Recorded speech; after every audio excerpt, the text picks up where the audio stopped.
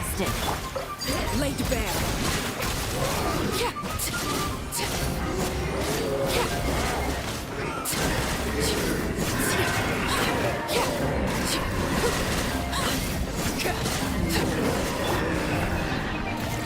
Solidify! Strike a pose! Gotcha.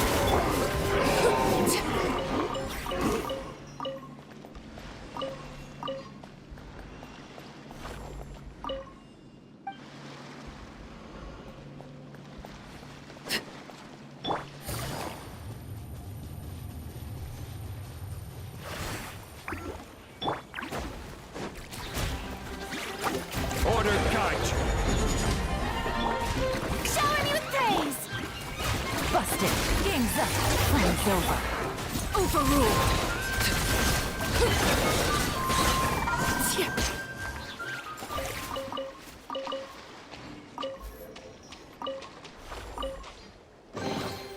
Ah, something with which to commemorate this occasion.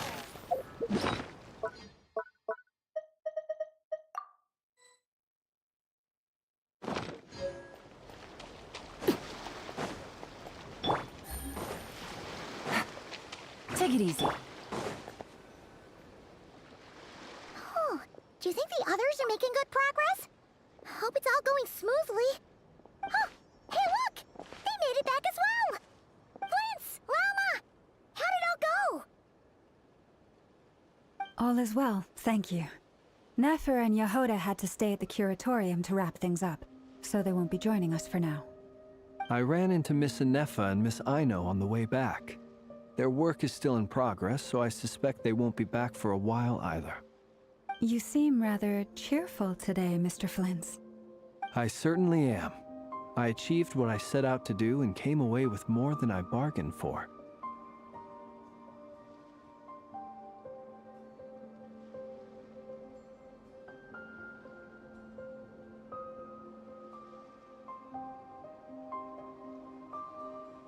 Fighting alone can get quite tedious, but I had the good fortune to run into a pair of brave young warriors. We meet again. How have you been? Albedo! What are you doing here?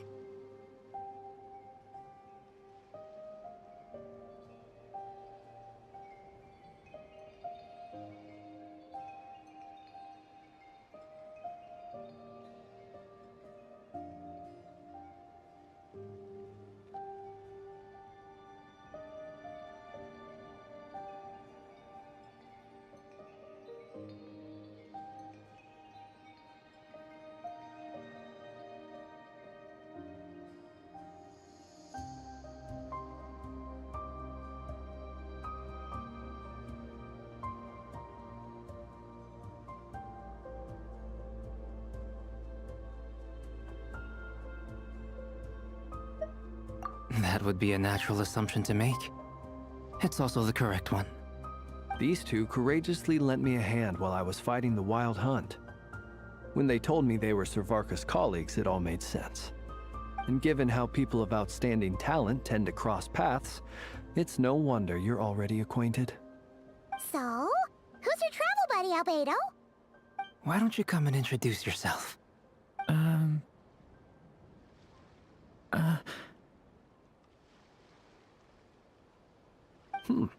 A gentleman of few words, I see.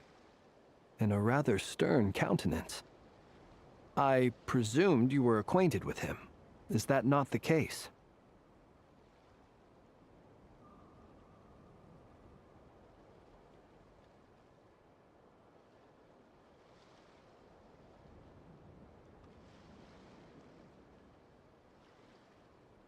It's nice to meet you.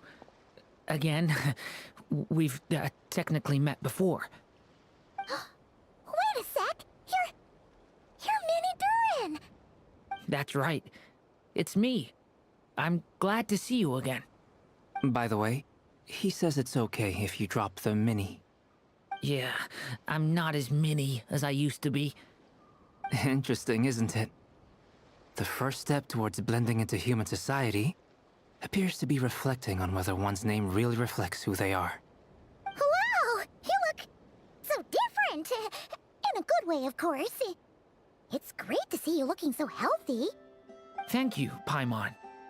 And although you're as mini as ever, I understand that diminutives don't always convey endearment. I'll be sure to simply call you Paimon as a sign of my great respect for you. Wow, you're such a smooth talker now. Paimon could get used to this. From now on, you may refer to her as your esteemed guide, Paimon.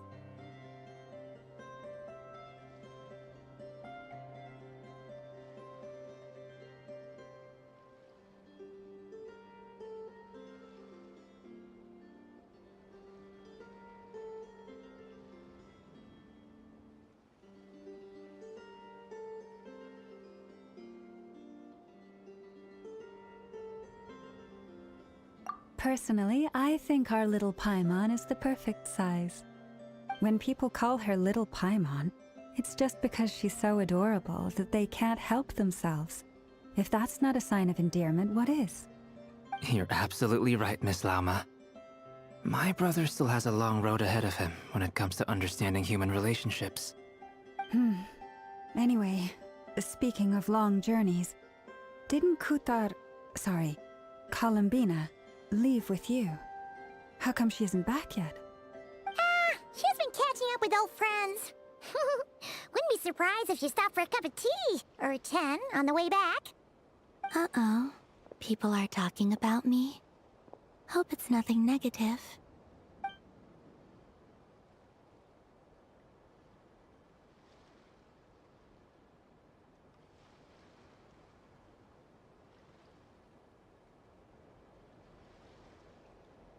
Judging from your expressions, I'm guessing it all went well?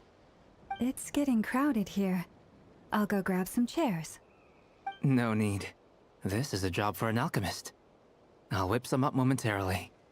Thank you for your hospitality, ladies and gentlemen, but I was merely escorting my friends back.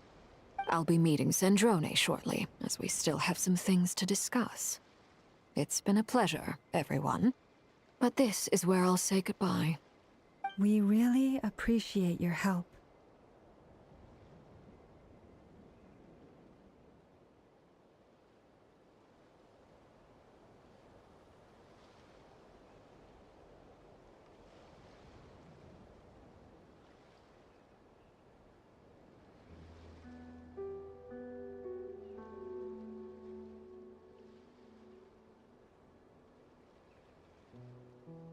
Oh, come on. Spare the formalities. I'm just glad I could help out some true friends. I understand. Well, bye for now, Harlequino.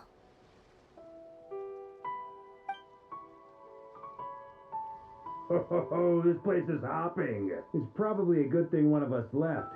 Otherwise, we might not fit all these people in. Are you saying we're about to run out of chairs? As a matter of fact, I am. Come on in and see for yourself.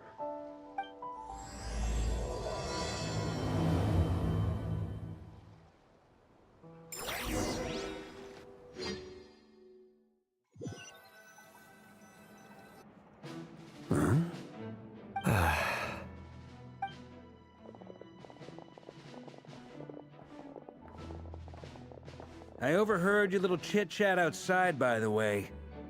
With Miss Columbina's colleague gone, we should be back to the original crew plus the other colleagues I brought in.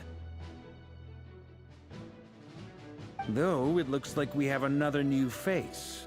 Someone else managed to rope in a colleague too?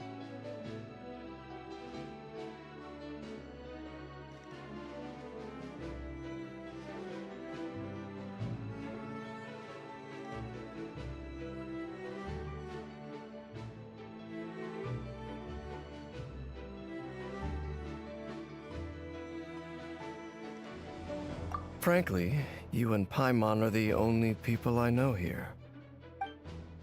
This here is Deanslip, colleague of Tibet's greatest guide, Paimon, and greatest adventurer, the Traveler. Well, not exactly colleagues, more sort of friends. When someone else jumps in to do the announcing, you know you're speaking to someone important. Let's hear what he has to say. Note to self. Once Paimon knows your name, the rest of the world will soon follow. When he comes looking for us, it's usually something important. Paimon's guessing you've heard about the Wild Hunt, then. From the looks of it, you're about to hold a meeting. If I were to say that the Wild Hunt is our mutual enemy, would that earn me a seat at the table? As the saying goes, the enemy of my enemy is my friend. Mr. Dainsleif, there's a seat with your name on it. Though, I can't promise the same for everyone else. Hey, Albedo, think you can rustle up a couple more chairs? After all this time apart, Grandmaster Varka's first order is to rustle up a couple more chairs. I've missed this. Is he being sarcastic? Hey, he's your brother. Why are you asking us? I've still got a lot to learn about the nuances of human conversation. Trying to decipher Albedo's way of speaking has been like jumping in at the deep end.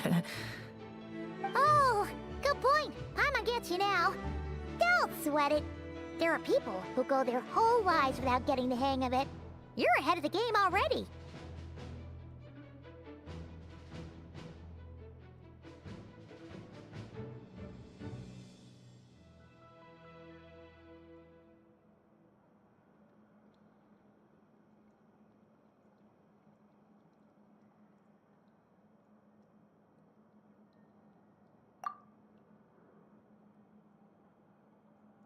I wonder what's taking Nefer so long. Perhaps you should go and check in with her. If anyone can hurry her along, it's you. I just got back from the curatorium. Besides, aren't you curious to see what's taking her so long? Miss Nefer doesn't strike me as the type to share secrets. And since gathering intel is her specialty, I'm guessing she'd prefer to keep her methods confidential. Under such circumstances, would it not be tactless for me to impose? Oh, but it's fine for me to impose. What can I say? You have an unrivaled ability to garner people's affection, Miss Moonchanter. Besides, you have far more in common with her than I do. All right then. Impressive. She barely fought back at all. I admire your powers of persuasion, my friend. As I'm sure Miss Lauma will realize soon enough, the trick in life is to always pitch in with other people's responsibilities so that you can be selective with your own. Another trick is to simply hide in the background.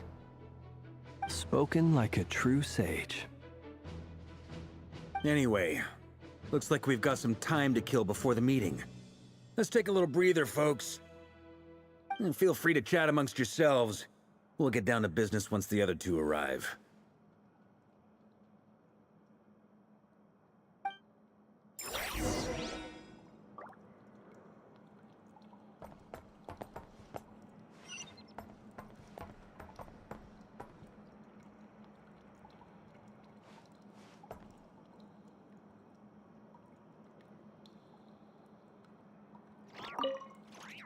You're both awfully quiet. Why don't I start us off with an icebreaker? Much obliged. Have either of you ever had your portrait painted? If not, I'd be glad to help. That sounds like a lovely idea. You know how to paint, then? I dabble occasionally. He's an excellent painter. Tables, chairs, people, dragons, you name it. He'll paint it for you. I'm flattered. If I ever get the chance, I'd like to give it a try myself. I'll bear that in mind. Anyway, how about you, Durin? What sort of portrait would you prefer? Oh, I'd be fine with anything. Whatever style feels best to you. Very well. Then I'll play it by ear. You can replicate any style I want? I can try. If you show me a sample, I'll do my best to match it. Thank you. In that case, I'll dig up some reference material for you.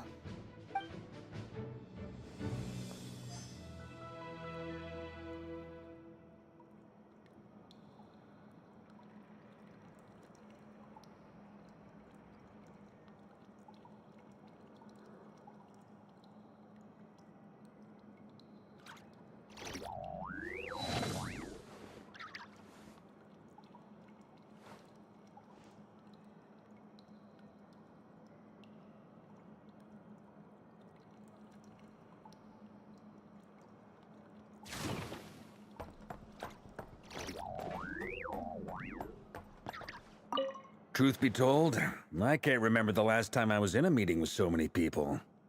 You're not alone there, my friend. The Lightkeepers also struggle to bring everyone together for a serious discussion. I don't doubt that.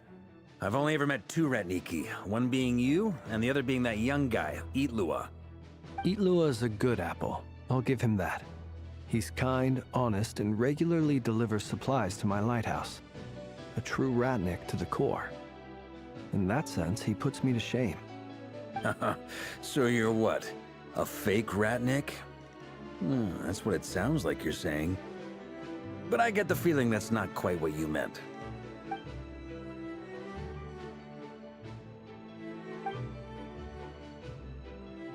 Come on, why the awkward silence?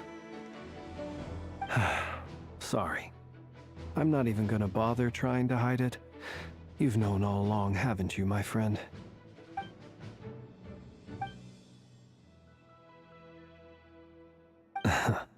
Now that was an awkward silence.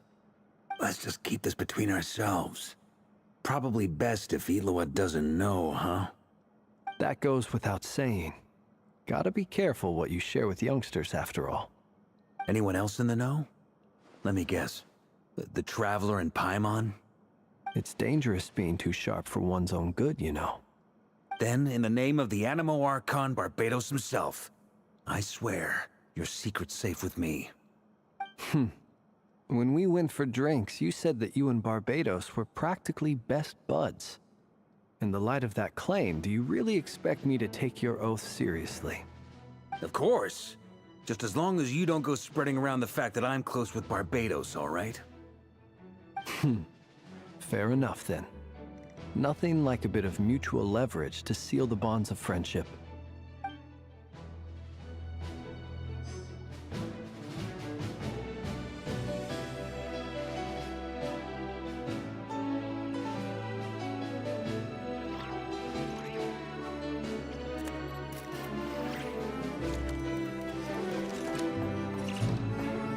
Is there something you'd like to say to me? Yeah! For starters, why'd you just show up here without even giving us a heads up? If you think back to our previous interactions, you may recall that that's hardly out of character for me. You do have a point there.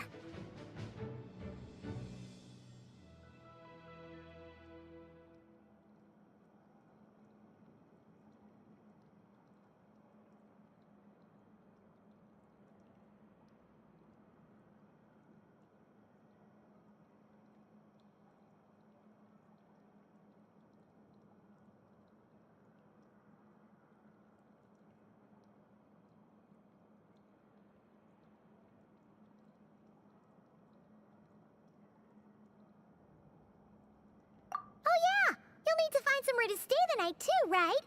Want to tag along with us? You never know. We might get a group discount. Sure, let's do that. Great! Paimon will handle it! And in return, we can get Dainslift to be our very own personal bodyguard.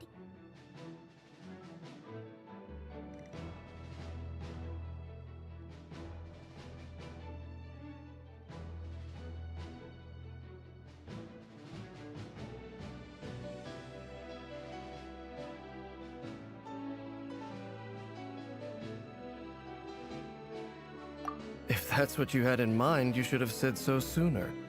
I'd be happy to help. Oh, okay then. Paimon was only kidding, but good to know. Anyway, since we're all here together, we might as well watch each other's backs. That's just what friends do, right? Indeed. Thank you.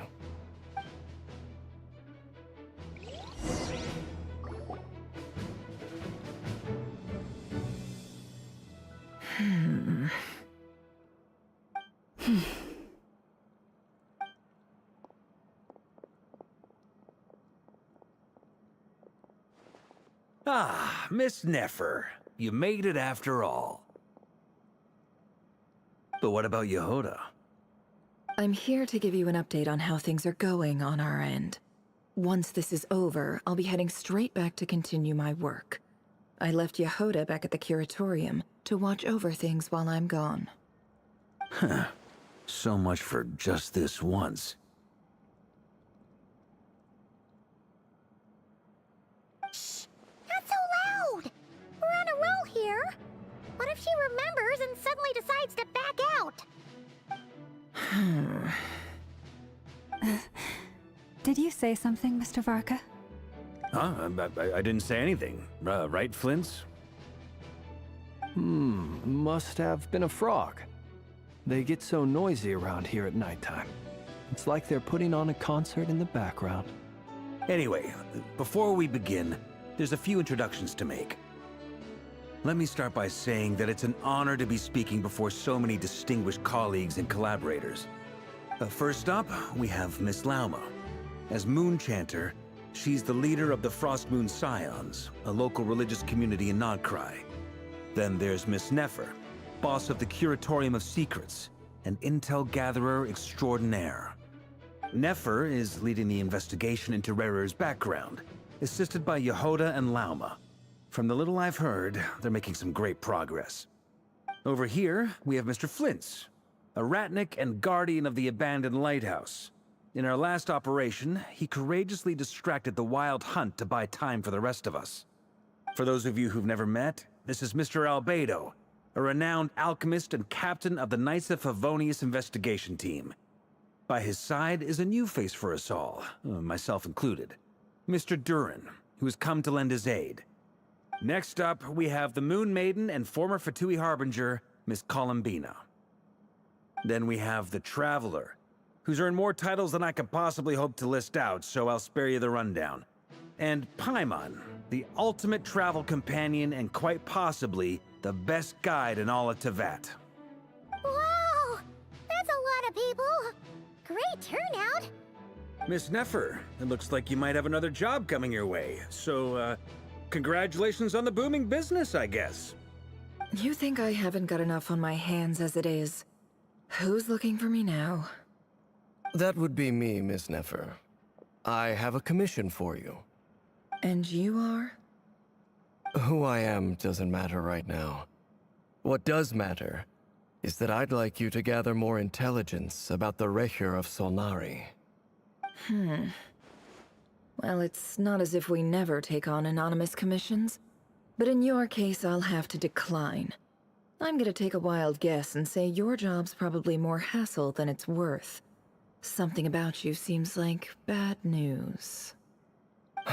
It's my eyes, isn't it? Conrian, I assume. And what's with the mask? Are you trying to hide your identity? In any case, the fact that you're even still alive raises an awful lot of questions for me. My name is Dainsleif. And yes, I am from Conria.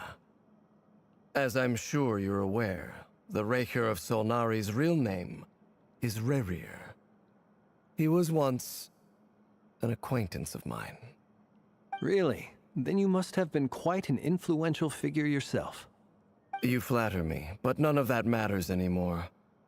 My point was simply to clarify why I have asked Miss Nefer to investigate Rerir's background. So you're both from Conria, and it sounds like you used to be friends? What am I missing here? Surely you already know how he became one of the Five Sinners. I'll tell you everything I know. The history of Conria, the names and identities of the Five Sinners. I remember it all like it was yesterday. I have never spoken openly of this before. But the truth was exactly as people say. The Five Sinners were each driven by their own desires, and it was by playing upon these that the Abyss tempted them to their fall, tearing Conria apart in the process. The visionary, Vedafenir, who wished to foretell the future. The wise, Haroptatir, who sought limitless knowledge. Gold, Rhindaughter, who desired to create life. The foul, Surtologi, who pursued supreme strength. And last, but not least, Recher of Solnari, Rerir, Ravager of the Moon. Of the five, Rerir is the only one who remains a mystery to me. He never harbored grand ambitions. So what changed in the space of a single night? How did he come to fall like the others? In other words, you're saying that his change came as a shock to you, and you have no idea what actually happened? That's right. You mentioned how the Abyss tempted them, which led to their fall. But what did that look like in practice? And what other context can you give me about the events of that time? The more detail you can give me, the better. Strangely, now that it comes to it, I hardly know where to begin. The fateful night took place during the era of the Eclipse Dynasty. One day, my elder brother, the visionary, Vedifenir, was summoned to the palace by the Vinster King, only for the king to gouge out his eyes and cast him into the dungeons. When I came to hear of this, my fury knew no bounds. I gathered together every ally I thought I had, and together, we set a night to storm the palace and free Ved. Centuries on, the memories of that night still haunt me, like a never-ending nightmare. We broke through the palace gates, just like we had planned, each striking towards our separate targets. But then, I was betrayed. Even Vedifenir, the very person I had come to rescue, abandoned me and partook of the Abyss's power. So, it's personal after all. Then tell me, Mr. Dainsleif, what price are you willing to pay? You, of all people, must know that nothing comes for free. I cannot say what price would be worthy of such a commission. But know this. Rerir was not always a madman. Believe it or not, there was a time when he was just an ordinary man, working for the Conrian Intelligence Service. Uncovering the truth of Rerir's past is the only way to unravel this mystery. But before you decide if you will accept my commission, I will tell you more about him. Enough, I hope, to help you plan your next move. Sounds pretty good to me. Feels like we just flagged down a random passerby, only to discover he's actually a master strategist who has a score to settle with our enemy.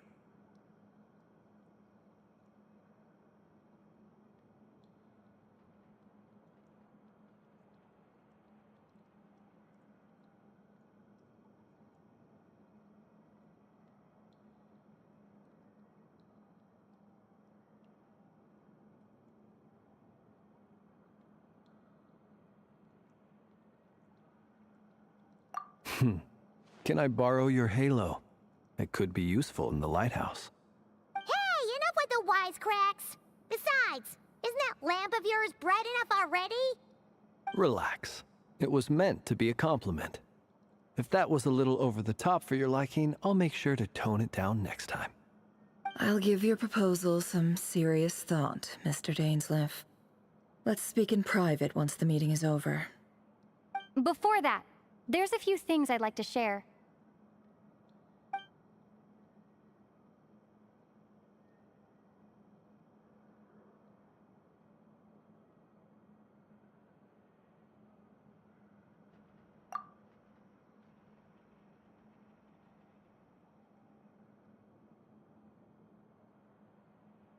Now that we've united the hearts of the three moons, your power should be greatly enhanced. But it seems like that hasn't happened yet? I believe it will take a little longer. You've done so much for me, so I want to be completely honest with you all.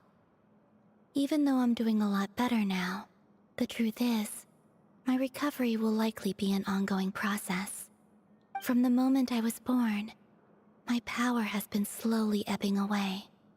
And that is because Tevat has never accepted me. Even with the moons united as one, it seems my rejection cannot be undone. So far, I have yet to find a solution. It may turn out to be a problem that will plague me until the day I finally leave this place behind. Even so, I will do everything in my power to help you drive out the Ray here of Solnari. As Arlecchino put it, this is not about chasing the spoils of victory. It's just a gesture of heartfelt gratitude. Kutar.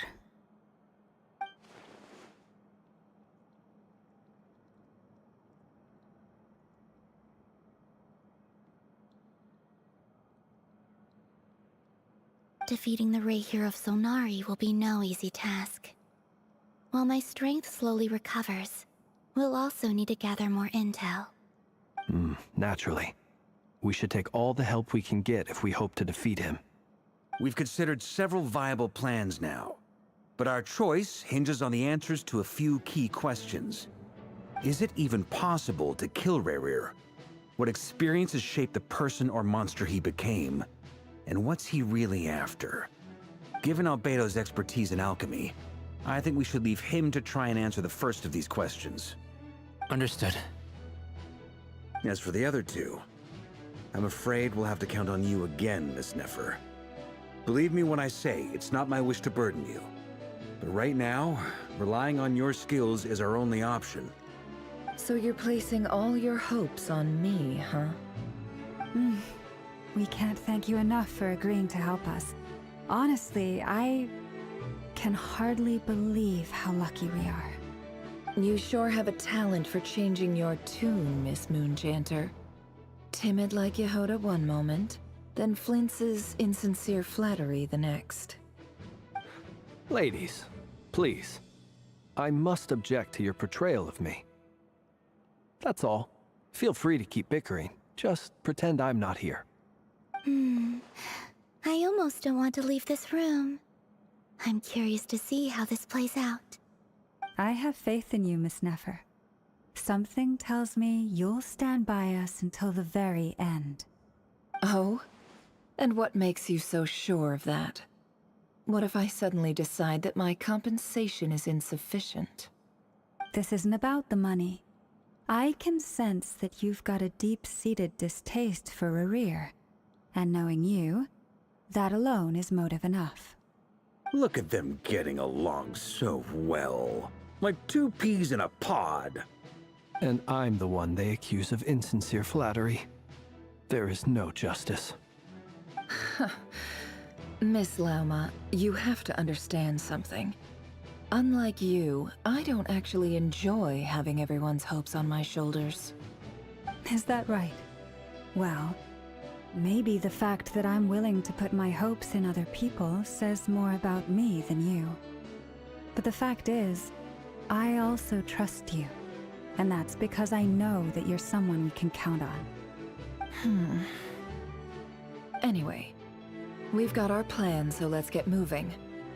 Mr. Dainsleif, let's talk. And Traveler, once we're finished, if you've nothing else planned, I'd like you to come with me. This whole experience is teaching me a lot. For instance, I now know that when other issues come up in the future, I'll have far more luck getting Lauma to convince Miss Nefer than trying to do it myself. Hate to say it, friend, but that's one of the funniest things I've heard in a while. Why? You think I've got it wrong? Quite the opposite. But what makes it so hilarious is how long it's taken you to realize.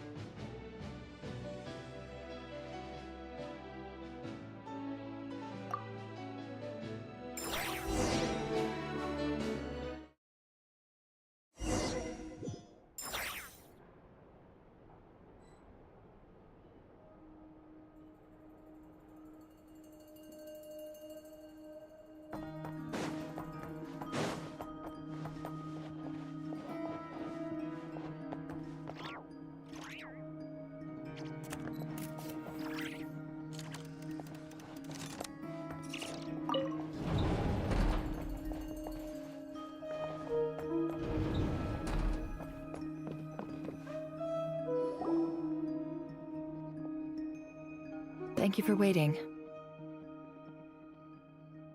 It's okay. We actually used the time to help Dainsleif get a room at the hotel. That's very considerate of you. Now, I trust you share my curiosity about Rarier's past, and you seem fairly familiar with Mr. Dainsleif already.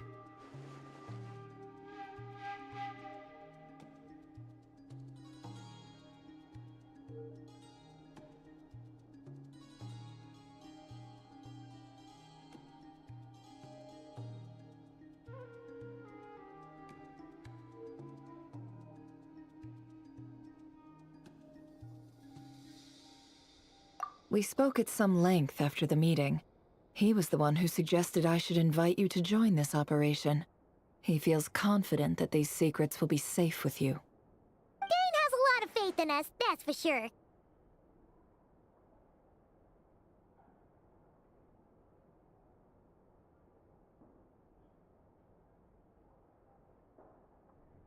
Likewise. I appreciate that you got right on board without interrogating me about why I invited you. It shows that you trust me to explain everything in due course. That's because we know what you're capable of. We appreciate you too, Nefer. You might have been forced to help in the beginning, but this time, it was your choice. That's one way to put it. Another is this, that once a decision's been made, it's set in stone. After that, my only goal is to see it through. Alright, so here's how it is. I'm going to access Rarier's thoughts again using my confidential method. Now, I'm sure you've seen things like this before on your travels, so you're surely well aware of how dangerous it can be. The reason I've gathered you all here is to ensure my safety during the proceedings. I plan for us to enter the fragment of his consciousness together, and once inside, I will focus on searching for information. Think of this as a diving expedition into someone's brain. If I'm the diver, you are my safety equipment, tasked with keeping me alive while I'm under the surface. Once the ceremony begins, we will all be spying on privileged information. But in the interests of safety, you must remain absolutely silent at all times. We will discuss our observations after the ceremony has concluded. Lastly, any individuals of a weaker constitution are advised not to partake in the ceremony. In any case, Paimon has her own job to do, which requires staying in the room but not joining the ceremony.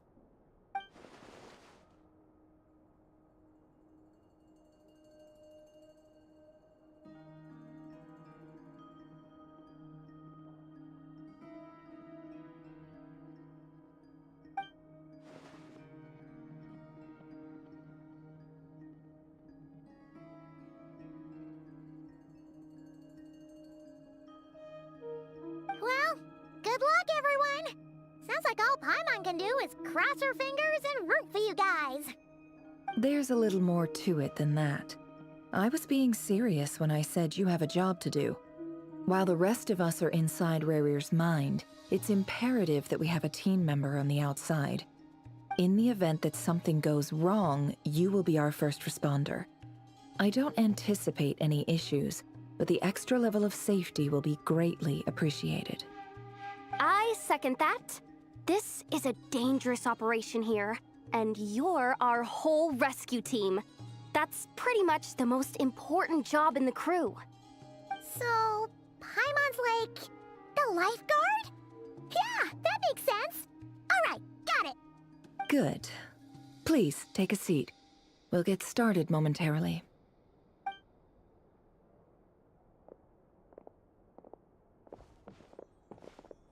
So, did Mr. Dainsleif tell you anything else? He told me that he believes Rarier kept some big secrets in his life. He's not sure that they were the cause of his eventual downfall, but he's asked me to uncover what those secrets were all the same. But surely you're not planning to go through with this, no matter the cost. If you think that, you'd be overestimating me. I'm a businesswoman, not a mercenary. But I do have my own professional reasons for taking this job. You think I'd turn down the opportunity to get a first-hand glimpse into Conrian history? No chance.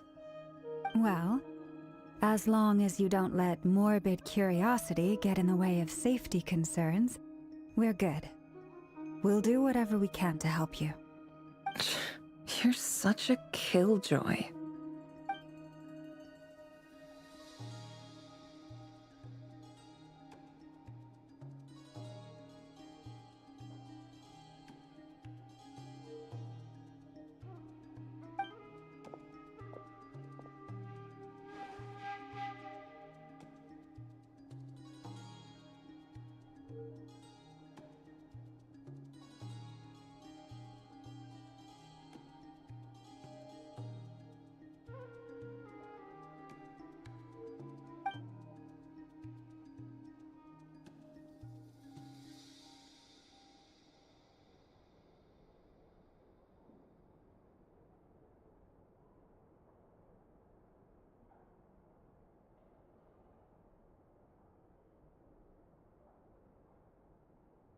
All right, I'm good to go.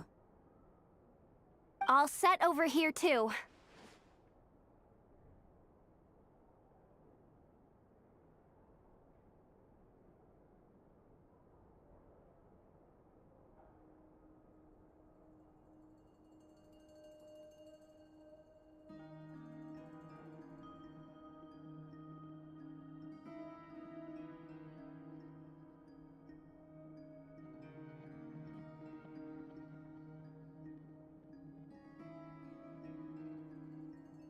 Promise, Paimon, you'll be extra careful.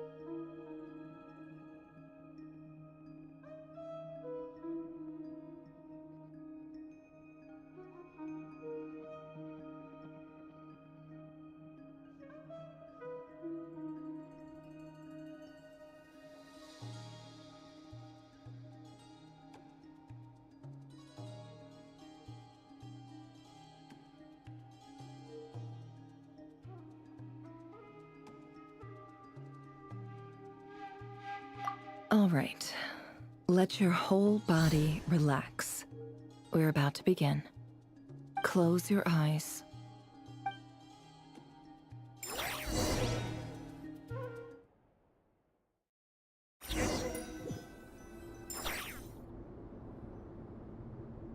Phew. Could this be his office? Pretty standard setup. Bookshelves, paperwork, files. According to Dainsliff, Rarier used to be an intelligence operative. Chances are there's plenty of top-secret intel stashed away in this room. Is this where you keep your secrets, Rarier? Can't say I'm not looking forward to this.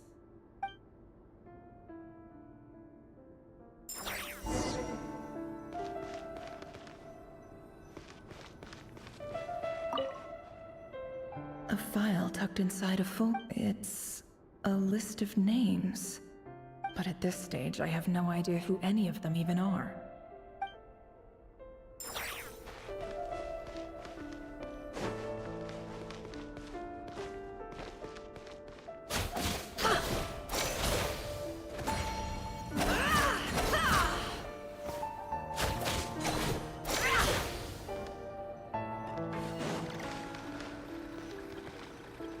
He looks even gloomier than last time. I wonder what's changed.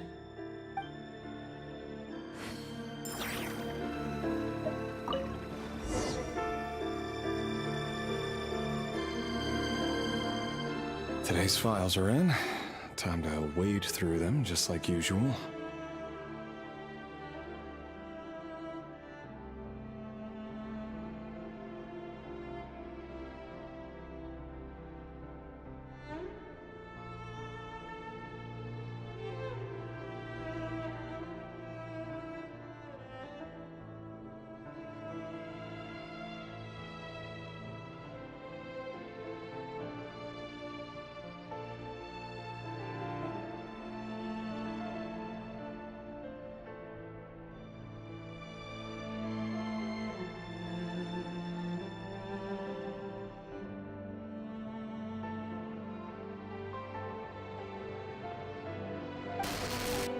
Male, 51. Occupation, cook. Confirmed Crimson Moon descendant. Has maintained frequent contact with other descendants over the past year. Poses a threat to the dynasty.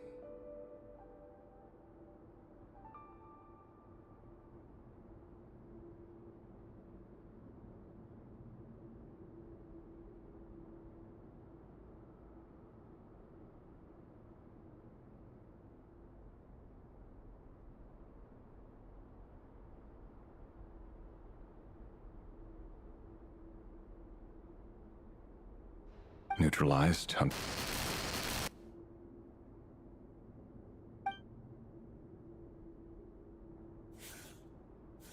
This one should be archived under purged targets.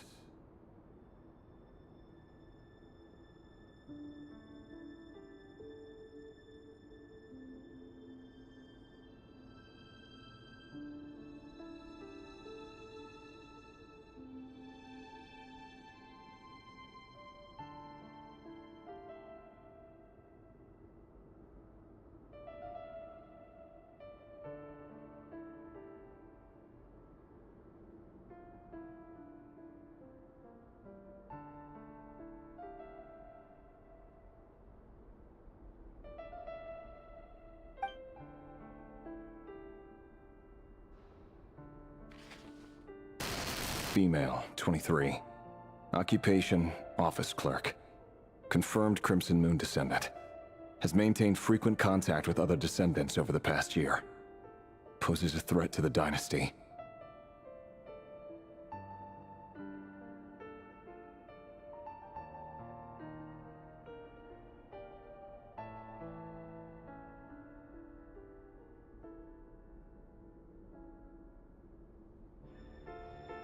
Neutralized.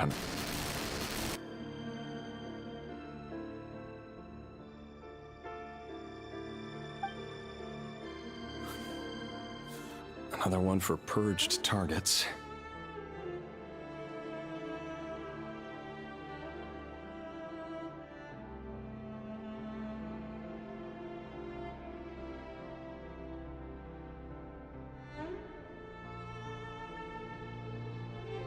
Sounds like she was that other man's daughter. Never mind. What's it got to do with me?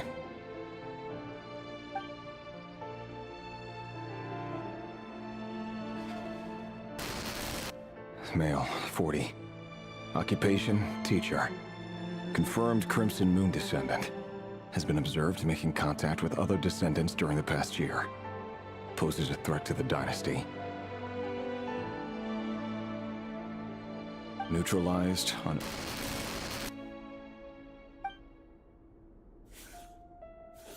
Just another nobody for the archive.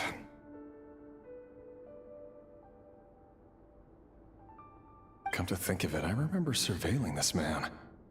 A case like his never would have been considered a priority in the past. Huh. He bared...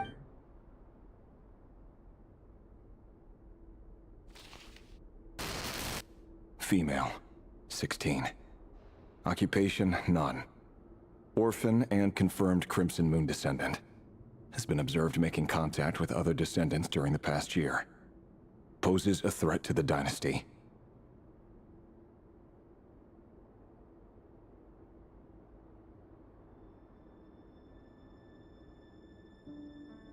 Neutralized on...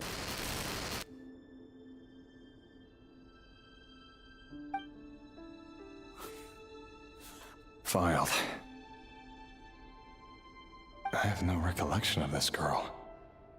None whatsoever. She doesn't seem to be anyone important, but then again, how many of them really are?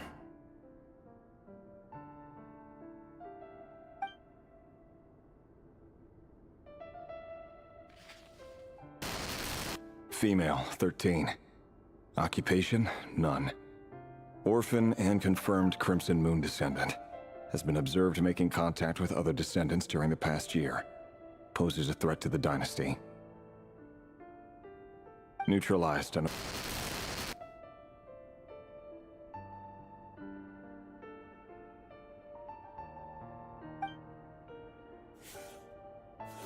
Filed.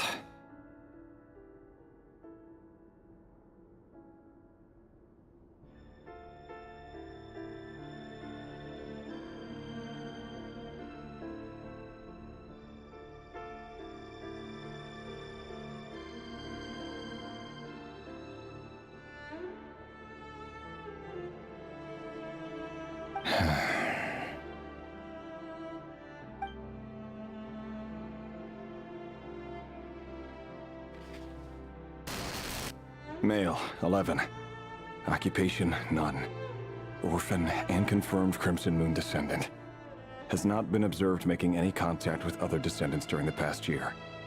Poses a threat to the dynasty. Neutralized and...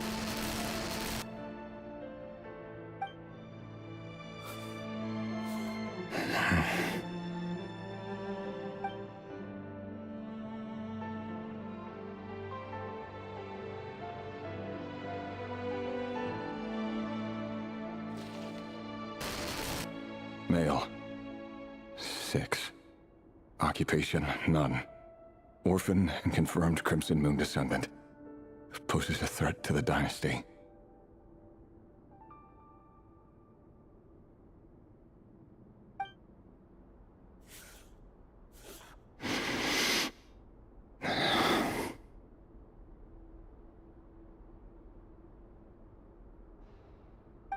It's funny, isn't it?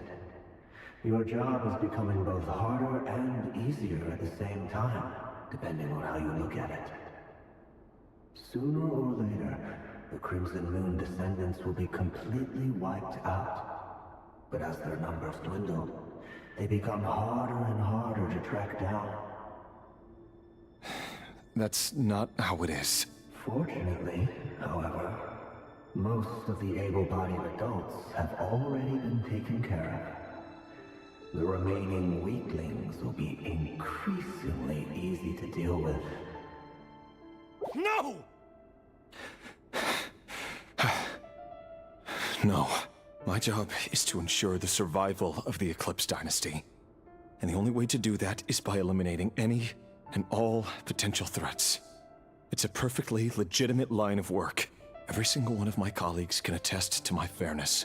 And if my friends were aware of the facts, I know they'd back me up too. Assuming, of course, that they were aware of all the facts.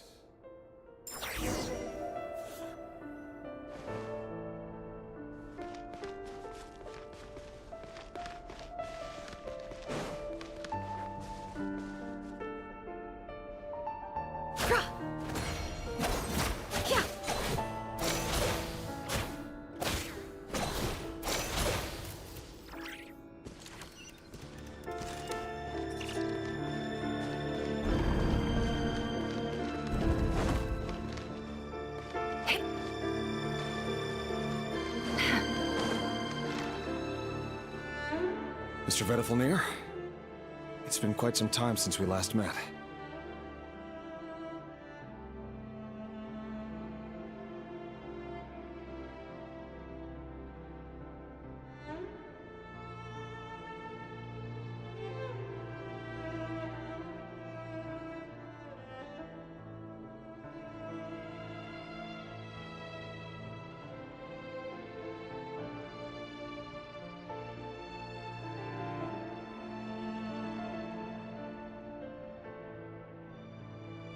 Revier, I trust you're here because you have something important to discuss.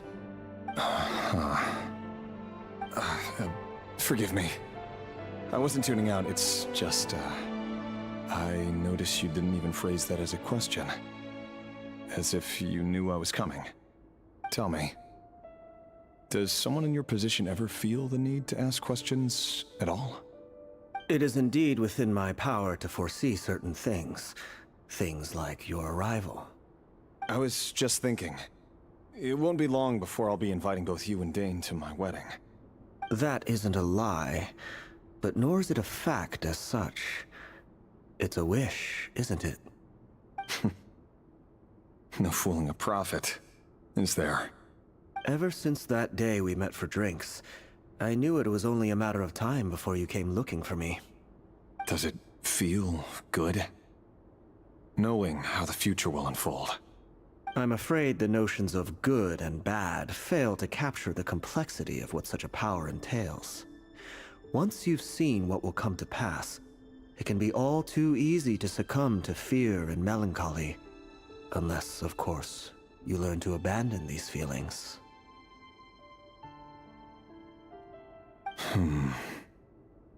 You fear my silence, and long to hear the words I left unspoken that day. That's right. You must have noticed my reluctance to broach the subject. And the reason is simple. Because the truth could never have lived up to your hopes. For both our sakes, such words are better left unsaid. The burden of prophecy was never meant for your shoulders. So who exactly do you deem worthy to hear your prophecies? None but our exalted king? Or rather, our king as he once was. You're closer to his majesty than I am. You must know better than anyone how much he's changed. You say that as though it is to my benefit. Yet precisely because of that, I dare not speak rashly. A king can turn out to be the most virtuous of rulers, or a tyrant more terrible than the most vicious of dragons. You are so wise and far-sighted, yet still you would have me live in fear of the unknown? You make a fair point. Especially given my silence alone was all it took to send you spiraling downwards. Very well then. Let me offer you some advice. And I say this not as a prophet or a visionary, but simply as the brother of your friend. For many reasons, there is very little chance of your marriage ending in happiness. If happiness is what you seek, you should find another fiancé.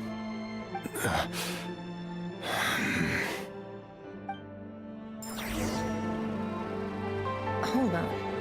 There's that same black fog again. Could this memory belong to Thelindis? Guess I better tread carefully. Can't hide the truth.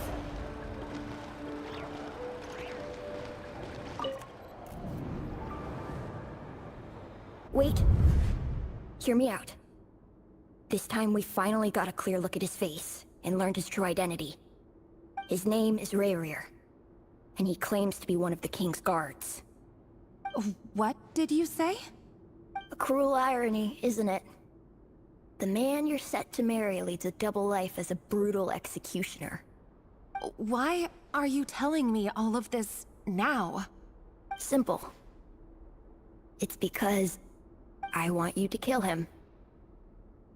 You are the only person he would never suspect. No, absolutely not. I would never dream of doing such a despicable thing. So you'll just stand by and watch him slaughter us to the last? Do not forget that the blood of the Crimson Moon flows in your veins too. The blood of the Crimson Moon?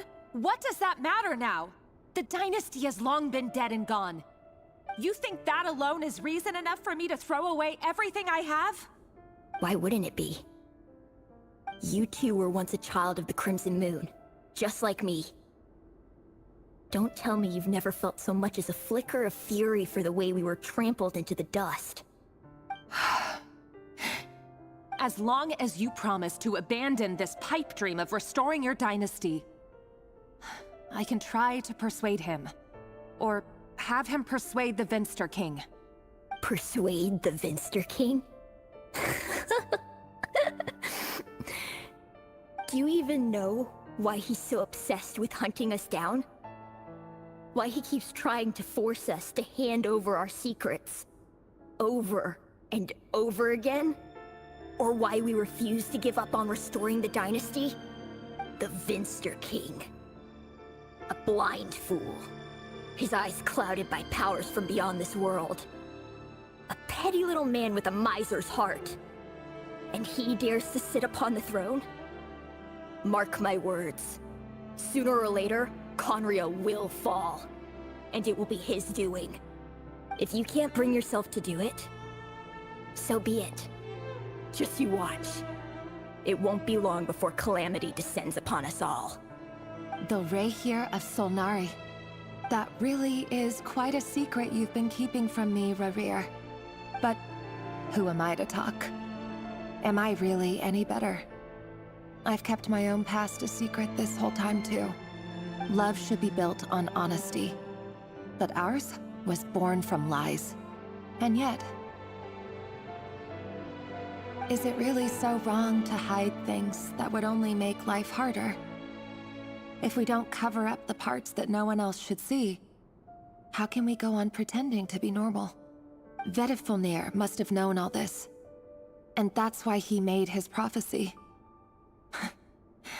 In the end, nothing stays hidden forever.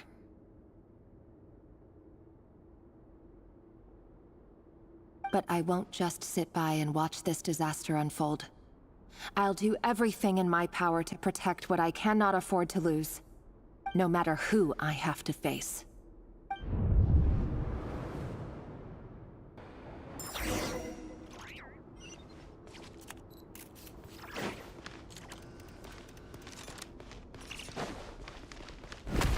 Huh? Was that Rerir who just walked past the window? Doesn't it give you the chills that he still takes the same road to work every day? As if nothing ever happened. Those people at the deli. Enough already. They're clearly pretty taken by their own disguises, so just smile and play along. Pull the rug from under beasts like that, and you'll risk having your throat torn out. Deli. But surely you can see he's not the man he pretends to be! So many have died already, and they say that the king's madness grows with each passing day. We're not going to survive this, are we? But why does it have to be this way? Do we really deserve to die just because of the blood that runs through our veins? Valendis, are you even listening? Sorry, Freether. My mind was off wandering. I heard you, though. You're talking about what Rerir said. He's just following the king's orders. He's a secret agent, and it's his job to hunt down rebels and dissidents. By the time you first met him, he'd already taken lives. Maybe he was using you from the very beginning. No. Rerir has no idea I have anything to do with the Crimson Moon. My family are only distant relatives of the main lineage, and besides, my eyes are perfectly ordinary. Truth be told, apart from my teacher, pretty much no one knows I have any connection to any of it. It's been a long time since my family severed ties. But as Orlog said, who could possibly talk sense into that raving lunatic of a king? No one! I'll work something out. Trust me, I'm with you all. But for now, you need to keep yourselves hidden. Don't let anyone find you, anyone at all. Don't forget that Rerir is an Eclipse operative. You need to be extra careful when he's around. And when I am too. For now, don't come looking for me. And if anything happens to me, just act like we've never met. If even you can't escape this, what hope do the rest of us have? But after all this time together, surely he wouldn't lay a hand on you. I won't speak in his defense, nor can I give you a clear answer to that question. But I'll do everything I can to put an end to this. Here, hold on to this. If an opportunity to escape presents itself, take it. You'll be glad you took some spare change. You call that change? But what about you? I've got a job, and there's still money coming in. But you can't go anywhere right now. Please think about yourself for once.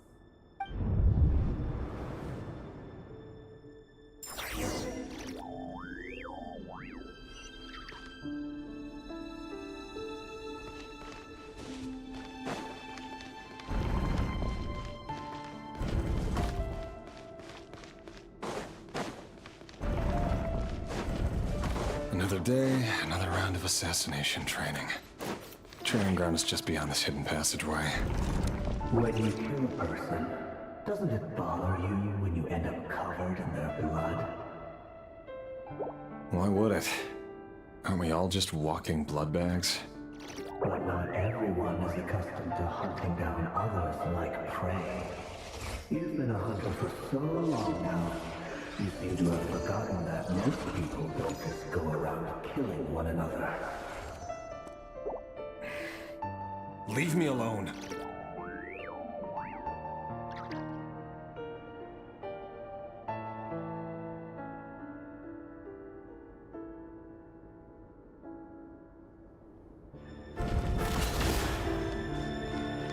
No more lies.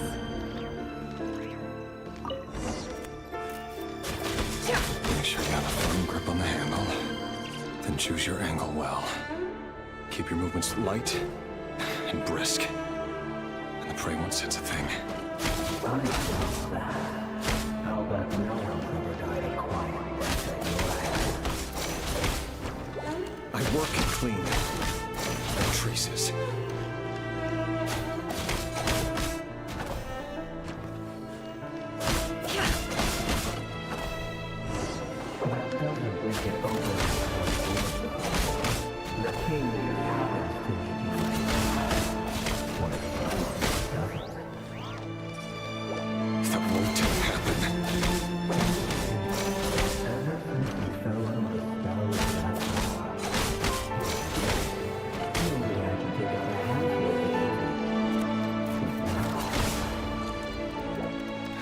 I've dealt with have always been guilty, and I've carried out my work flawlessly.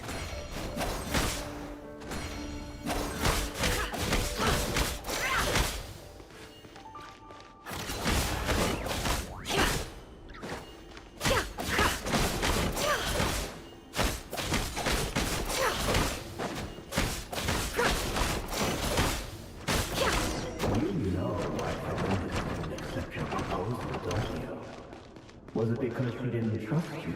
Or something else?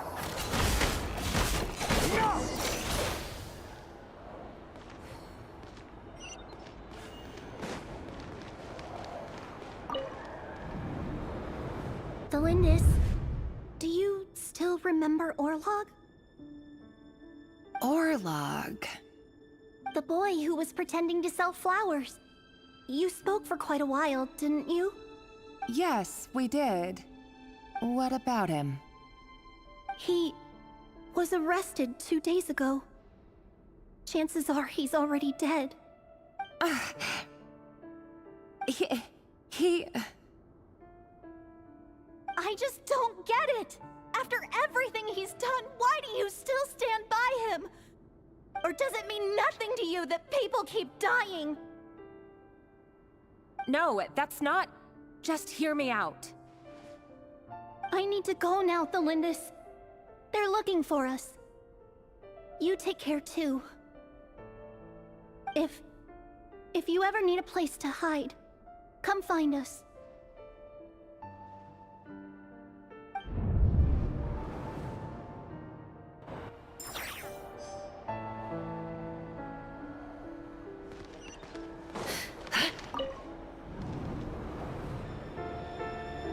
Author, Thelindis. Over the course of this week, the research object was subjected to interference for a total of 47 hours for experimental purposes. The results are as follows. All subjects of observation that were sent inside have now... The situation within is proving more problematic than anticipated. No progress whatsoever. What now? Won't you give me even a glimmer of hope? Things are getting worse by the day. I have to find a way or we'll all be in danger.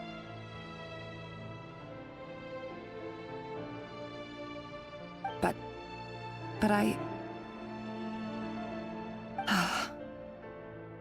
If all this research comes to nothing, what then?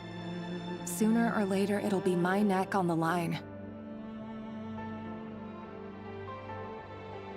But could he really bring himself to kill me? No. Surely he wouldn't have the heart.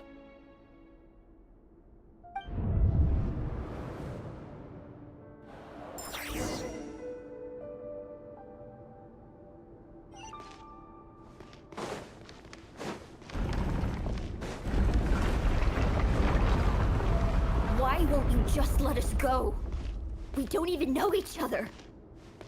All we want is to live ordinary, peaceful lives. You want to live?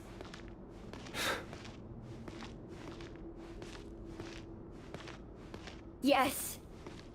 I just want to go on living. Is that really such an unforgivable crime?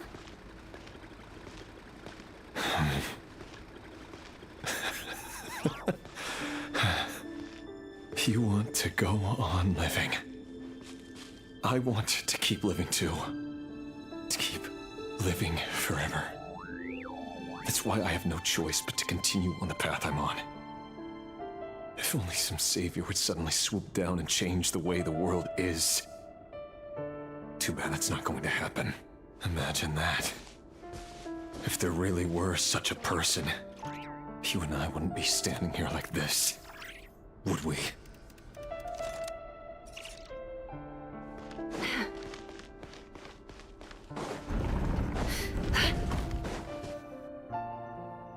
Today's files are in. Time to wade through them just like usual. No, I don't get tired of it. It's my job. And not only am I lucky to have it, I'm good at it too.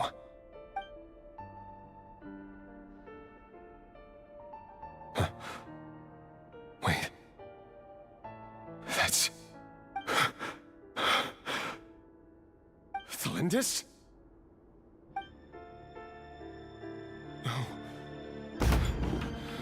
No. No! Why? But you bear no mark of the Crimson Moon. How could you possibly have anything to do with them? It cannot be! A diluted bloodline. Carefully concealed. I see it now. You've been living in the shadows just like me. What a fool I've been.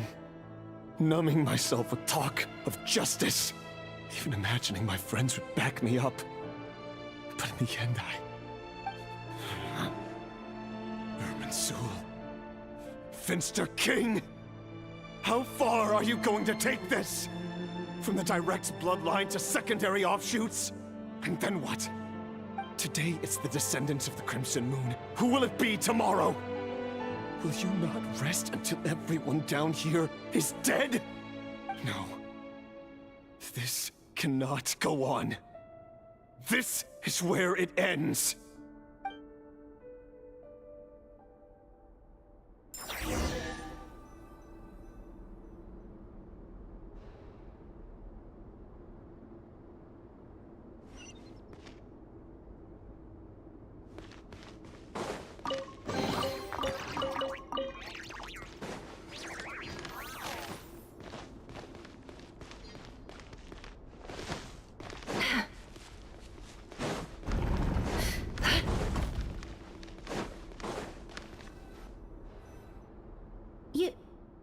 You're really letting me go?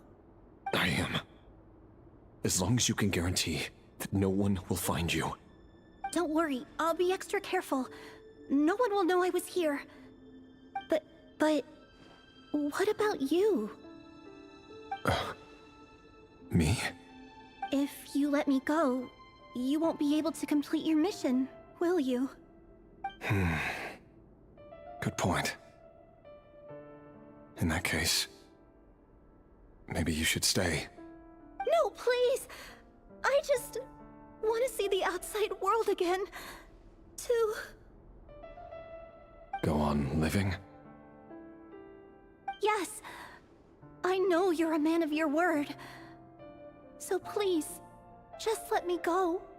If I let you leave, what will become of me? Just kidding. Go, now. But remember, don't let anyone know you were caught. We'll be seeing each other again very soon if you do.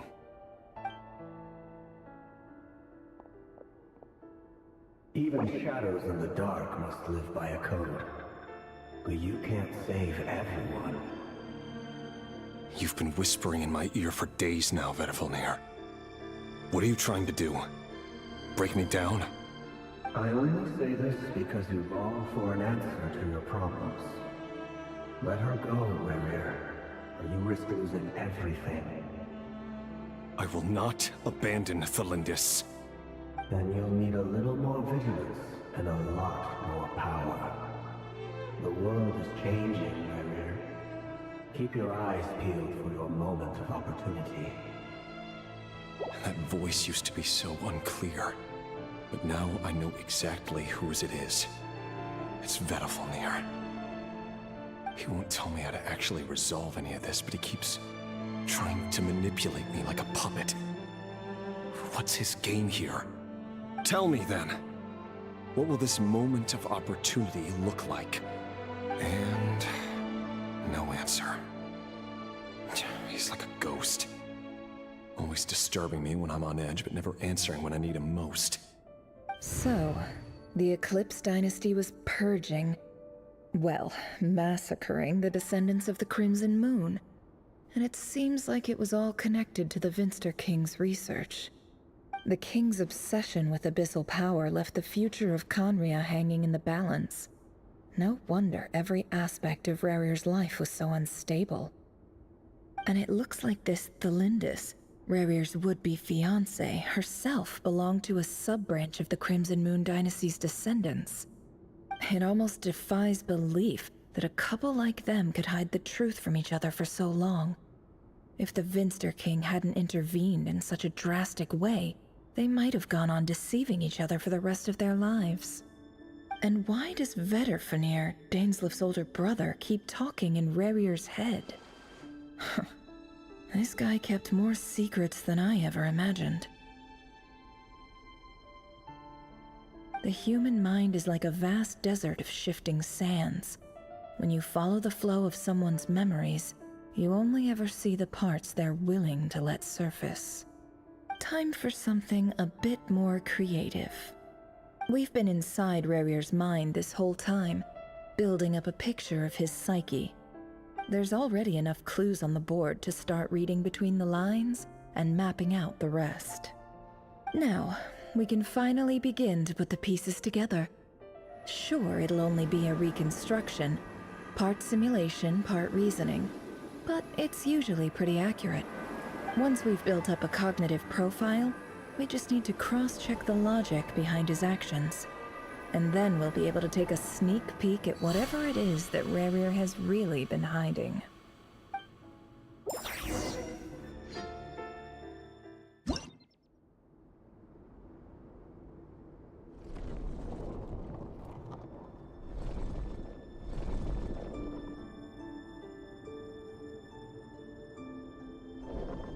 Rerir, are you there?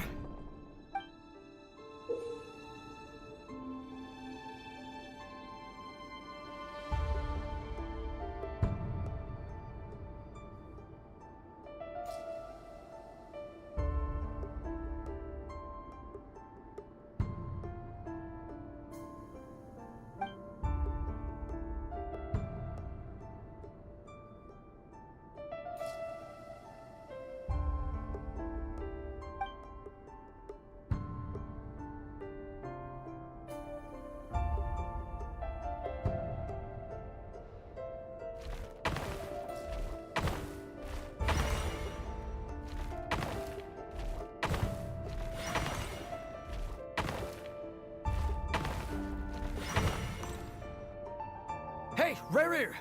Come out, it's urgent! Dane? What's wrong? Quick, come with me. I'll explain everything once we've met up with the others. Okay, I'll come. But the Lindis is still over at the Universitas. I'll need to leave her a note. All right then, but make it quick. I've never seen Dane so worked up before. Whatever this is, it must be big trouble.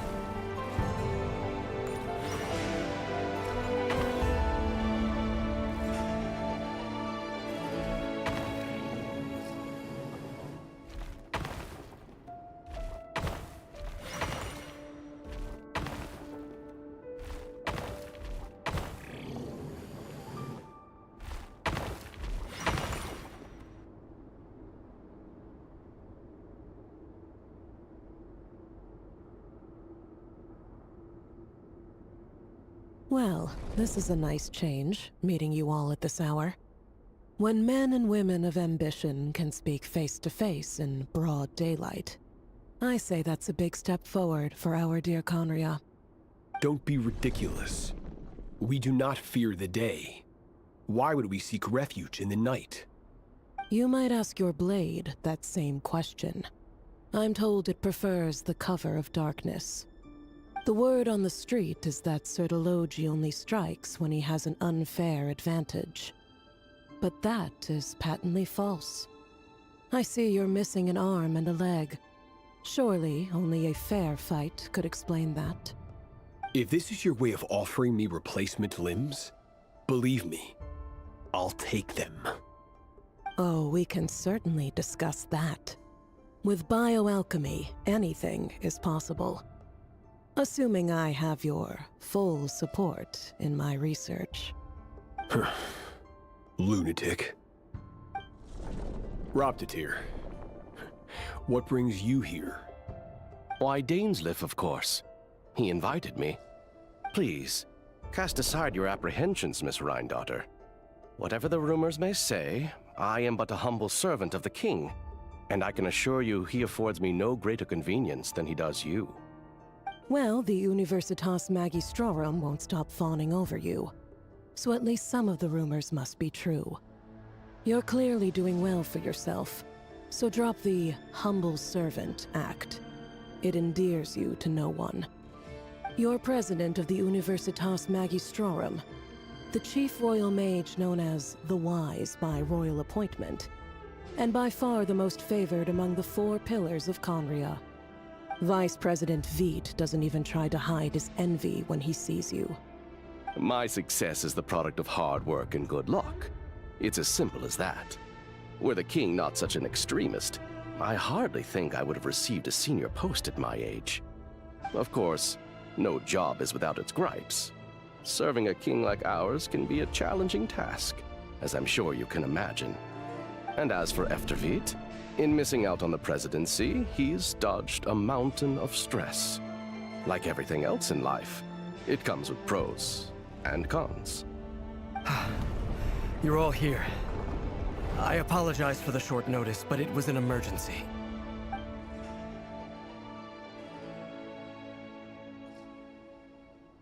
You must be Rerir. Mr. Sertologi. Yes, I handled your case file during your sentencing. Nothing personal, of course. I'm pleasantly surprised that you remember me. You're clearly a person of substance if you've been invited here. But Dainsleif, you'd better have a very good reason for convening this little gathering. It's my brother, Vedafenir. After he spoke at the court this morning, the king was so infuriated by his words that he had him blinded in both eyes and thrown in prison. Vedafenir in prison? Strange. I thought the king trusted him and Horoptatir more than anyone else in the world. Does this mean the king's circle of trust just got even smaller? It has nothing to do with trust. It's about what the king wants, which is as clear as day to anyone paying attention. I simply appease him, because it's in the best interests of the Universitas Magistrorum. And also because you're slimy. Vedafenir, perhaps less so. But still, a visionless visionary? It rather inclines me to think that qualifications are not what get you ahead in Conria. Do you honestly think this is an important discussion to be having right now?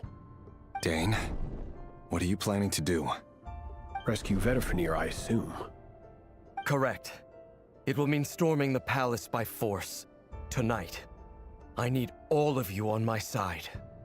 That's far too dangerous. And don't forget, Dainsleif, you're captain of the Royal Guard. You swore an oath to the throne. Hmm? You've been planning this for a while, haven't you? I have no desire to commit treason. But whatever critique the king may have of Vedafenir, disfiguring your most loyal subject for putting the best interests of his court and nation first, this is not the conduct of a wise ruler. My blade will force the king to see the error of his ways. So, Vedalfnir's prophecy enraged the king. I'm sure it wasn't what he wanted to hear, but if he won't take counsel even from the visionary, that is deeply troubling news.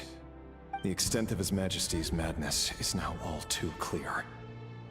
The question is, how does a man like me get out of this situation unscathed? You have noble ambitions, Dane, but I'm afraid they don't do much for a guy like me. I'm not interested in saving the world. All I want is a letter of pardon. A letter of pardon? For whom? Thelindis? The chances of the Vinster King issuing a pardon for anyone connected to the Crimson Moon seem vanishingly slim.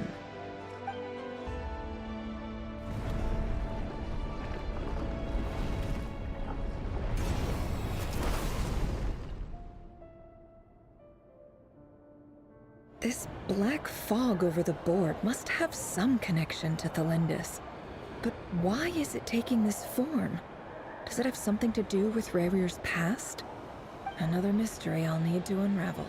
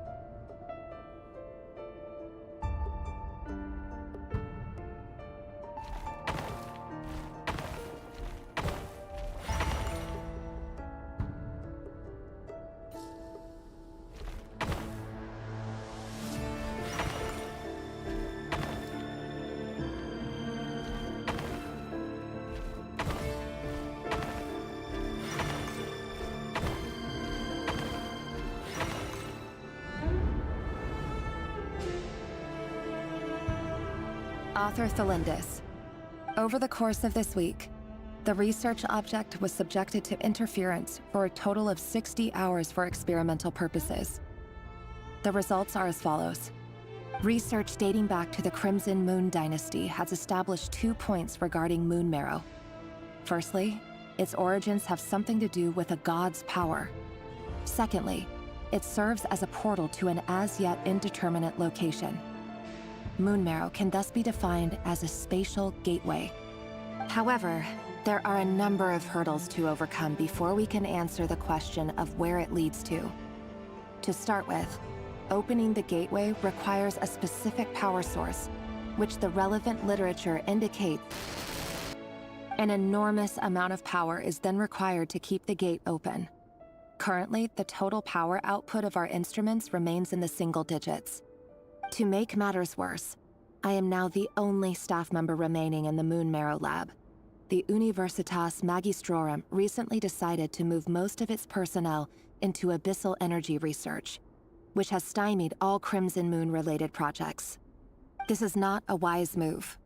I have always maintained that placing all our hopes in a single source of power is risky, especially one as poorly understood as this. As well as making ourselves overly reliant on a single resource, we are neglecting other promising technologies. I apologize if this comes across as disrespectful. But as a Moon Marrow researcher, I desperately want to see the world beyond the gateway. If we really made it there one day, what would we find? And how would we go about taming the unknown? My imagination is endlessly fueled by questions such as these.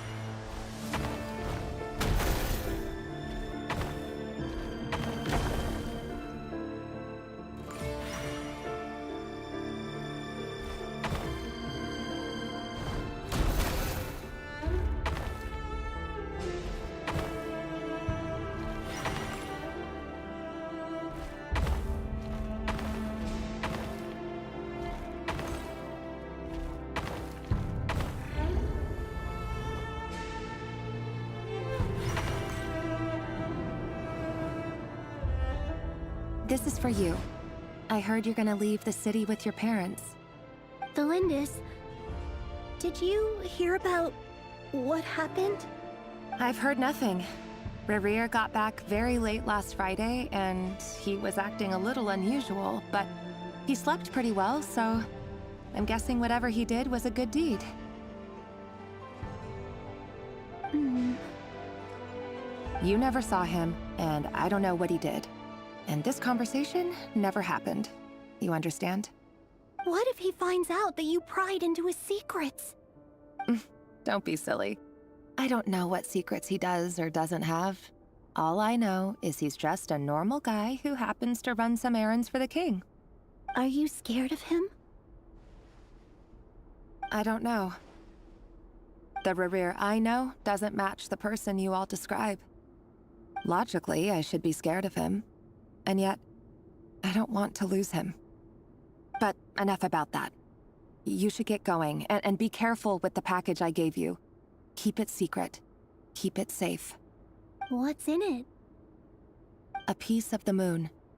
All you need to know is that as long as you keep it safe, then in the future, everyone will be able to see a red moon. A red moon? You mean our moon? That's right. Our moon. Promise me you'll look after it. I promise, the Lindis. The Crimson Moon bloodline will never die out. Its light, the color of blood, will become like a fire that flows in our veins, no matter how long it takes.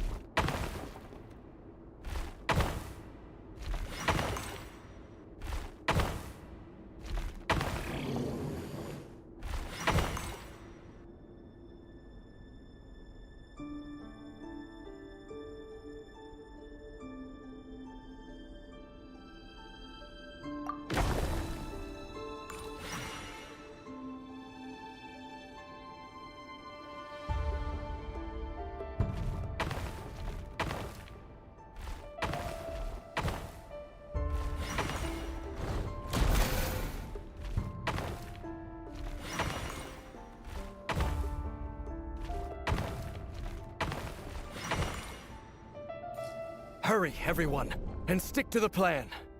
Sir Dainsleif, what are you? Is this treason? You know what happens to those who betray the throne. Please, don't do this! It is the king himself who has betrayed the throne. He has betrayed all of Conria. If you have any love left for justice in your heart, you should join me. It's showtime. Dane and his group will handle the troops in the palace. Then Hraptatyr and Rhindaughter will disarm the security measures. My job is to enter the prison and rescue Vedifalnir. Stay safe. Wish me luck. Look after my brother. Draw your blade. It is time for justice to prevail.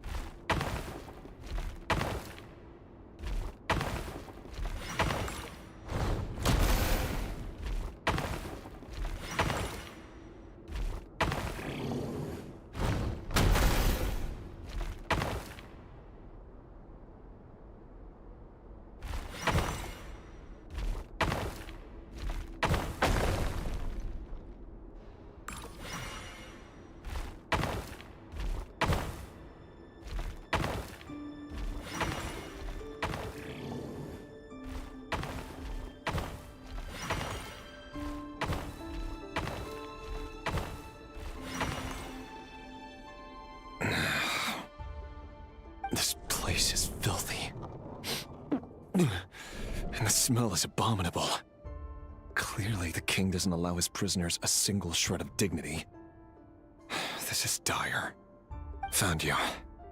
Hello, Mr. Vedifalnir. Ah, it's you. Surprised? Oh, wait. I guess surprise isn't an emotion that prophets feel very often. I certainly felt some surprise in the moment when I was blinded. Surprise at the king's sheer ignorance. Surprise at just how unfairly this world responds to words of earnest remonstration. I'm curious. What did you prophesize this time? It wasn't a prophecy. It was a word of warning. Someone had to say it. The king has forsaken all reason in pursuit of his obsessions. I simply told him that if he continues on this path, Conria will surely fall.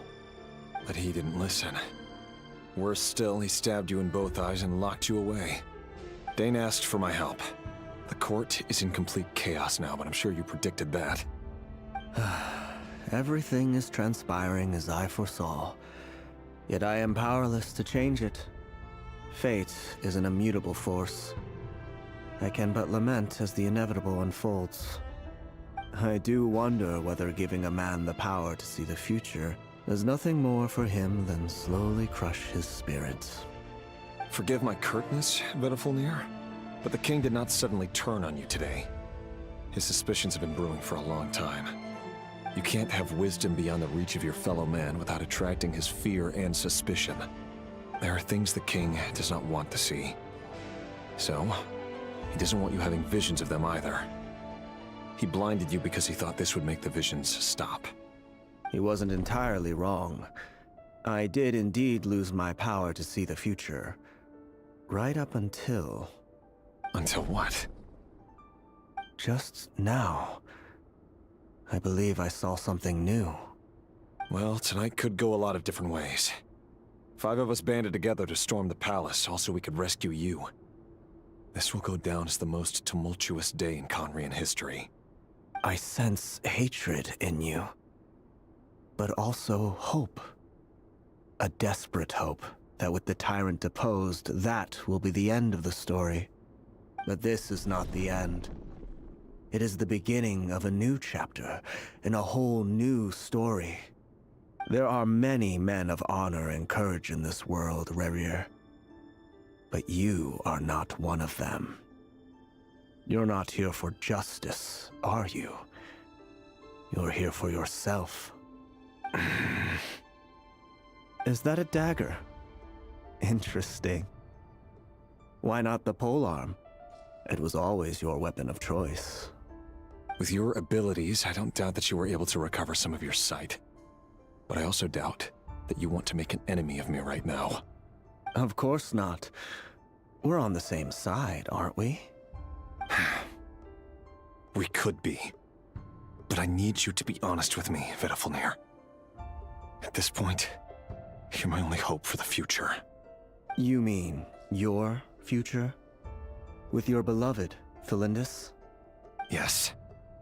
And I know there are bigger things at stake here. A dynasty, a nation, maybe the entire world. But forgive me, I care first and foremost about myself. I can't abandon the one I love to save myself. I just can't do it. But you see a broader picture of the future than I. You see the solutions to the biggest problems of our age.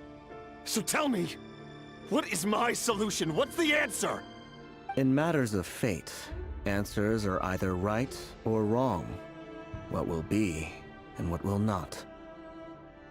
Maybe you are willing to pay a certain price in the pursuit of happiness, but unfortunately, fate does not negotiate. That is the cruelest thing about fate. It is unmoved by your sacrifices. That can't be true. I know it's your voice that I keep hearing in my head, urging me to see how the world is changing, to seek more power, so I can protect the things I love. You show me disaster, but you won't show me how to avoid it? Why? Why are you doing all this? My voice. In your head.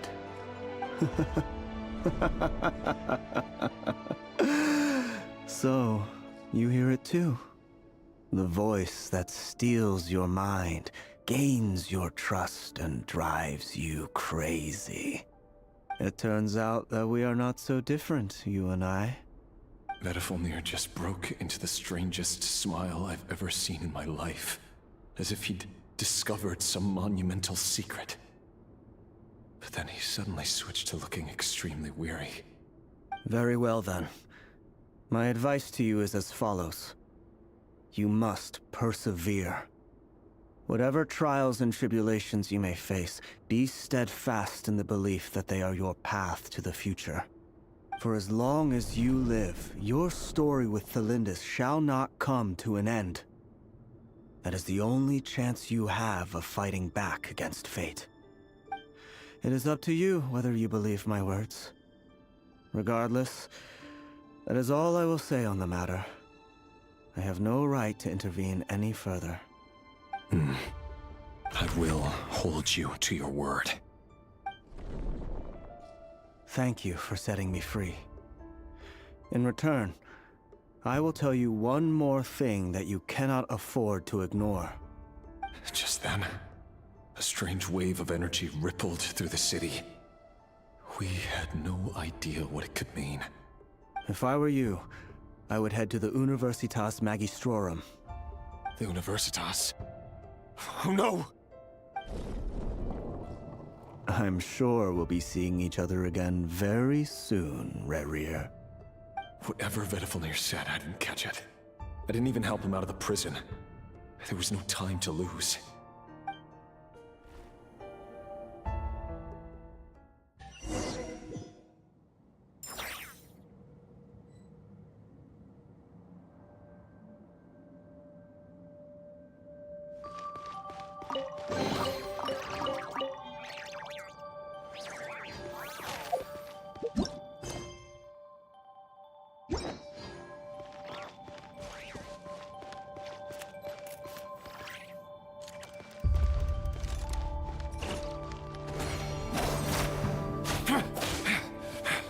monsters?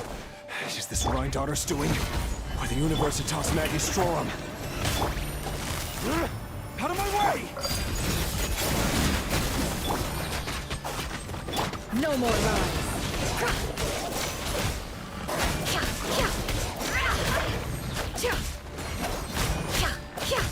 I will have order.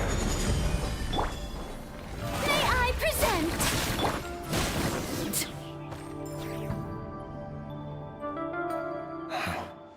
The Universitas. That reminds me of a rumor I once heard. Allegedly, the king installed secret mechanisms in the palace and around the city. No one knows where they are or what kind of power they hold. But if they were ever gonna activate, it would probably be on a night like tonight.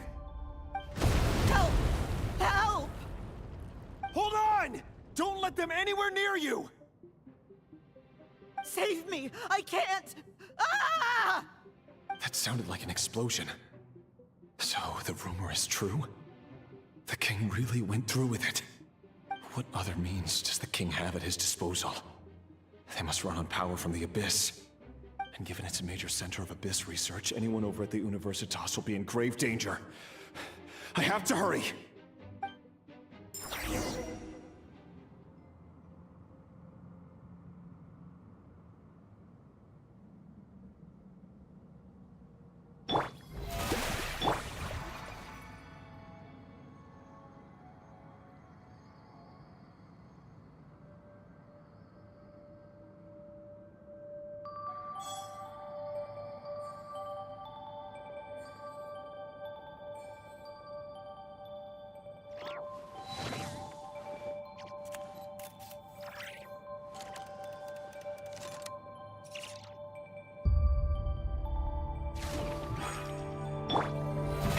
How brilliant!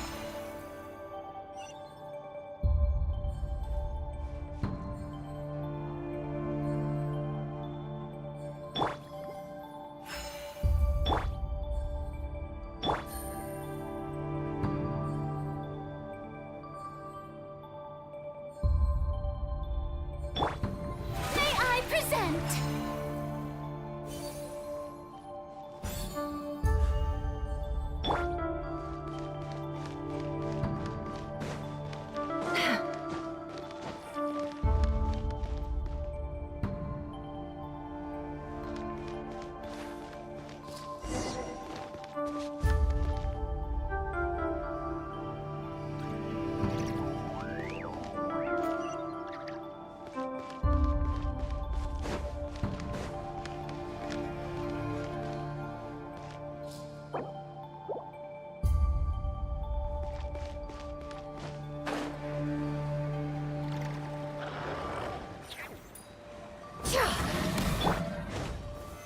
Stabilize! The show begins! Gotcha. Things are about to get dicey. Laid bare.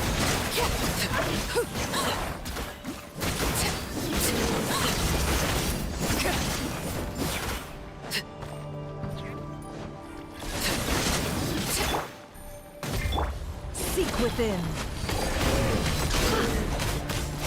This is order. Busted. It all adds up.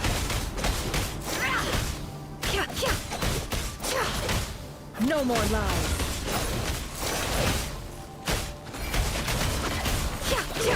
It all falls into place. I will have order.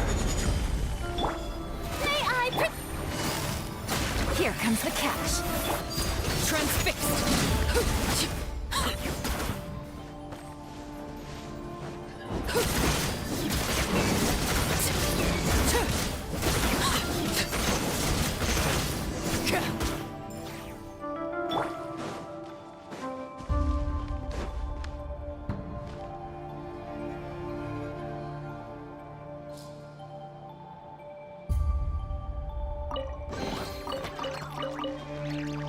It all adds up. Can't hide the truth. Monsters! At the Universitas Magistrorum? Why now? Oh no! They're coming! It's no use. The table won't hold out much longer. The weapons. Where are the weapons? Of course. All the lab equipment was upgraded after the inspection last week, but the new weapons haven't been allocated yet. I'm done for. Is anyone there? I need help! Ah!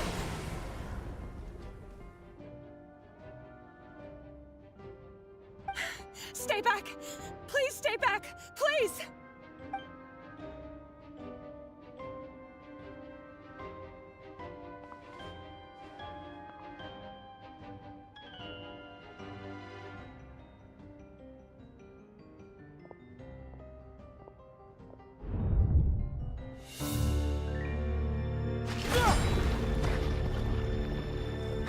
What's that?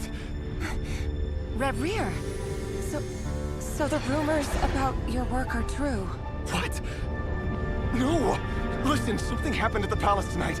We have to leave!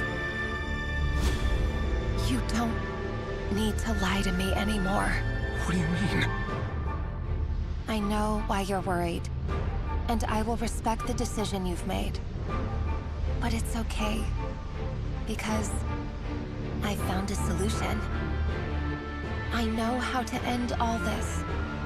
You can have it back. The normal life you so desire. But until then, I'm afraid our wedding will have to wait. Cylinders? No, don't do it! Cylinders! Cylinders!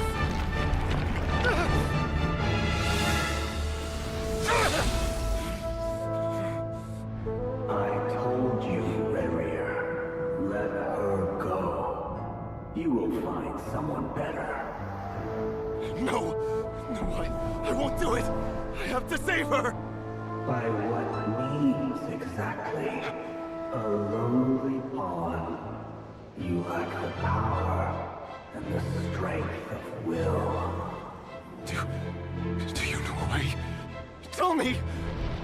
Come to the palace. Join us.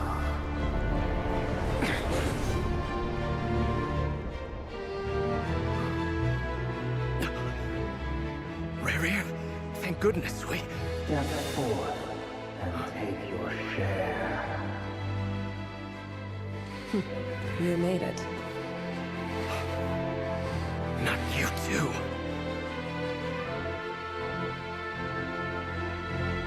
Hatred or grief, despair or desire. We all have our own.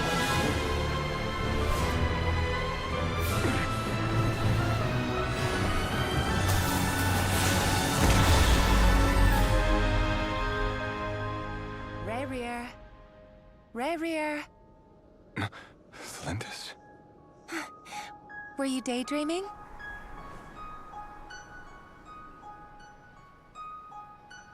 You still remember, Reir? That question you asked me a couple of weeks ago? Oh. You mean the proposal? Yeah. I'm wondering, where do you think would be a good place to discuss it? Maybe in the garden? Or were you thinking a fancy restaurant? It's your choice.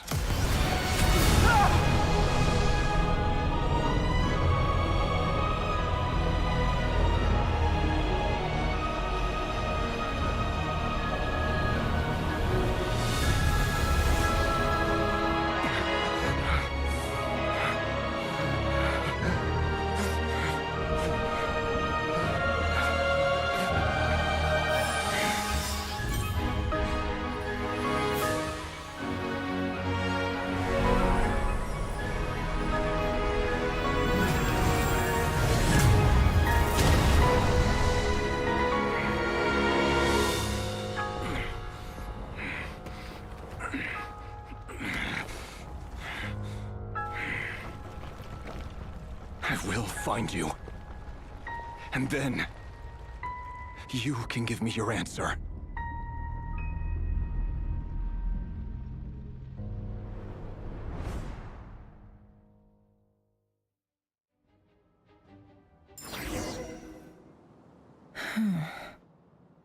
So that's how the Raker of Solnari was born. A monster created by circumstance is a monster all the same. Viewing other people's thoughts for too long can get uncomfortable. Right now, I'm feeling a strong sense of loathing. In a nutshell, the story of Conria is what happens when the truth falls by the wayside. Everyone tells little white lies, and before long, you have a huge pack of lies that destroys everything. Whew. Time to get back. His past is filled with sorrow, but the tale of any fallen civilization is one of endless tragedy. Cruel as it may be, that was Conria's fate.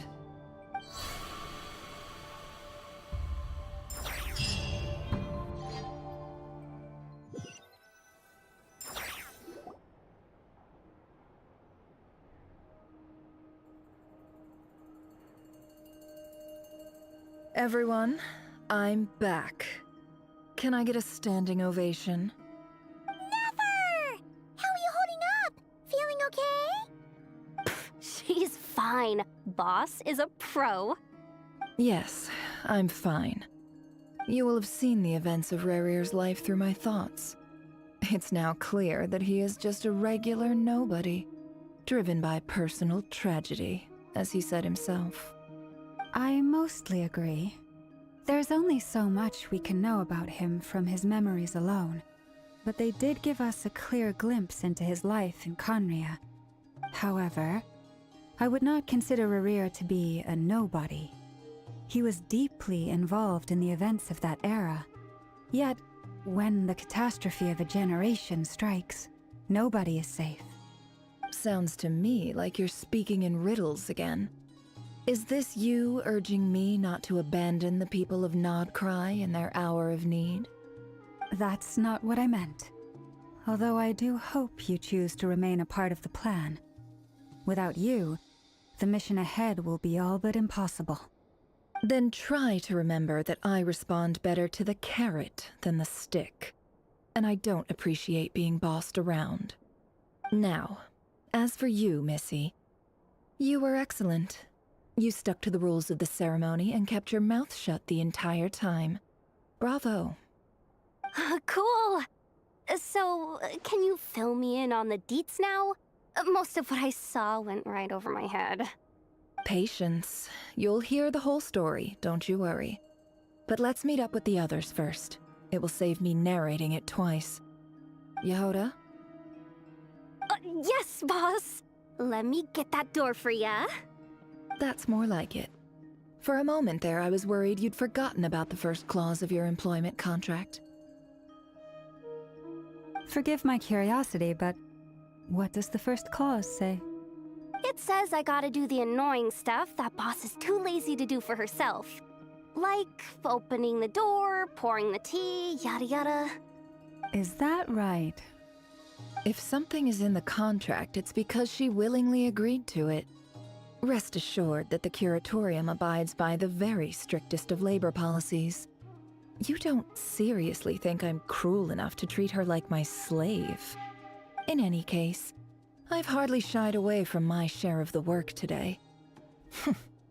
Hope I don't catch Flintz and Varka lounging about in their chairs, enjoying a leisurely cup of tea. There's nothing I dislike more than other people enjoying themselves while I'm hard at work.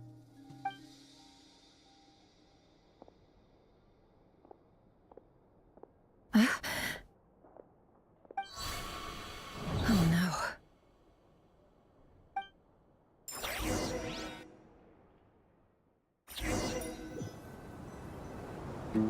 Sorry to disturb you, but we seem to have run into some trouble.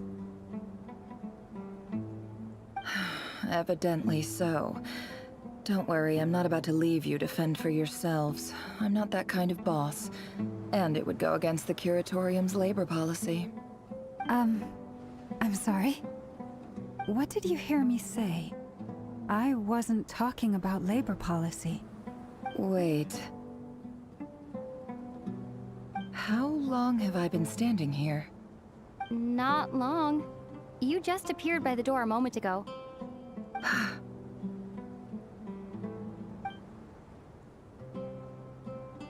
Boss, what's wrong? You look like you've seen a ghost. We've been tricked. We never left at all. Somehow I hallucinated that whole scene back inside the office. Hallucinated? But how?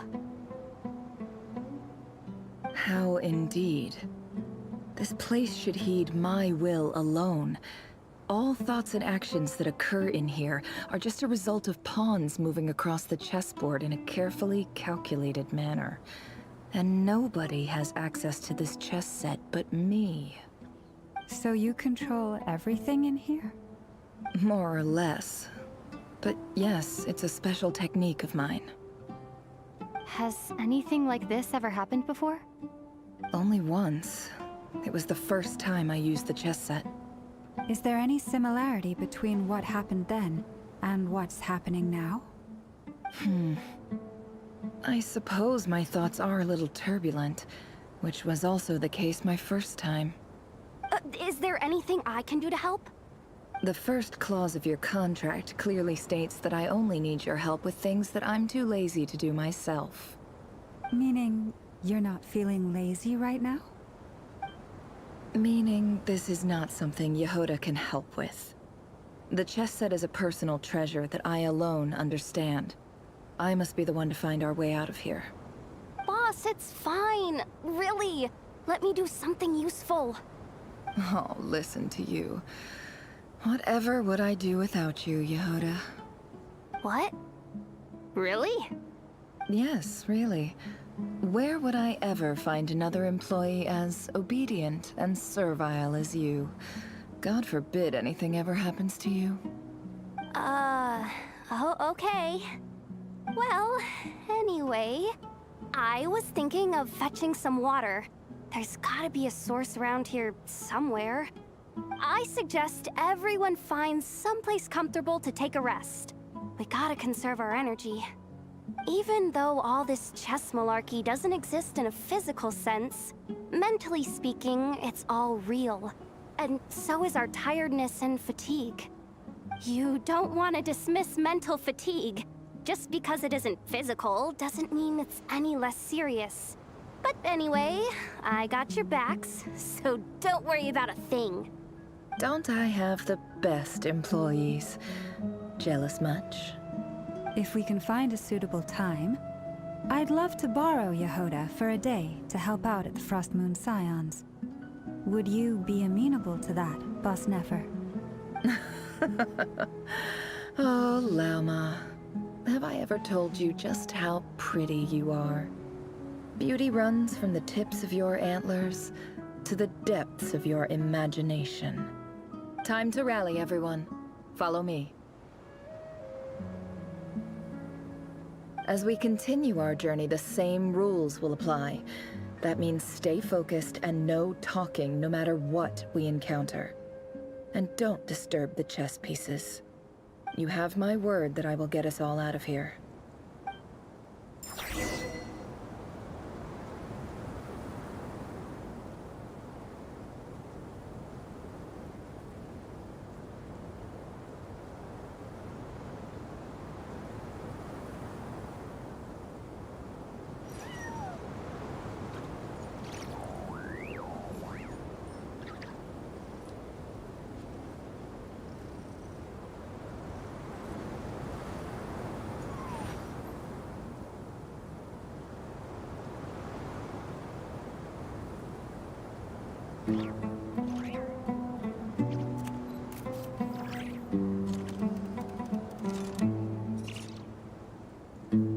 Why does Ashru sit up on the counter? To welcome our clients, of course. A kitty's gotta earn his kibble somehow.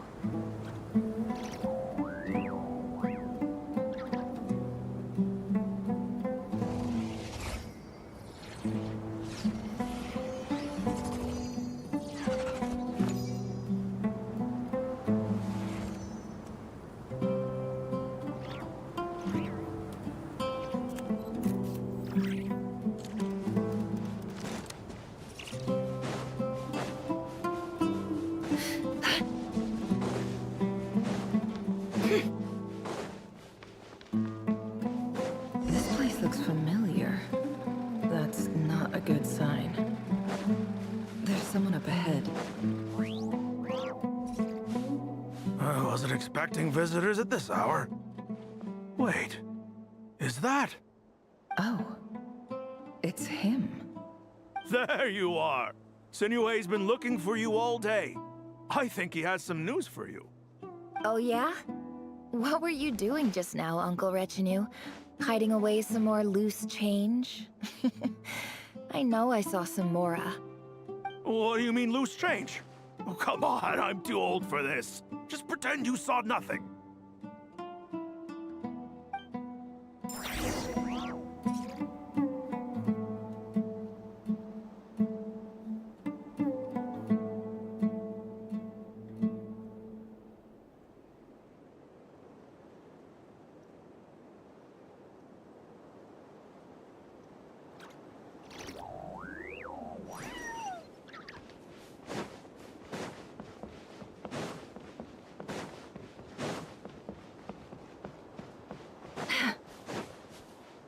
Hey, kid.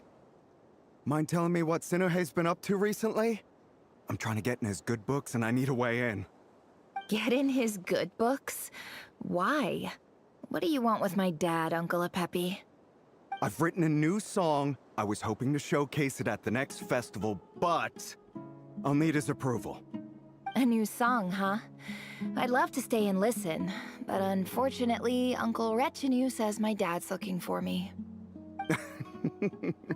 Well, there's plenty of time and I'm not going anywhere. See that pile of stones? I'll be sitting there warming up my vocal cords. Come find me when you're done. Pile of stones. Got it.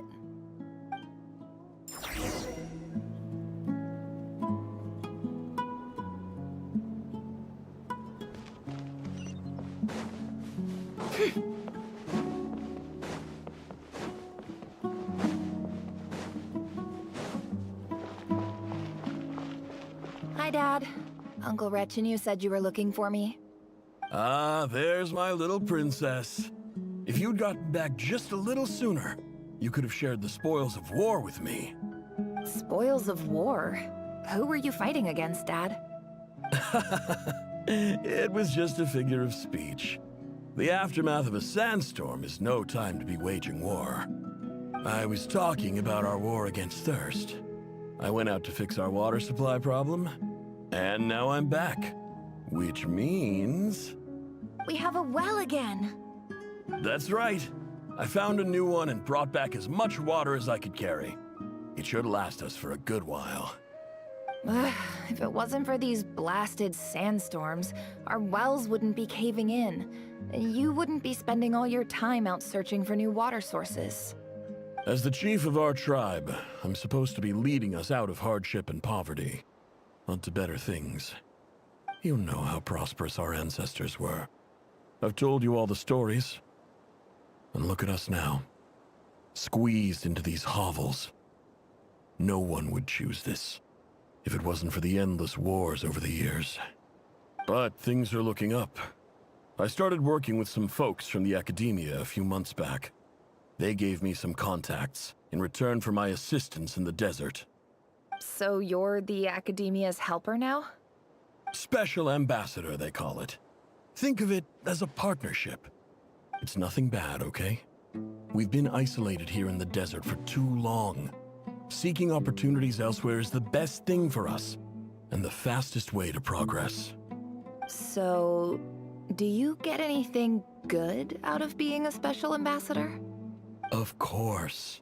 My luck's improving all the time. One day, I swear I'm gonna lead us out of this place. We'll find somewhere new. Somewhere better.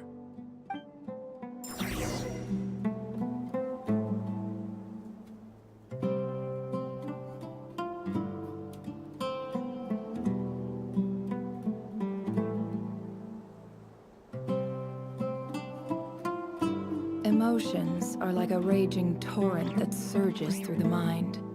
More often than not, if you try to hold them back, you'll be swept away by their unstoppable force. And if you try to ignore them entirely, you'll end up tearing yourself to pieces.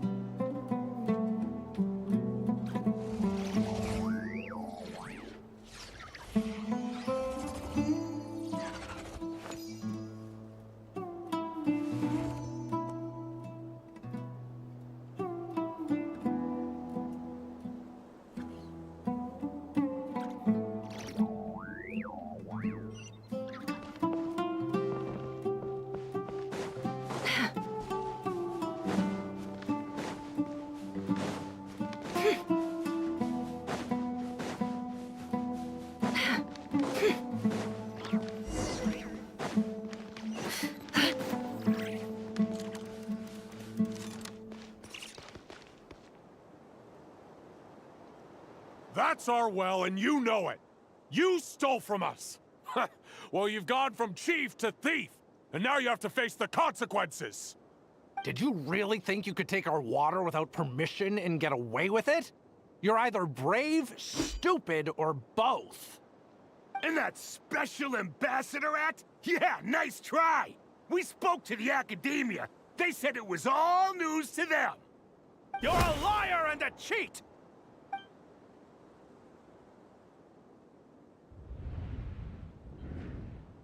I heard Yehuda gasp, but I don't blame her. Most people are terrified by the sight of blood. Corpses strewn across the ground. The wounds are clearly from scimitars and daggers. The desert dwellers' weapons of choice. There's a handwritten note on the ground. Let's see what it says. Halil, this is Sinuhe, chief of the Shimti tribe. Surely you remember me. I was the one who helped you and your colleagues avoid the quicksand in the desert. This is my second time writing to you. I assume my last letter must have gotten lost in the mail, as I didn't receive a reply. I hope this one makes it to you safely. I'm writing to you because I need some help. That sandstorm the other day completely blocked up our well, forcing me to look for another water source in Iab and Unut territory. It was a matter of survival. Praise the gods. The well of the Iab tribe was intact. It was my last resort. I drew what water I could and left, but not without being spotted. I fear they will retaliate. You told me to write to you if I ever needed help. You said you'd be my ally in the Academia. I urgently need you to formally recognize my title of Special Ambassador and send some of your people to assist me for a few days. It's the only way I can convince them that this was the Academia's decision and prevent them from retaliating. This is an emergency. Please send help as soon as possible. Looks like this letter never got sent. The writer died a grisly death, and the letter was trampled into the ground. It's badly defaced. Some parts are barely legible. What a ridiculous lie the surviving Shimti tell. Their whole village was butchered over a sip of water.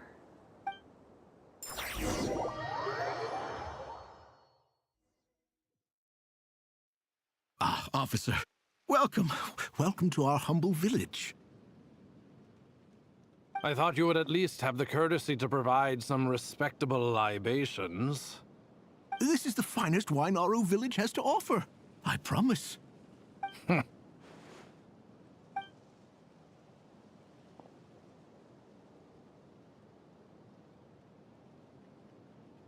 The Academia has agreed to reserve a single space for a candidate from your village. But I remain skeptical of this entire endeavor. I highly doubt anyone in this desert possesses serious academic potential. Please, have faith. If not in us, then in our god. The child we found shows great promise. I beg you, take her away from this place. Give her a chance. Don't let her talent go to waste. I don't recognize her. New arrival?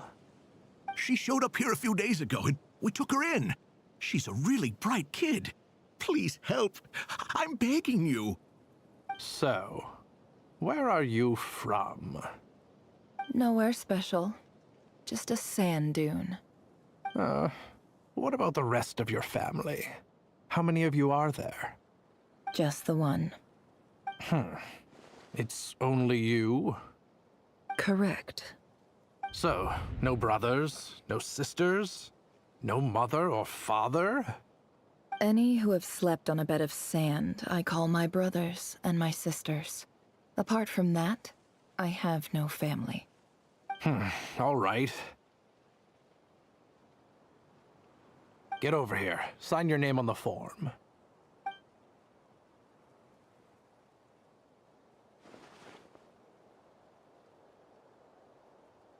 Never? You're rather fair-skinned for a desert dweller.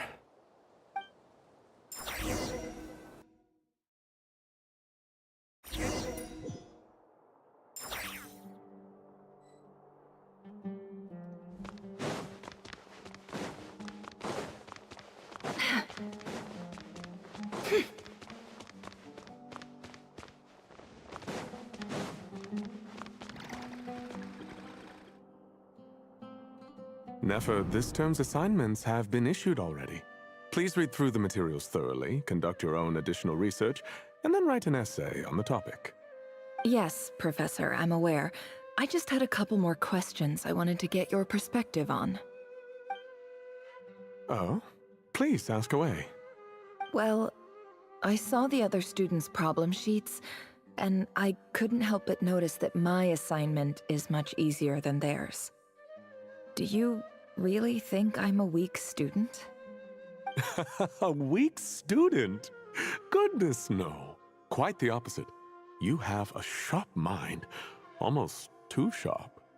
I think what you're saying is, a weak student wouldn't have noticed the discrepancy. And if they did, they certainly wouldn't complain about the lighter workload. You see, sharp as they come. You see things the way they are. And I'm sure you know why they're like that. Because of where I come from. Because I'm different. I'm sorry, Nefer. I don't like it any more than you do. It's just... Anyway, you said you had a couple of questions. What's the other one? I wanted to check. If someone sent me a letter to the academia, where do I go to collect it? Ah, your family wrote to you. Well, as long as they put your name on the envelope, someone should hand it right to you. Not exactly. It's not even a recent letter. I was just curious where the mail would end up if no one collects it. The House of Dana, I expect. I know there's a box for unclaimed mail somewhere in there, probably sitting on a shelf. Whatever you're looking for, that'd be the place to start. Okay, got it. Thank you, Professor. Oh, don't mention it. Honestly, I feel like I failed you. I'm supposed to be your teacher, but I haven't taught you anything. Hey, don't say that. You're a great teacher, and you do your best for all your students. But the rules are the rules. You're not allowed to teach students like me. It's not just the academia either. The whole world bends over backwards for the successful, and leaves the losers to suffer and die. Oh, my dear child. Don't tell me you've given up on life already. I haven't. I just think that if you want to make it in this world, you have to find a way to become successful.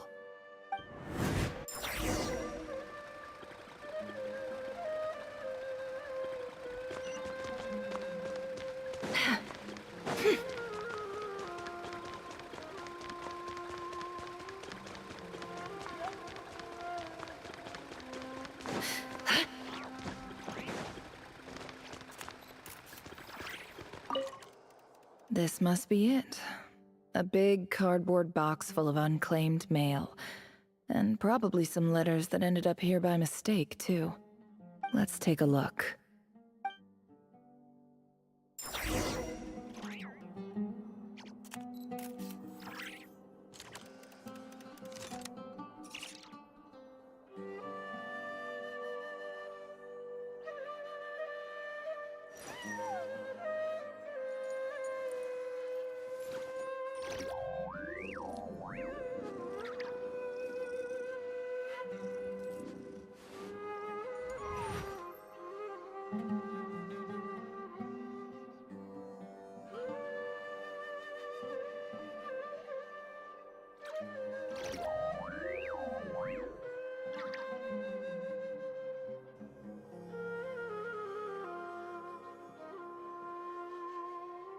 Don't trust your eyes uncritically. People only see what they want to, so don't be your own fool.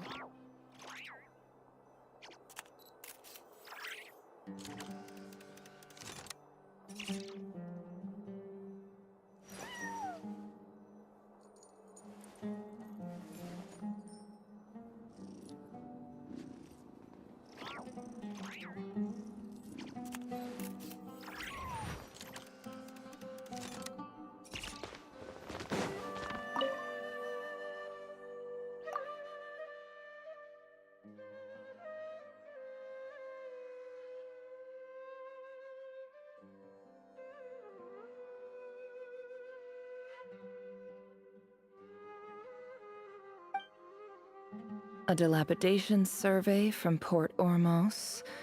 Looks like it's from a Corps of 30 representative. What a strange thought.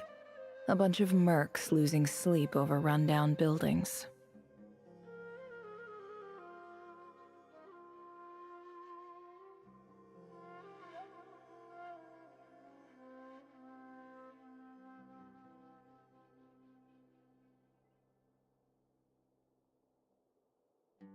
This one was never even opened.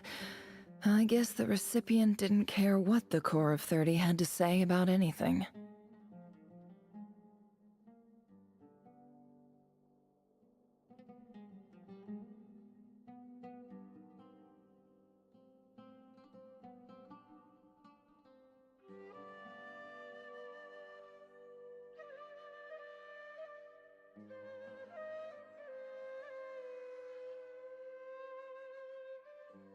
Who was it addressed to? I don't recognize the name, but it must have been a Ksharawar professor.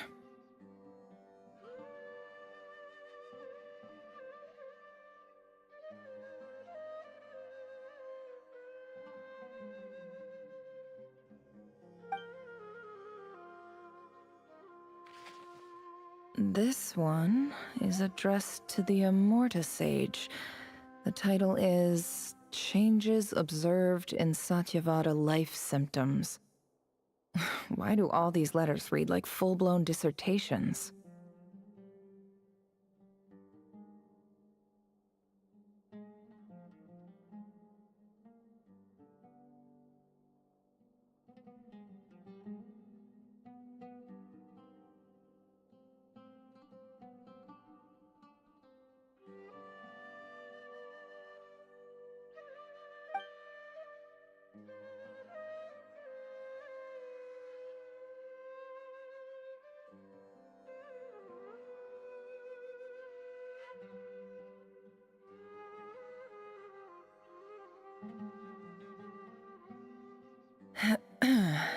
Guided by the incense, we became lost somewhere in the forest. All the barriers between levels of consciousness disappeared as our minds soared around in circles, looking for a branch to seek refuge on.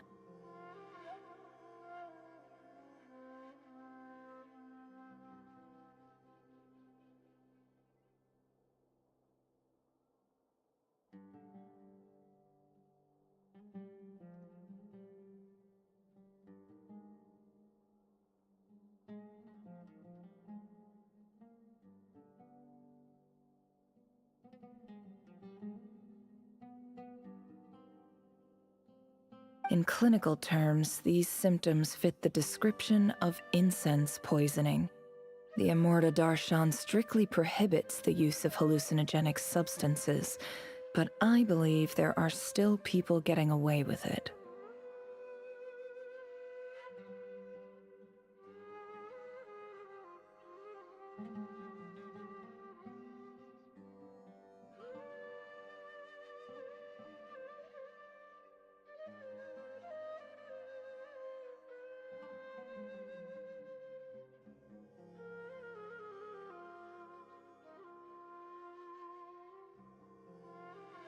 For example, my neighbor who always breaks out into song and dance after using incense.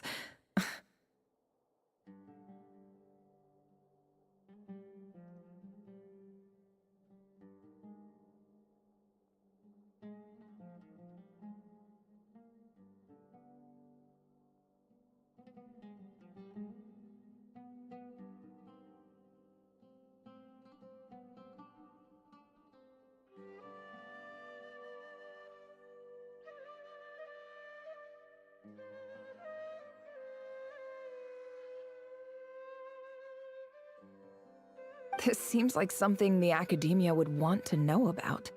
Why wasn't it collected?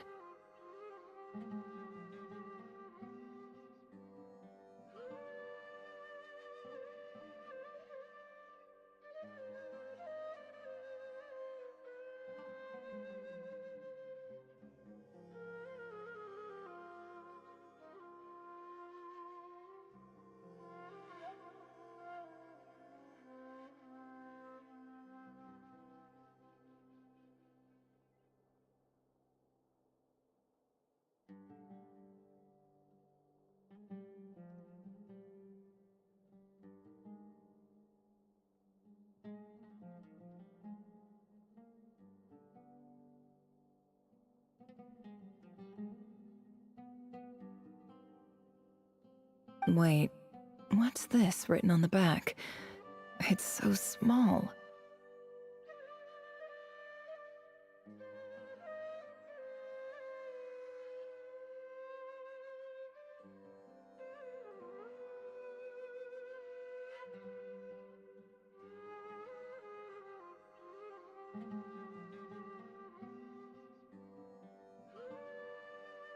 The note says, "The sender authored this letter while under the influence of mushrooms. I would send it back, but no return address was provided. Stamped by the Grand Conservator of the House of Dana."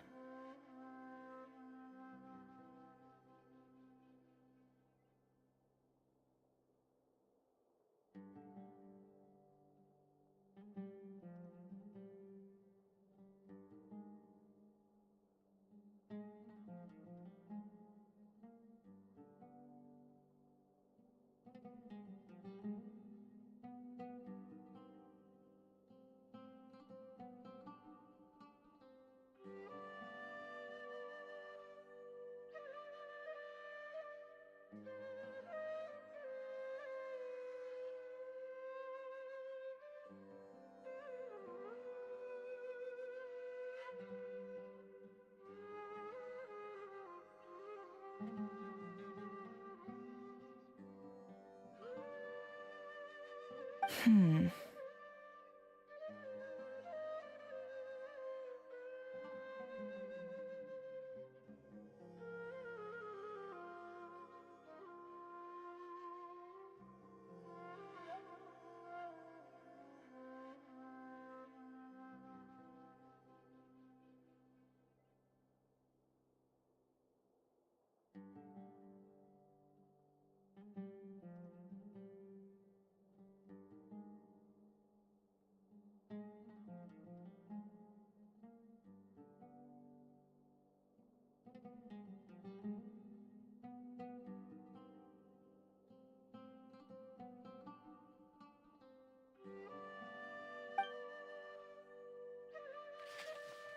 This next one is addressed to Grand Sage Azar?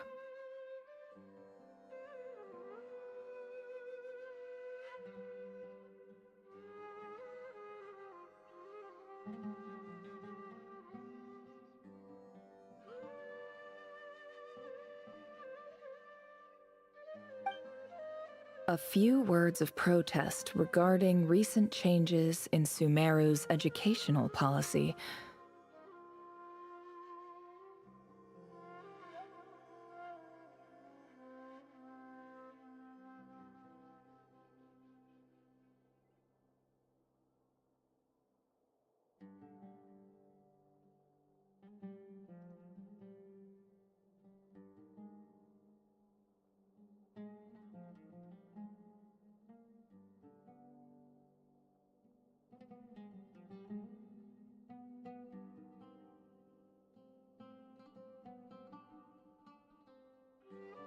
In recent years, the academia has taken on a small number of students from the desert region, as per the policy to this effect.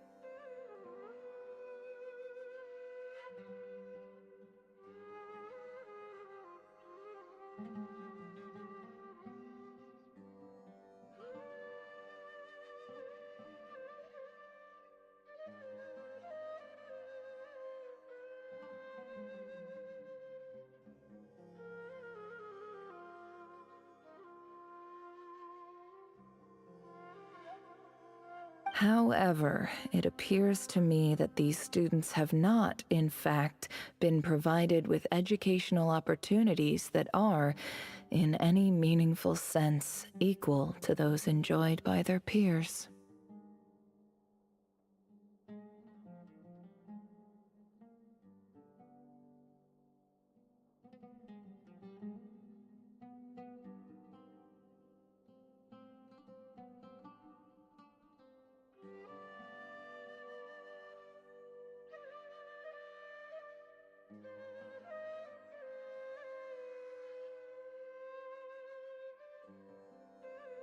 as well as receiving dumbed-down assignments and perfunctory tutoring.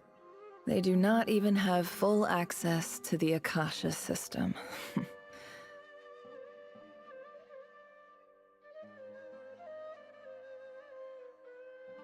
Education is the fundamental purpose of this institution, which should go without saying in a nation whose founding virtues are knowledge and wisdom. I ask you, is the lip service we pay to the policy of education for desert students truly the standard of pedagogy to which the academia aspires?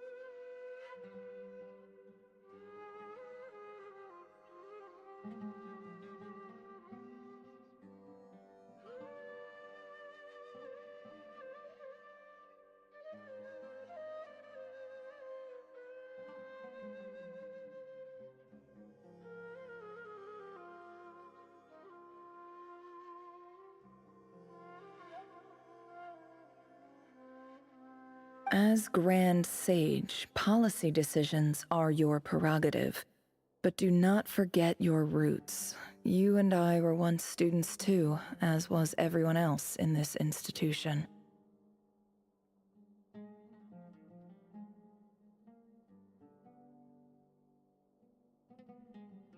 I do hope you will give some serious attention to this matter. I encourage you to discuss issues like this with myself and others, and listen to some alternative opinions.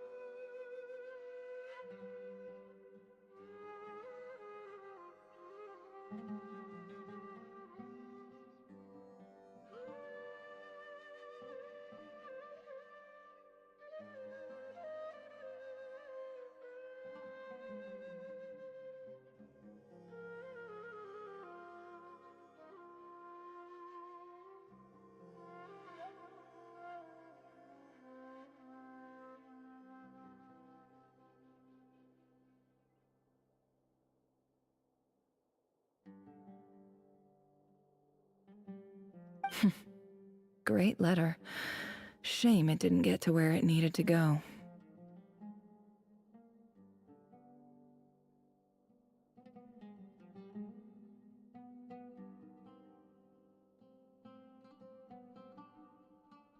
And the sender is... Huh? Sage Cyrus of Spontamod.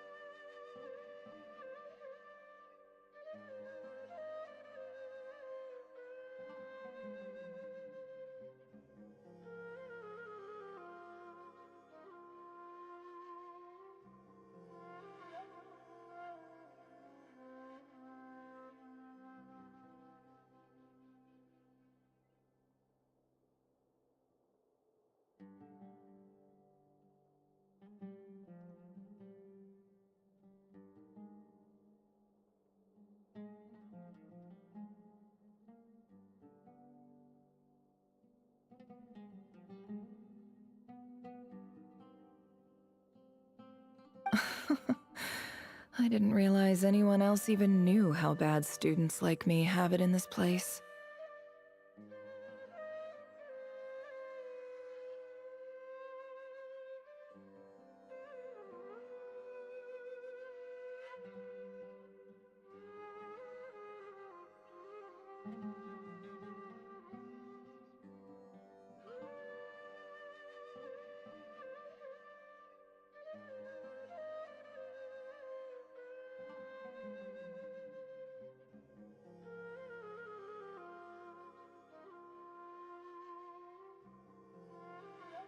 So this is where letters from the Sage of Spontamod end up? Nice one, Grand Sage. Really enlightened leadership.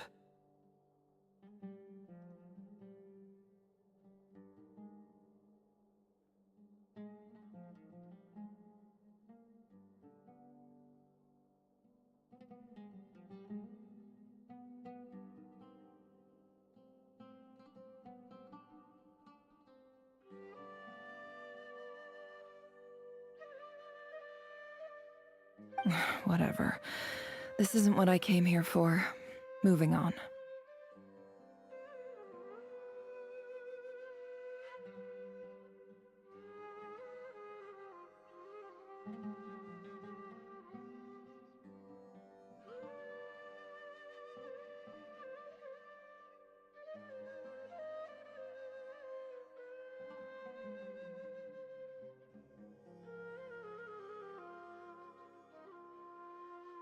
I'm not exactly holding out hope that a letter sent from the desert would even make it here. But if it did, where else would it end up if not in this box?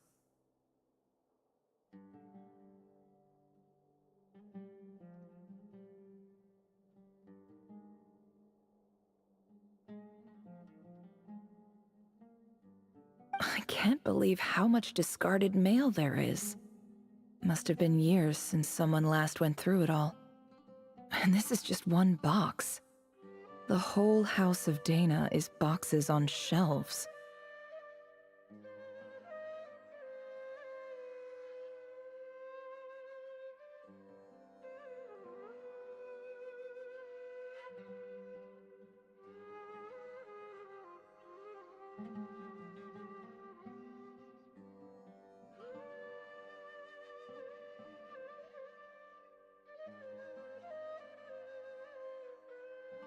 I don't believe for one second that any human being has sat down and read through all the documents in this place. Who has that much free time on their hands?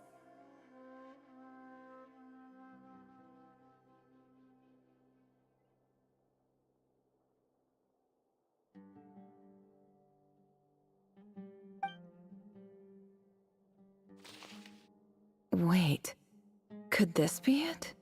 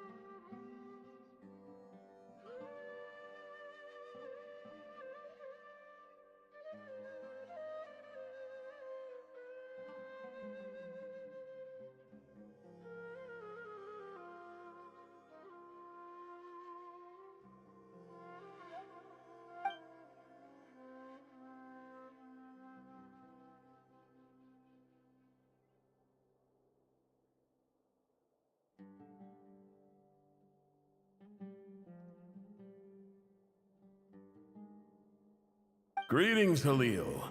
My name is Sinuhe, chief of the Shimti tribe. I was the one who came to you and your colleague's aid when you ran into trouble in the Great Red Sand. I don't know how well you remember it now, but I brought you to safety and gave you some water and other supplies. You seemed very pleased and told me your name.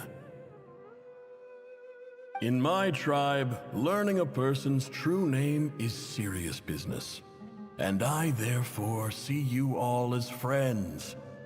You were kind enough to leave your contact details so we could stay in touch. The Shimti tribe lives a harsh, nomadic existence in the desert.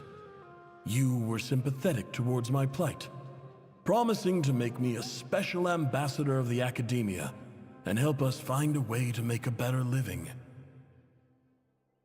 This brings me to my reason for writing. Our tribe has fallen on particularly hard times, and I would like to ask for your assistance. There was a terrible sandstorm a few days ago, which blocked up the well in our land. To ensure my people's survival, I had no choice but to venture into Iyab and Unut territory in search of an alternate water source. The Iyab and Unut are descended from the Thamudians.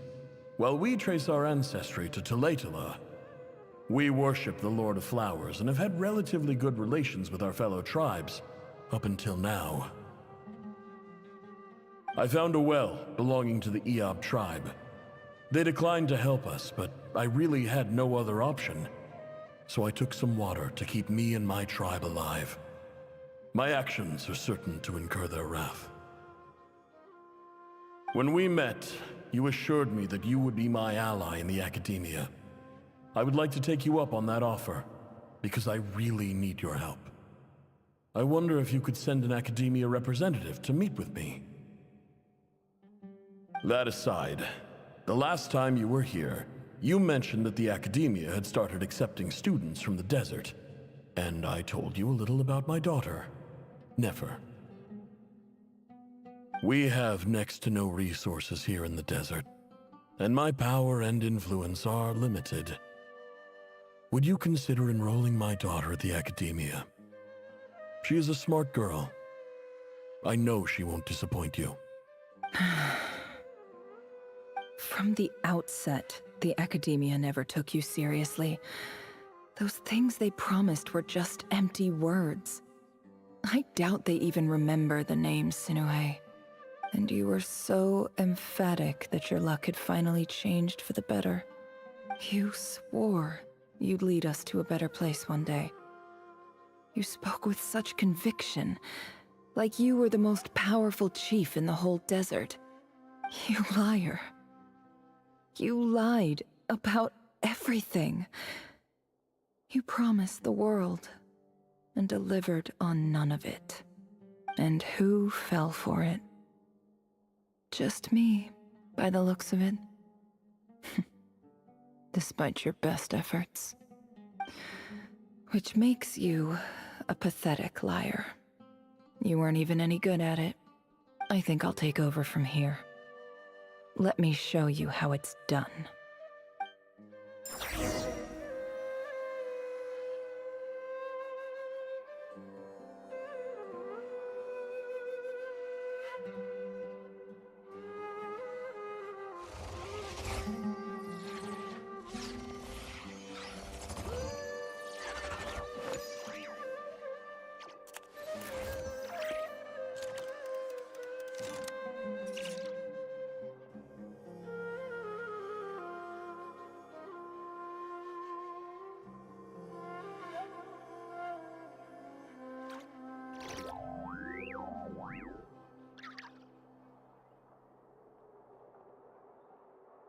Why does Ashru sit up on the counter? To welcome our clients, of course. A kitty's gotta earn his kibble somehow.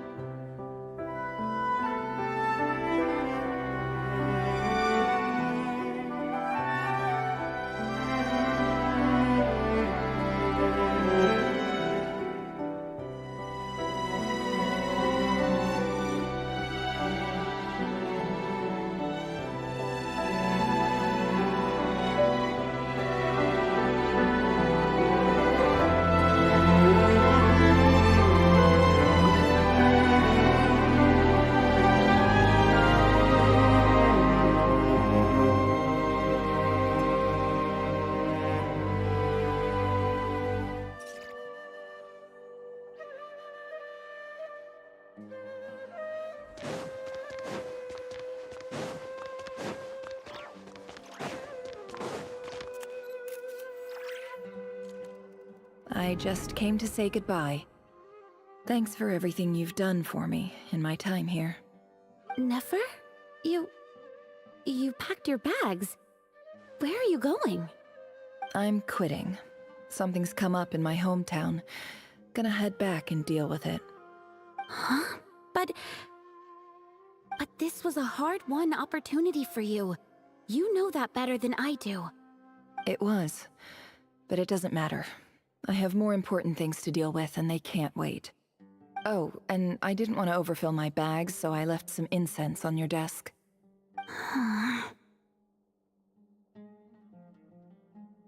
What's wrong? I thought you liked incense. Although, I did read somewhere in the House of Dana that it has hallucinogenic effects.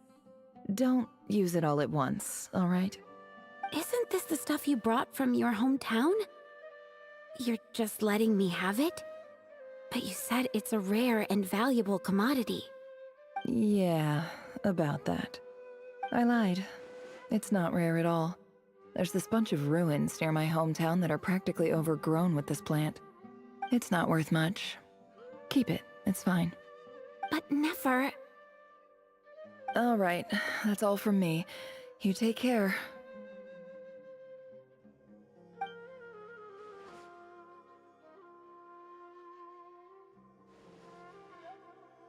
Don't forget me, okay?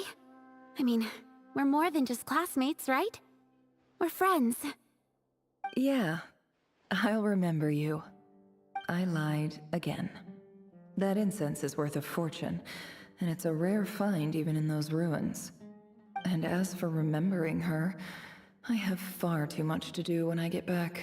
No time to reminisce. I'll be lucky if I even make it through this alive. But either way, I expect I'll forget you pretty quickly.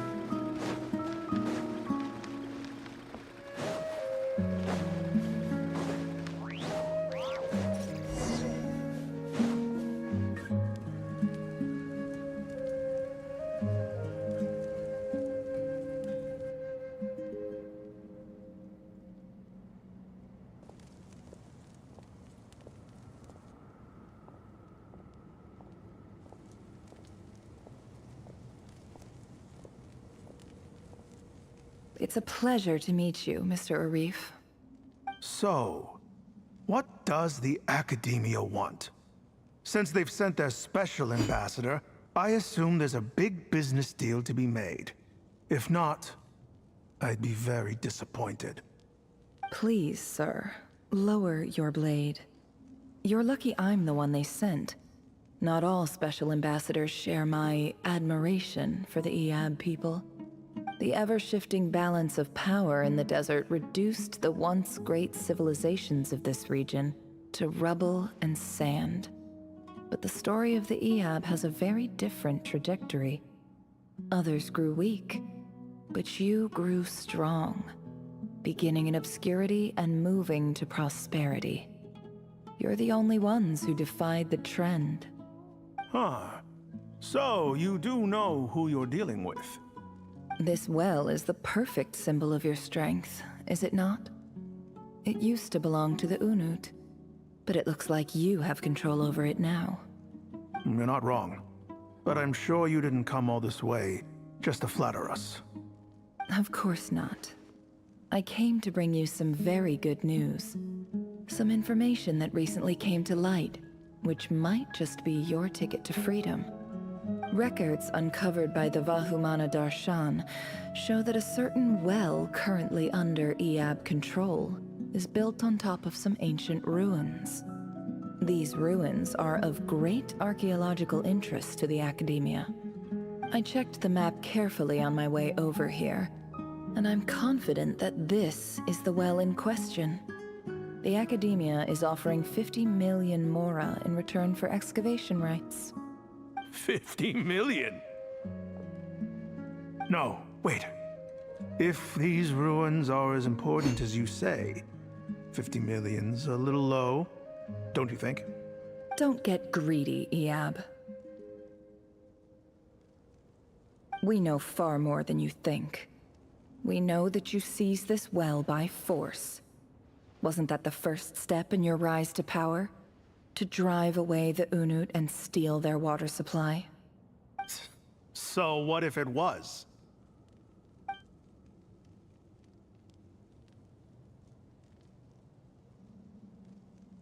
Don't worry. As unscrupulous as it was, it's something we're willing to overlook.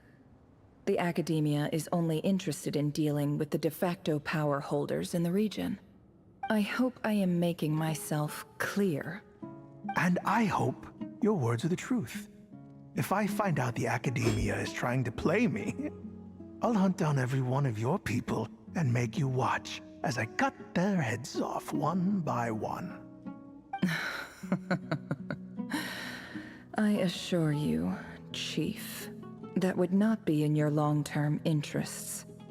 You don't want to make an enemy of the Academia.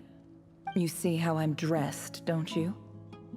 I appreciate that you've never been to the rainforest, but surely even you recognize an ambassador's attire when you see it. And what does a barbarian like you have to lose anyway? You really think the Sumeru Academia would bother to come all this way just to lie to you? We have more important things to worry about. All right, I take your point. The Academia is the highest authority in the land. I'm sure you're trustworthy people. In that case, we have a deal. We will sell you the excavation rights. I'd like to thank you, Ambassador. This is good news indeed. Excellent news. In fact, it calls for a celebration. Would you do us the honor of staying a while and enjoying some Iab hospitality? Gladly. I am partial to wine myself, and I trust you are as well. So let's indulge in a few drinks together, in celebration of this momentous occasion.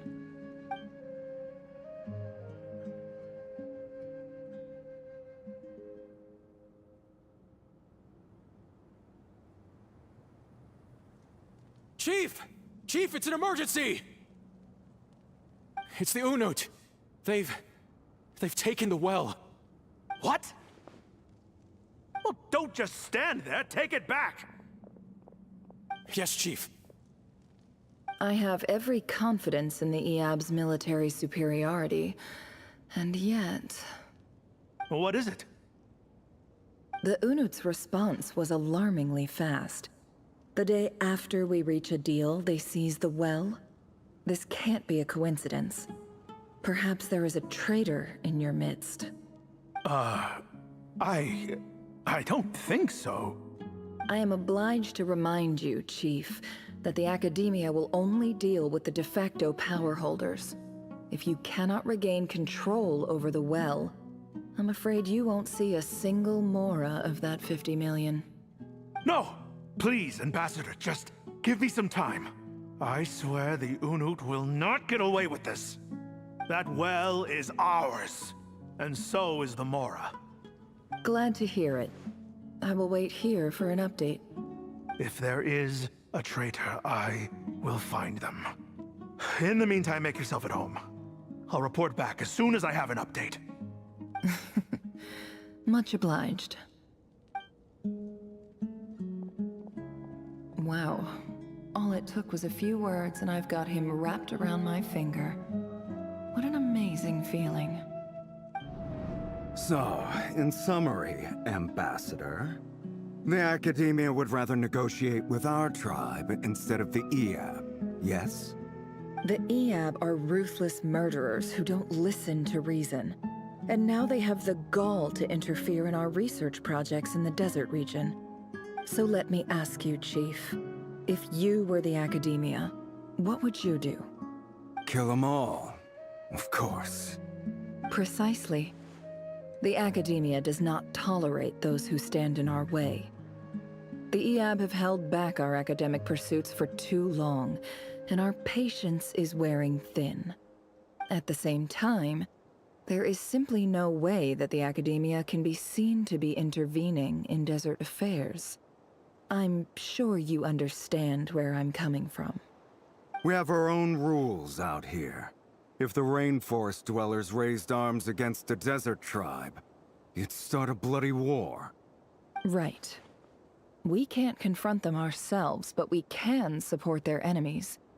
The Unut have always had strained relations with the EAB, which makes you our natural allies. Natural allies? Weren't the EAB your allies once? You were quick to send them after us to protect your interests back when we stole that water. And now look at you. You're at each other's throats. Let me be clear. The Academia wishes to collaborate with the legally recognized rulers of the desert in this matter. We are asking for excavation rights to that well, and our offer is 50 million mora. Say no more. I believe we have an understanding. Good. Then I suggest you get to work. Get us access to that well, and the mora's yours. You see, Dad? Lying is easy when you know how. People will believe anything.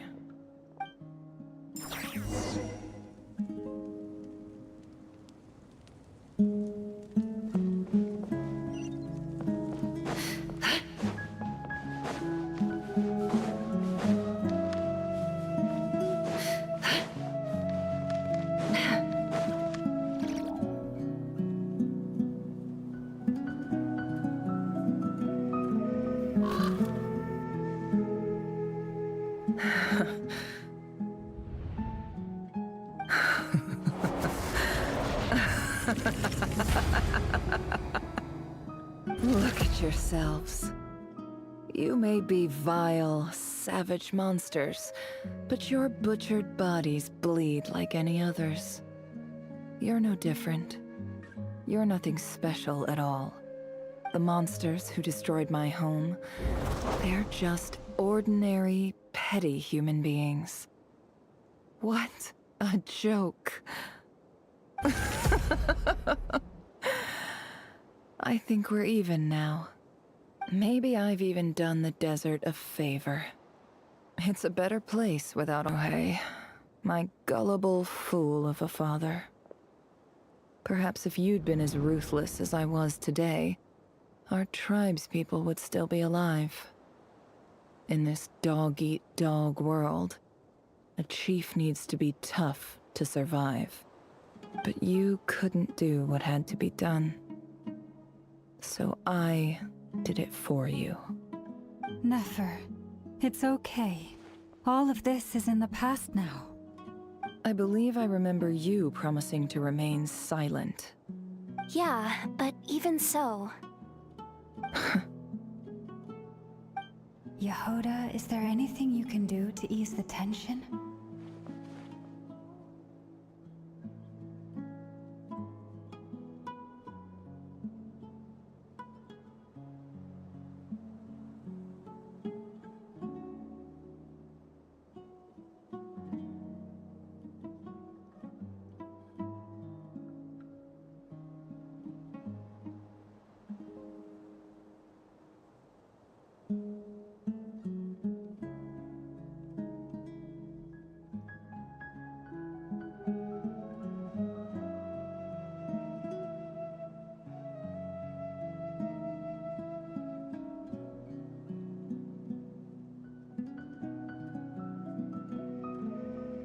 Alright, time for a sharp turn onto a completely different topic. So, anyway, that's enough of that. When are we getting out of this place? Feels like we've been walking forever. I'm getting pretty tired. Oh, Lauma, you tired?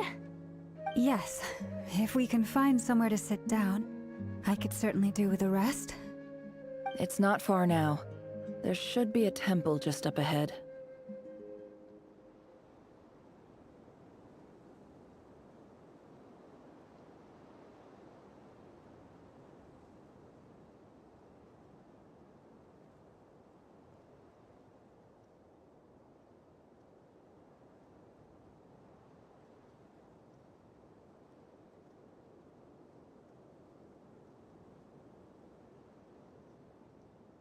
Yes.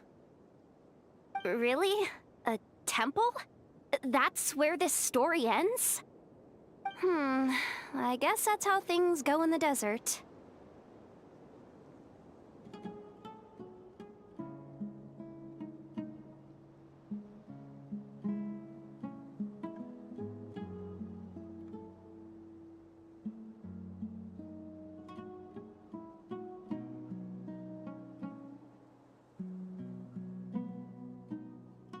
Desert dwellers can never escape their destiny. Or so everyone says. I never wanted to believe it, but looking back now, I'm as desert as they come. You mentioned a temple. What's waiting for us there? My biggest trade secret of all. Ah. Then I'm guessing it's where you got your power from. The power to peer into other people's minds. I didn't know you were clued up on any other religions. I'm no expert in the history of Sumeru, but since you come from the desert, I would imagine it has something to do with King Deshret.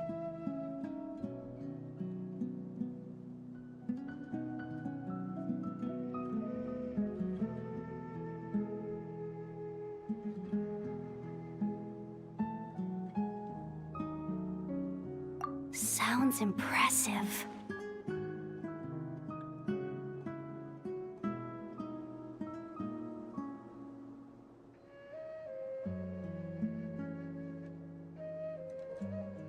Oh, I know who you mean.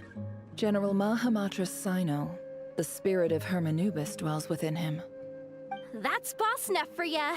She knows everything. Sino's hardly a figure of obscurity. But I know about Sethos, too. What about him? Is he a big deal or something? Well, he's not a small deal, let's put it that way.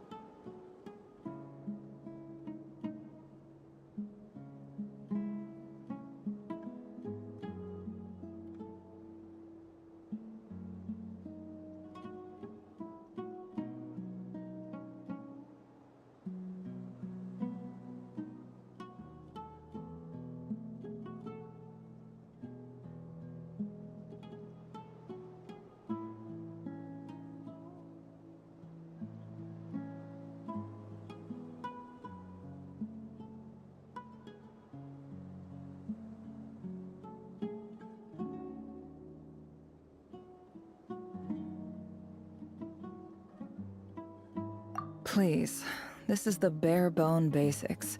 Save the flattery. Thanks for your patience, everyone. I'm sure it's been a lot to take in. With any luck, that's our exit just up ahead.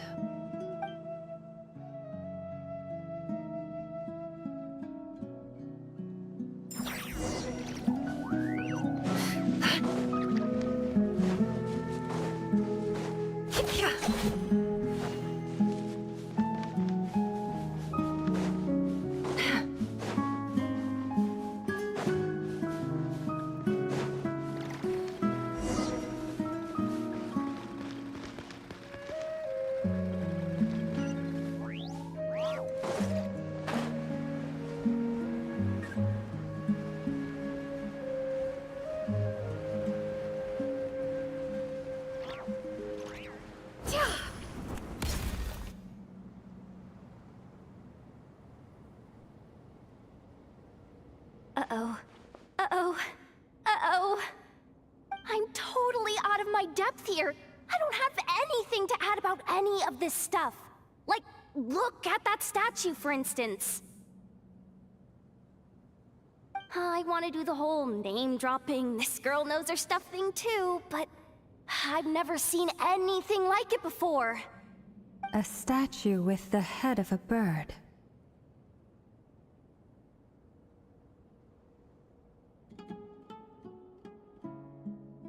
That's Thoth, the Ibis King, one of the 7 pillars of King Deshret.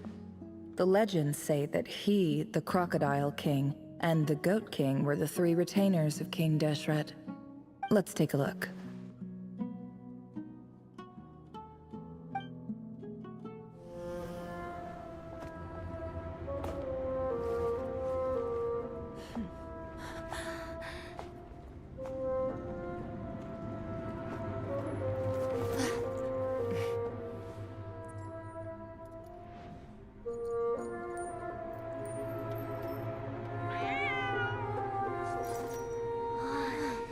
It's just Ashru.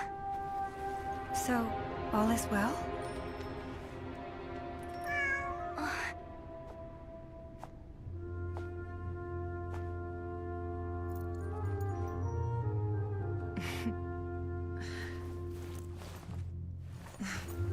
Typically speaking, at this point, the world disintegrates. Then we find ourselves back in the outside world. Besides, these are my memories. There's nothing to fear. You're sure? Of course. It's almost over.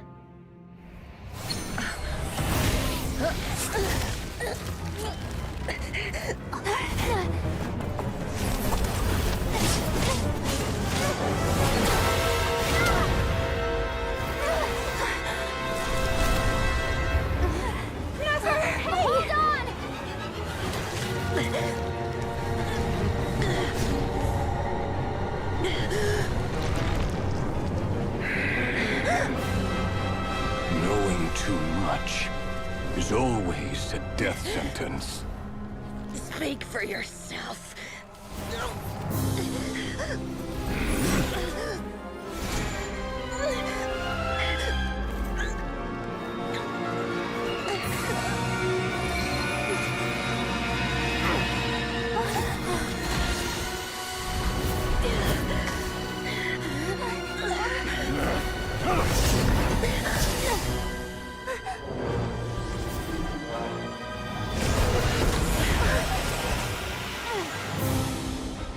How repulsive.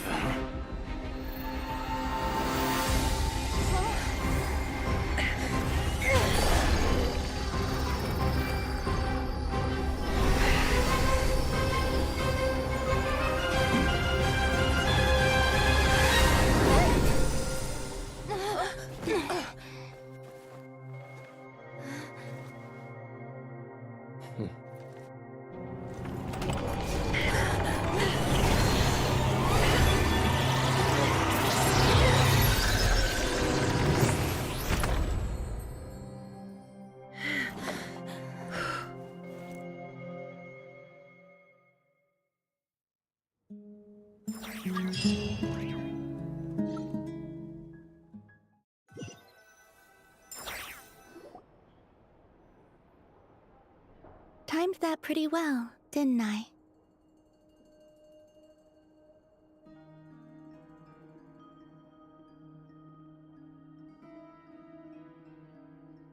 It's okay.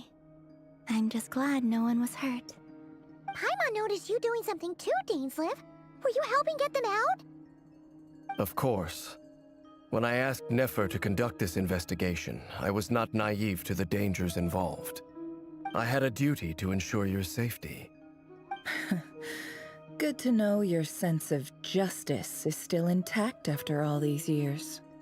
I take that to mean that you saw the truth. That comes as a great relief. I certainly did. And thanks to your help, I also managed to trap Rerir inside the chess set. Whoa, really? How'd you manage that?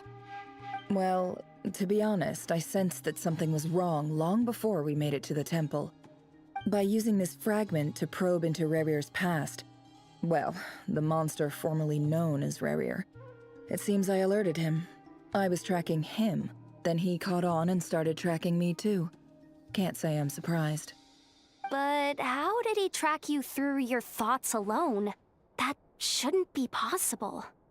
Rerir was a secret agent who reported directly to the Vinster King. He is an expert at finding a trail and hunting down his pursuers. No wonder. He infiltrated the chess set, read my thoughts, and built a new virtual chess set inside of it. That's why we weren't able to leave at first. Speaking of your chess set, it's quite a remarkable item. Would I be right in thinking you have some connection to King Deshret? You overestimate me. I only have a connection with one of his underlings, the Ibis King. You all saw how this came to be. A long time ago, the Eab massacred my tribe, the Shimti, in our home village. A few years later, I enrolled in the academia, where some new information came to light. The Unut and the Eab fought a bitter battle over the rights to a well, all for the sake of a non-existent 50 million Mora. The Eab ultimately won that confrontation, but their victory came at the cost of almost every warrior in the tribe. The final blow to the Eab came at the victory feast, when an Unut assassin beheaded their chief right before my eyes. The remaining Eab fled and have been scattered to the winds ever since. Having gotten my revenge, I returned to my hometown, where to my surprise, the nearby temple was still standing. There it was, seemingly immune to the relentless hostility of the desert, while my tribal home lay in ruins. As I stood there gazing at the temple, I noticed a cat just outside. This cat, as it turned out, was home to the spirit of the Ibis King. He led me to a gate deep inside the temple, and there he made a deal with me. This chess set is my gift from the Ibis King. The chessboard within is made to the same specifications as the one in the mausoleum of King Deshret, and represents his power of piercing analysis. With this chessboard in its container, I gained a certain ability to perceive hidden secrets. Now, you could conclude that the Ibis King simply wanted to give the people of this world the power to seek the truth, but I don't believe that's the full story. Every god plays favorites. Their hearts are as fickle as any human's, full of secrets, perversions, egotistical tendencies. But precious few gods are willing to admit this. It is the same with all powerful forces, including fate itself. Their gaze falls preferentially upon a select few. As you rightly point out, this is an act of favoritism. If you're alluding to the Abyss, then yes, I agree. Gather the others. It's time to share everything I've learned.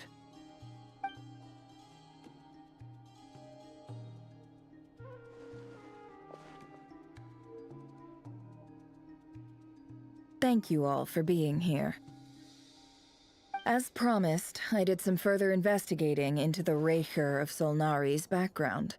I am pleased to report that the investigation has been most fruitful indeed.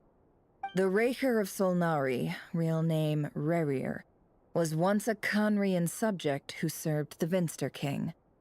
I will now share the important details of his story. Please save any questions or comments for the end.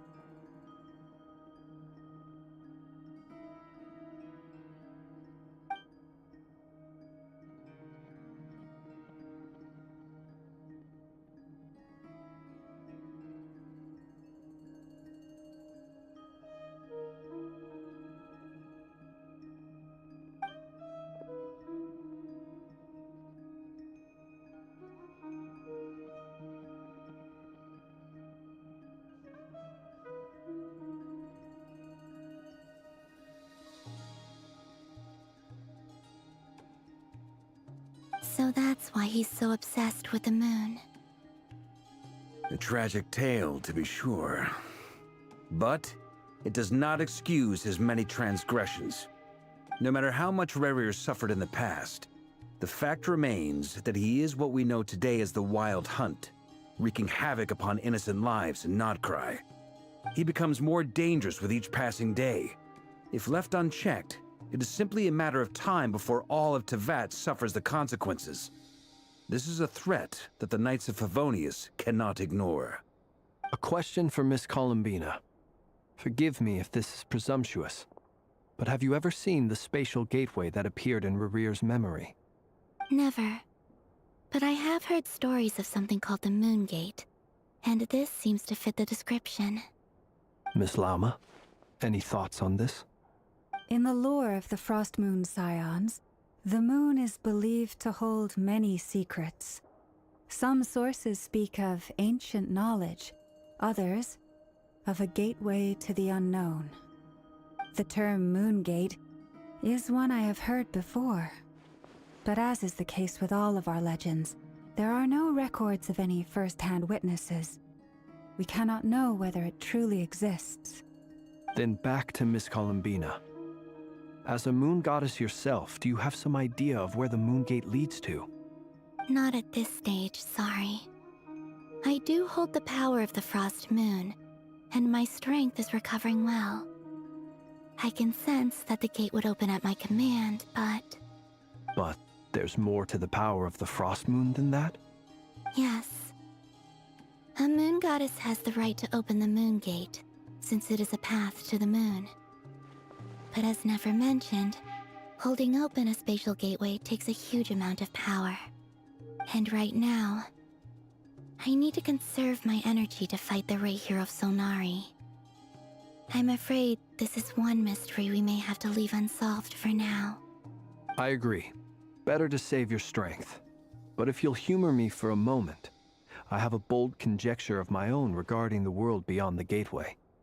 I highly suspect that neither Tholindis nor Rerir made it through unscathed. The evidence pointing to this is the fact that the Reihir of Solnari exists in the form of countless fragments. With the abyssal power he wields, no ordinary foe can touch him, let alone tear him to shreds.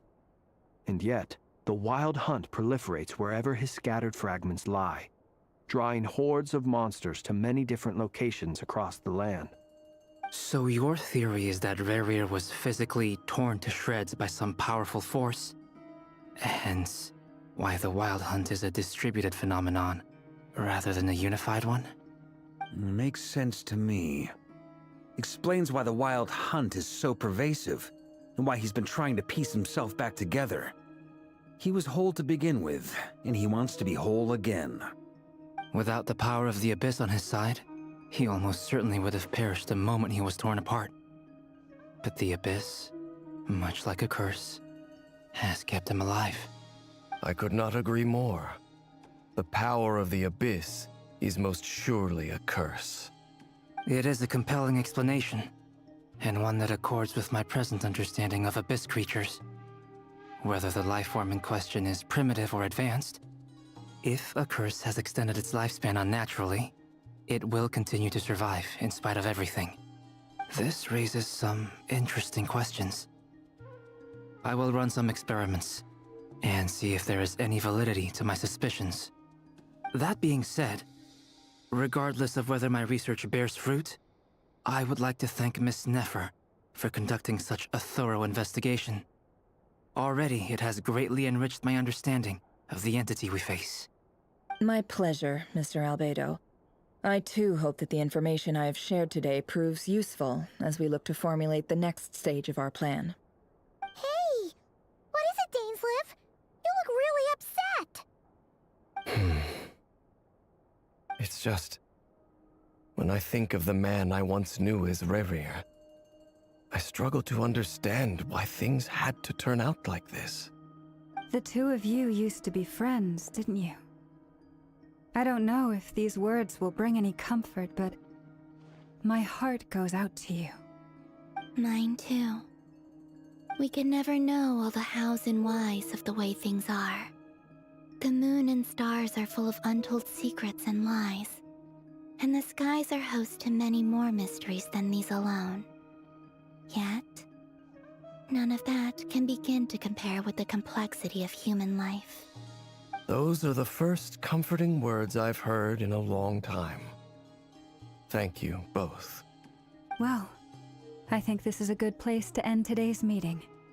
I'm sure Nefer needs some time to recover.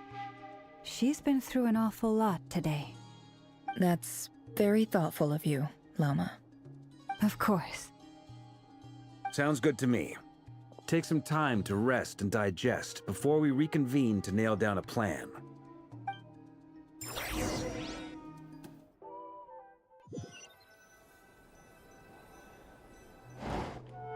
Hey, is this a bad time? Hope I didn't kill the conversation.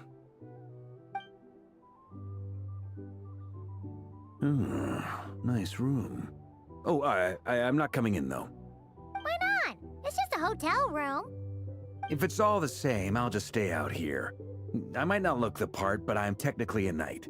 Barging into people's private quarters isn't the kind of thing we do.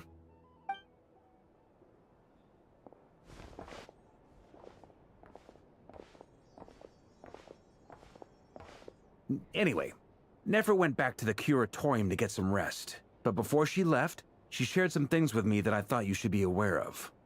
Firstly, although she managed to trap the Raker of Solnari inside her chess set, there's no guarantee that the power of the Ibis King is any match for one of the 5 sinners. Their powers are beyond our comprehension. It's only a matter of time before he finds a way to break out. We have to come up with a plan and take care of him before that happens. Honestly, my mom figured that might be the case. So, how long have we got? Well, I asked her that same question. She talked for a long time, but for the most part, it seemed like she was trying to convince me how precious her chess set is.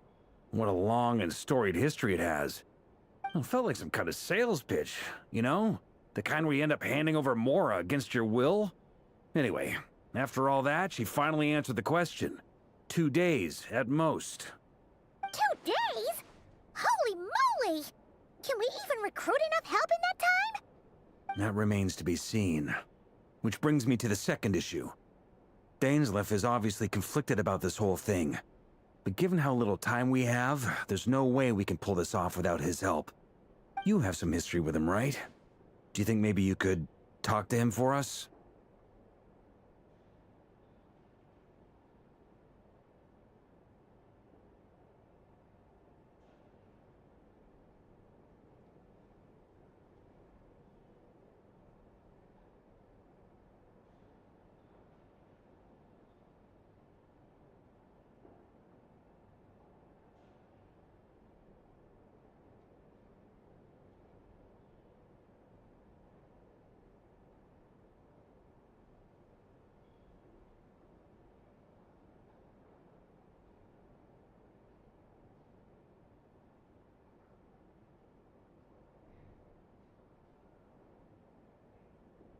Great.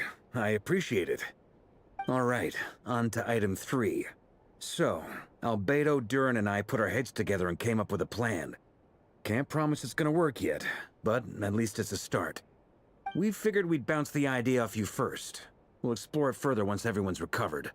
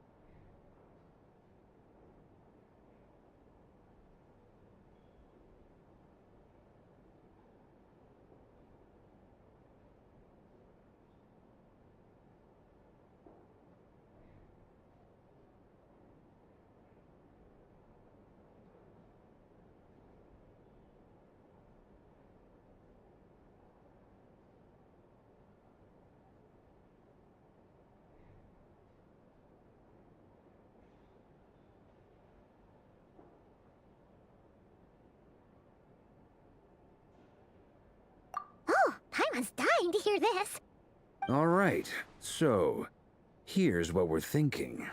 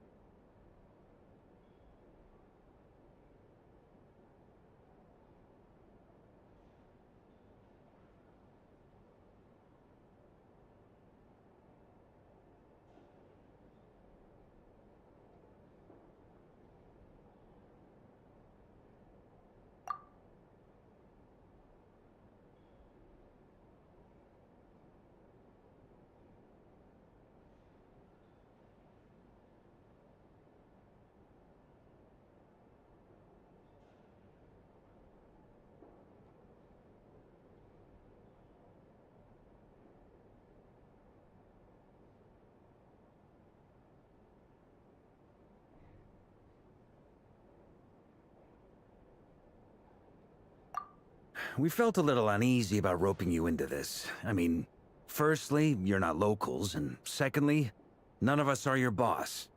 You're well within your rights to refuse if you so choose.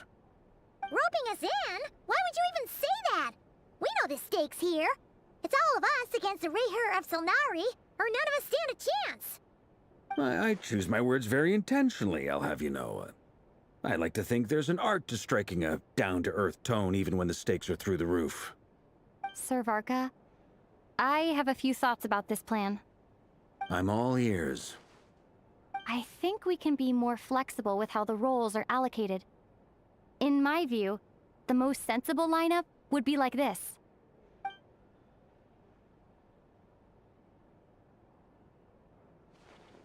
I see your point, yeah. But if that's how we're going to approach this, you'd better make sure you're ready. To be clear, I don't doubt your abilities. Far from it. I just want to make sure.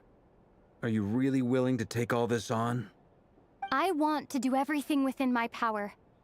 The Rayher of Solnari is a truly fearsome opponent, and if I do my part, it'll greatly reduce the risk for everyone else involved.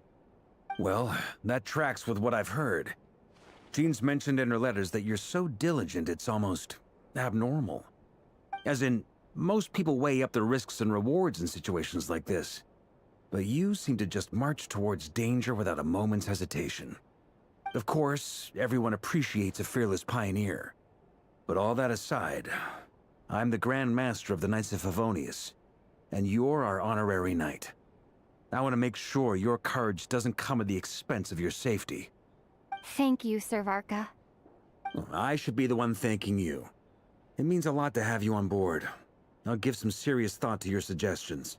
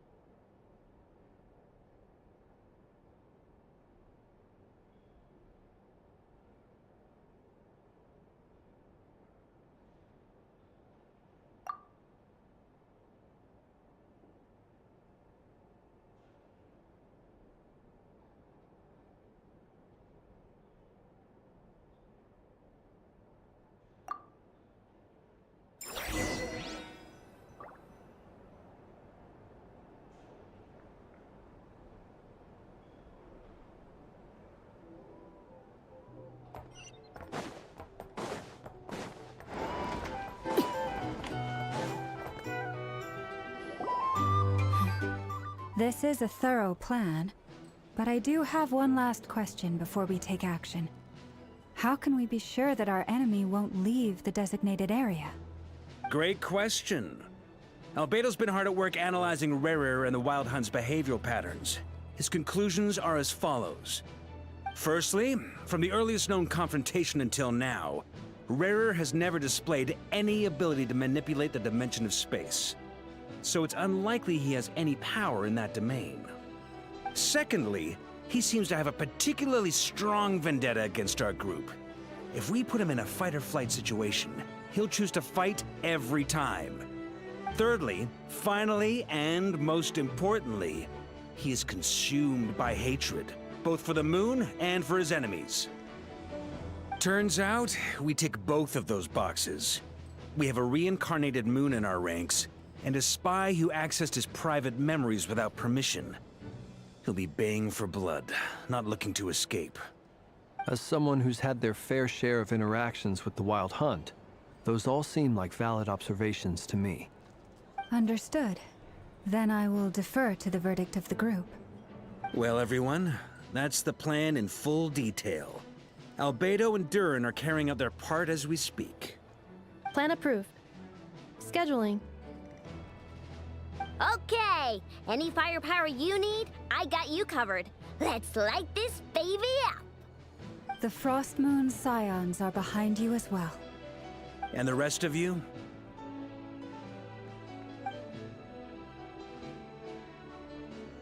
No objections?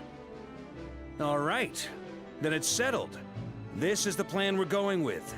Next up, an old tradition of mine. Anyone who wants to back out, now's your chance. Wait, we can still back out of this? Everyone says things they regret, right? I don't want anyone feeling trapped because their mouth said yes before their brain had time to think things through. A very people-first approach. I hear that's common practice in the Knights of Favonius. Heh. Who'd you hear it from? D-Luke? Shh. We don't use people's real names at work. This contact will be known only as Owl, please and thank you. This plan can only work if everyone does their part. Flint's and I will absolutely support it. We shall indeed. You'll be glad you accepted our help. Also, you are the last person I expected to see here, Miss Dory. It's not often I get called Dory in a work context. My peers usually call me Lord Sangamabe. So, the longer your name, the higher your net worth. Is that the idea here? In that case, Mr. Flint's here must be worth a fortune. That's right, I know your full name. It's... The walls are thin here. I'd appreciate you keeping that a secret. Okay, fine. I'm actually only here as a favor for someone else. Do you have any idea how much it would cost to hire me otherwise? Whoa! Does this mean someone out there actually has the power to boss Dory around? It most certainly does not. We have a long-standing and mutually beneficial business partnership. She's actually the mom of a friend of yours. Said mom supplied me with a great little trinket, but now that lady's ruined everything. If I don't start building a little goodwill now, my whole business in Krai is gonna go down the drain!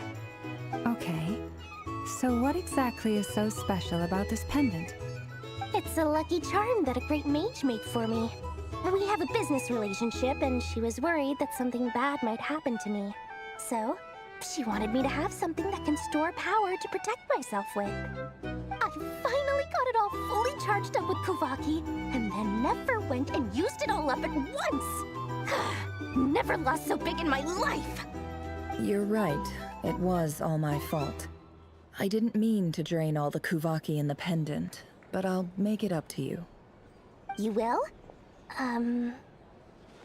Well, in that case, how about you give me your chess set, and we call it even? I knew you'd say that. Well, it's yours if you want it. In fact, take it now, and I'll even throw in a free Raker of Solnari. Deal? You're putting me in a difficult position here. It's a very useful thing to have around, but I have a funny feeling it won't be around much longer. I guess we'll see in a couple of days. Looks like bankruptcy for me. Hey, don't be so pessimistic. See this through and you never know. You might find a new business opportunity on the other side.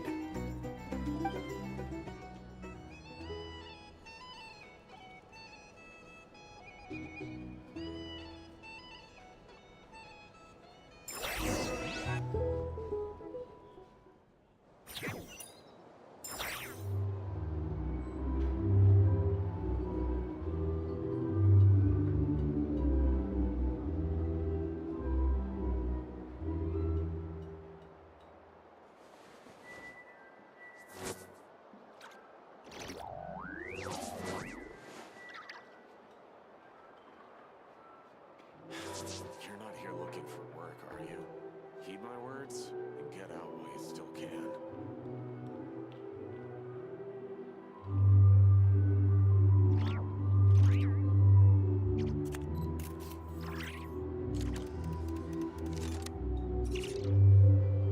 Something you wish to report? Go on. You have my undivided attention.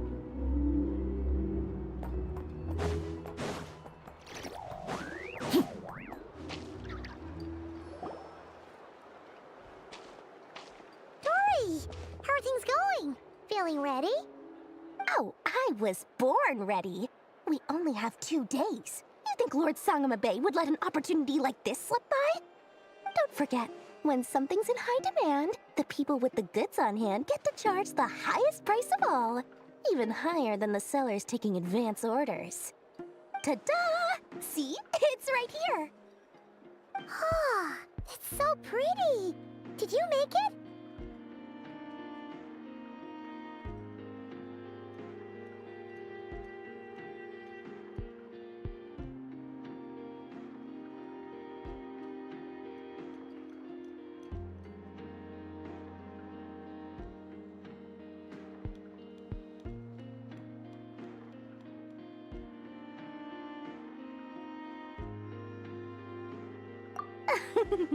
No, I have a supplier.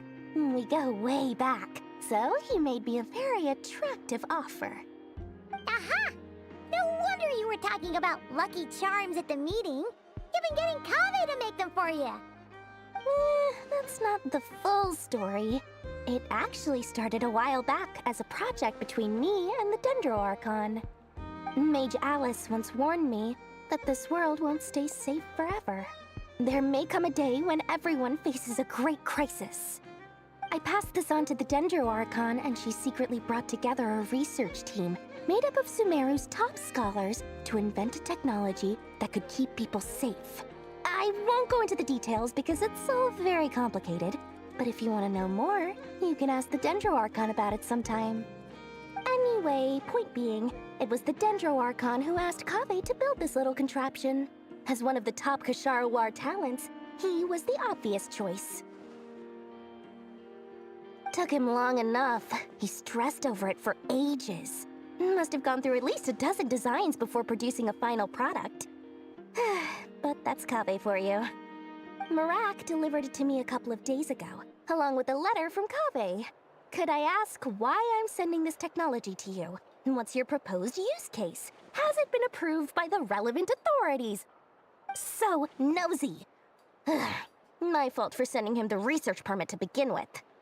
Surely Nahida must have told him you were involved in this project. He was probably just nervous because you're always so secretive about your business.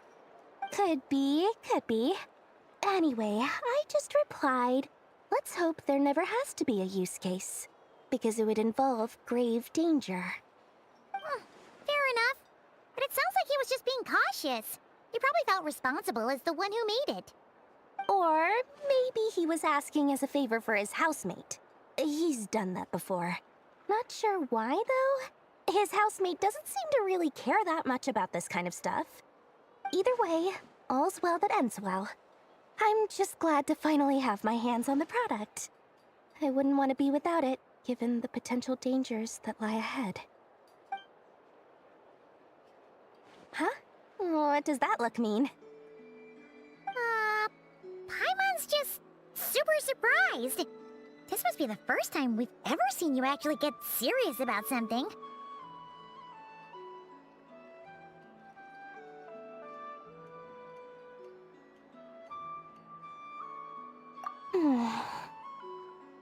Well, a long time ago, I made a promise to myself. I promised that I was gonna live every day of my life with a big beaming smile. Obviously, Mora plays a big part in that. But there are always gonna be times in life when you have to give something back. That could mean paying back a debt, returning a favor, or showing some kindness. Alice has been a huge help to me over the years. She was the first investor I ever had. And I want my investors to know that Lord Sangamabe is the best in the business. And more than that, no one knows what the future will bring. Whatever happens, I want to make sure the Dendro Archon and all of Sumeru is prepared to face whatever comes.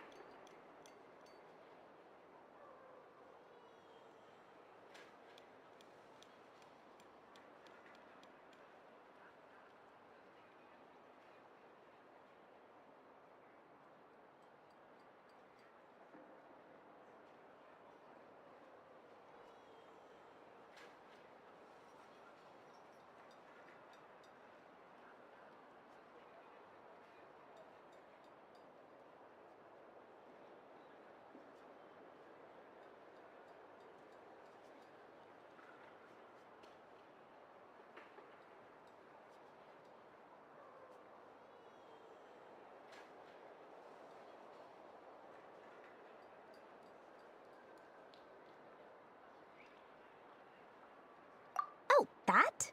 I was just making sure Nefer and I are square. Don't be thinking it was some sort of benevolent act. I'm no saint, so don't treat me like something I'm not. My priority is doing the business that I want to do.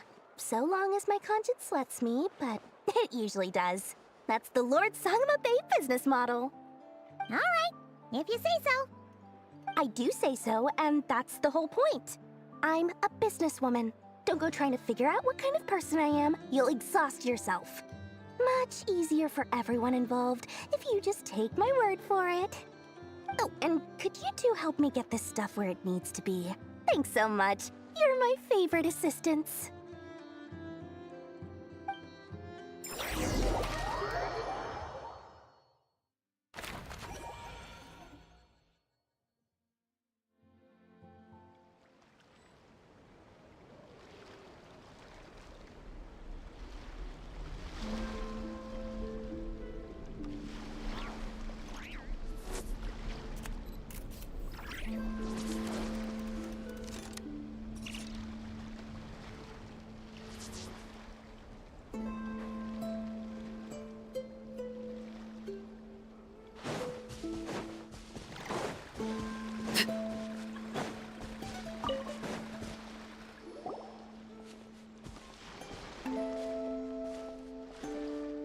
Traveler, Paimon, it's good to see you. Everything going smoothly over here? Sort of. As you're probably aware, Varka, Diren, and I captured some abyssal creatures from the Wild Hunt. Per the plan, we dissected and analyzed some samples of these creatures. The process went very smoothly. The findings, however, come with some troubling implications. What? You can actually dissect the Wild Hunt? That depends on your definition of Wild Hunt and dissection. Harmless, lifeless. These words are accurate descriptions. The Wild Hunt is an interesting phenomenon. In and of itself, it doesn't seem to possess anything akin to a human personality. But taken as a collective, the medium through which the Wild Hunt is summoned does appear to have a soul. Master griped a lot about the wise Horoptetyr, and seemed somewhat fascinated with the foul Certology. But she barely mentioned Rerir at all. I don't think that was because of his lower social standing, though. Anyway, it's a pity. I should like to hear her thoughts on the nature of the lifeform he has become today. It's a strange mix. The furious energy of an abyssal being channeled through a fractured physical existence. A consequence of being torn apart by an unknown power. Perhaps the only explanation for his survival in this state is that he sacrificed a degree of individuality in exchange for a continued existence. Oh, sorry. Once I get talking about interesting research, I have a tendency to go on indefinitely. Back to our research findings. Essentially, they confirm my hypothesis. Rerir's corpse is completely contaminated by the Abyss, and the effects are irreversible. You could think of this as Rerir in mutated form. But in my view, even that would be inaccurate. In reality, his whole being has been consumed by the Abyss. In other words, he is now nothing more than a manifestation of abyssal power. Unfortunately, at present, we have no means of completely eradicating abyssal power. Hence, we cannot fundamentally destroy the Rerir of Solnari either. Oh, that's terrible news! So, that's it? We can't defeat him? Not even if we get the power of the Three Moons? Miss Columbina's situation is a difficult one. She can never achieve wholeness when the world does not accept her presence. It's as if her creator banished her to a place she can never be accepted. It means she spends most of her energy just on her own survival. Given the circumstances, it's only natural to despair. But we must see this plan through to the end. Time to kick off the backup plan. Oh, Paimon almost forgot! This is for you. Dory asked us to bring it. Ah, how wonderful. Well, thank you for making the trip. Durin and I will be heading off shortly. I'm sorry I won't be there to protect you in person this time. Please be careful.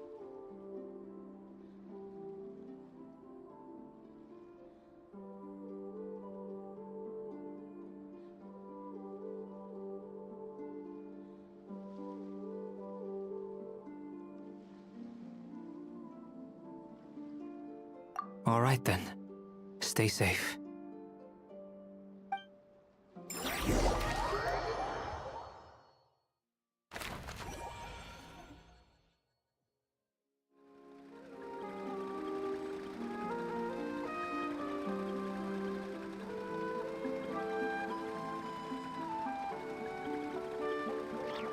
Staring into my eyes is ill-advised.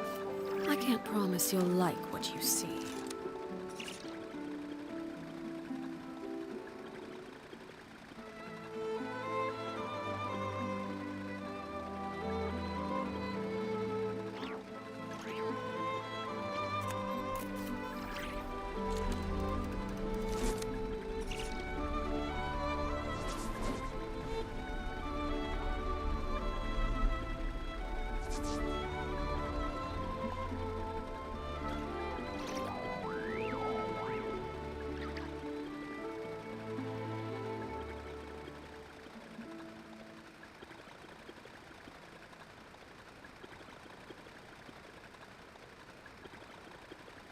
Something you wish to report?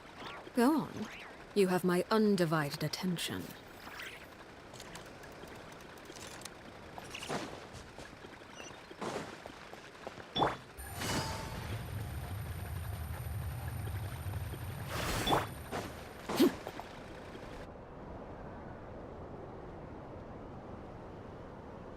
Miss Lauma, is everyone here? Yes. The fate of my flock is in your hands, Grandmaster Varka. Please keep them safe. My lady, what are you saying? Within the next 24 hours, we will face the biggest crisis the world has ever seen. This is not a burden that we deserve to bear. But I believe that we reap what we sow in this life. So I intend to act. I must do what I think is right. For me, that means fighting for the future of Krai. This gentleman is the Grand Master of the Knights of Favonius, Varka, Knight of Boreas.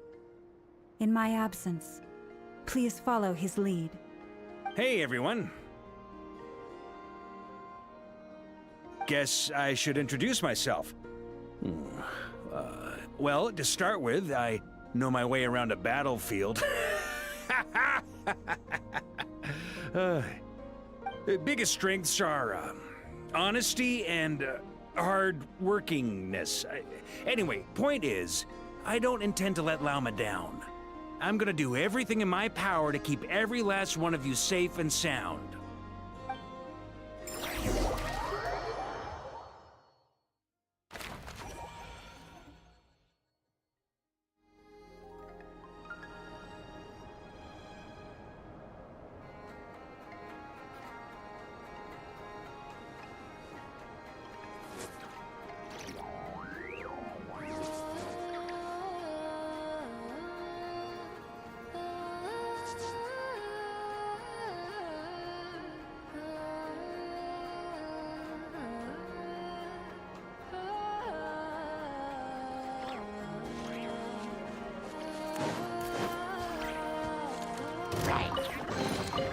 An impressive battle. Overruled! Solidify!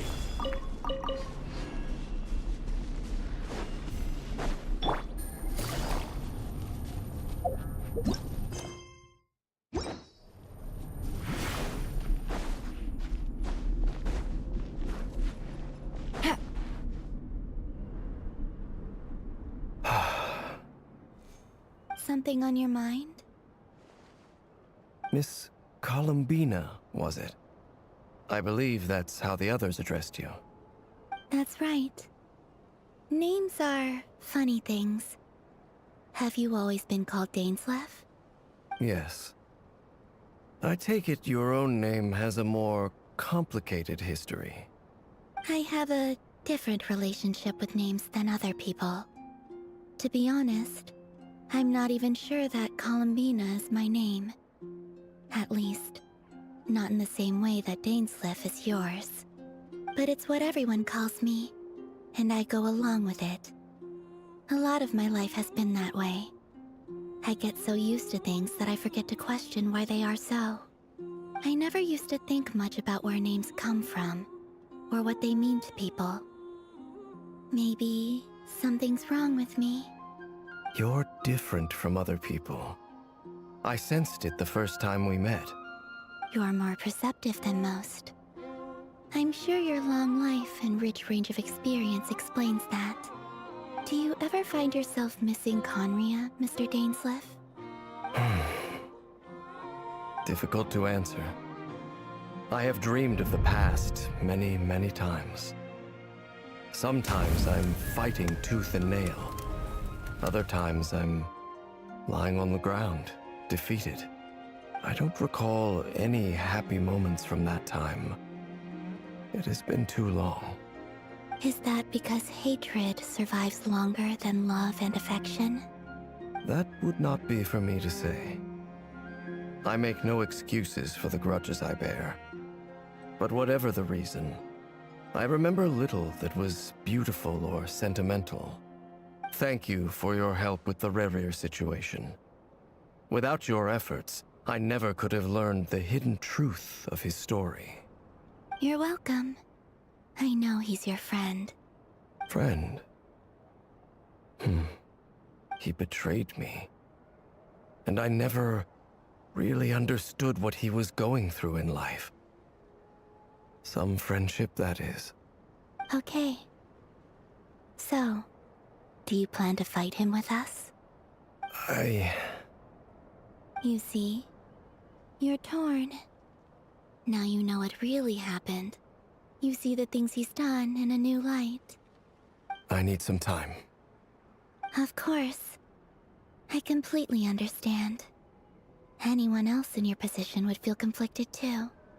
Actually, I went through something similar myself recently. Something happened that changed my perspective on a situation. A situation I took for granted at the time, but now I feel very grateful for it. You mean the Harbingers who still support you, even though you've left the Fatui? Yes. I always thought they were only helping me because Harbingers are forced to work together. But then I abandoned them. A warrant was even put out for my arrest. And even now, they still support me. Which means I was wrong about them all along. Clearly, they view you as a friend. I feel a little guilty now. I regret not seeing her help for what it was, and not treasuring it. I see the guilt that you're feeling now, because I feel it too. Hopefully, talking about it will do us both some good. Have you noticed that the Traveler and Paimon are over there? I think they've been listening. Huh. Shall we say hello? Sure. Hello. Ah! They caught us!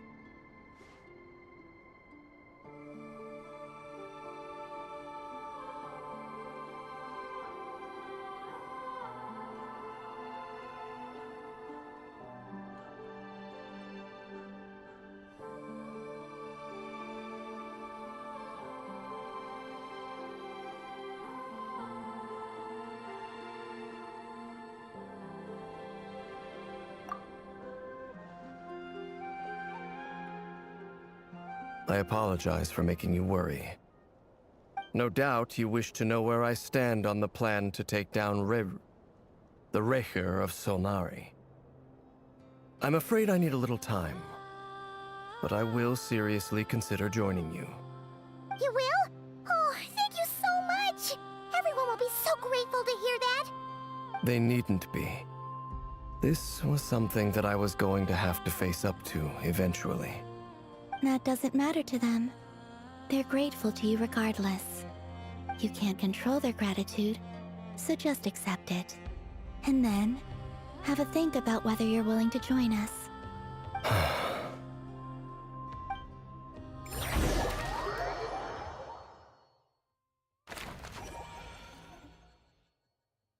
It's nearly showtime! Let's go rendezvous with the others. You know the place.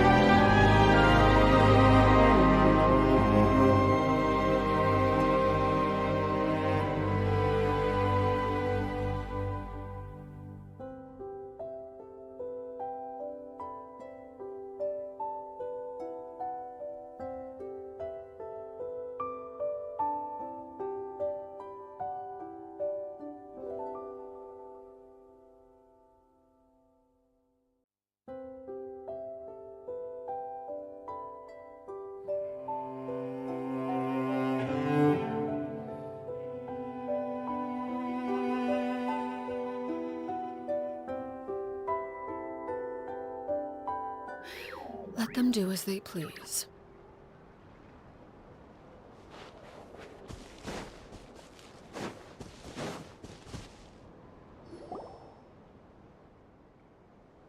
Ah, you're earlier than I expected. Hey, Flint's! Been waiting here long? Not too long.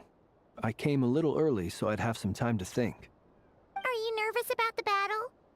Quite the opposite. I'm reminiscing on my past battles. When I was awakened by the Ratniki, I had not touched a weapon in many years. I felt like the battlefield was not where I belonged. But after waging war against the Wild Hunt for so long, I came to realize something. A life of absolute peace is simply not a possibility for me. My restless flame indicates that somewhere inside of me, there is a deep yearning to root out the evil in this world. Oh, that doesn't sound like such a bad thing.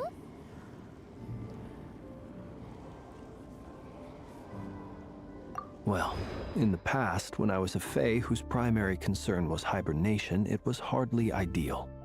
But it certainly serves me well here in the present. And I am delighted to be able to join forces with you in this endeavor. Looks like I'm not the first to arrive. Ah, Miss Lauma. Did you sleep okay last night? I struggled to settle down at first, because of the nerves. But don't worry. I got enough sleep in the end. I'll be just fine.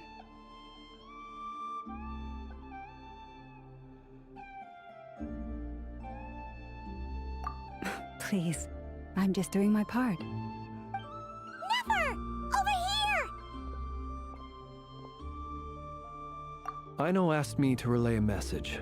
She said Anefa will be on high alert and keep a close watch over all secondary districts where defense is required, providing support as necessary. Meanwhile, Aino herself will provide range support to us directly, using her latest invention. Excellent. My thanks to all involved. The chess set's looking a little unstable. It won't hold him much longer. We should be prepared to engage at a moment's notice. No sense sitting around waiting. Let's make the first move while we still have the option. I agree. Paimon, find a safe hiding place. Got it! Be careful, Traveler! I will.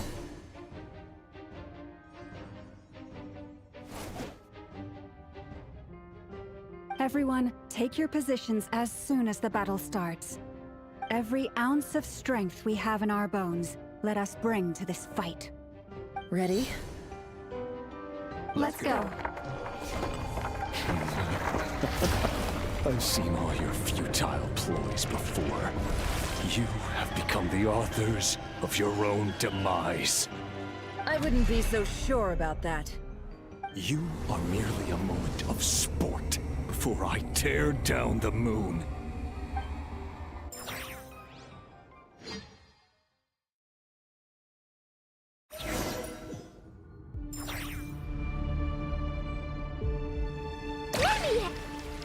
Stay on your toes. Yep, you too!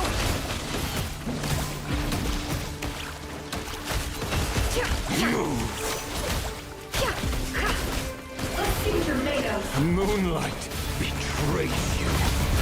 Hunt them down! Move! Close your eyes. Are you quite finished? Hunt them down! It all falls The moonlight betrays you.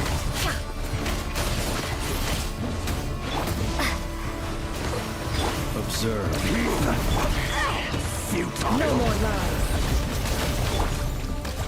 Moonlight betrays you.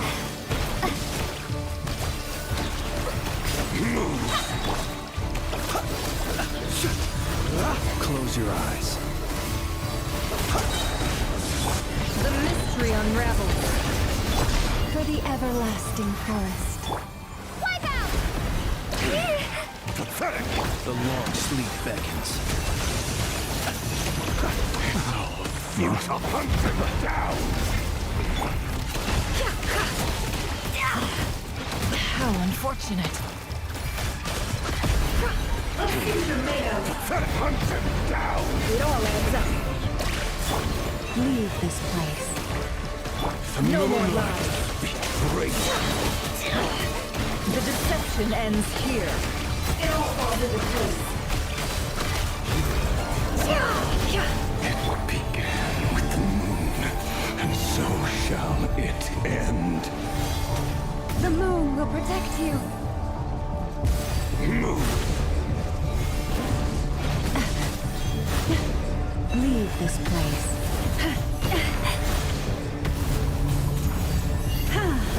Do you see now? Can't hide the truth. From here, when will it be as you foretold? The moonlight betrays you.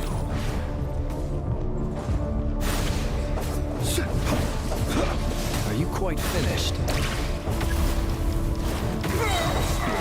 Welcome here.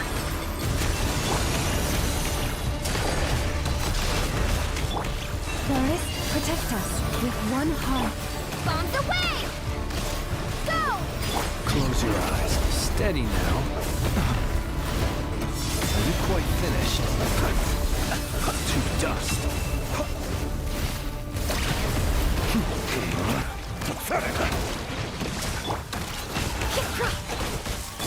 You poor lost lamb. Go! The moonlight betrays you. Move! Seek within. Observe. Be silent. Do you fear the dark? It's all futile. Hunt them down! No more lies.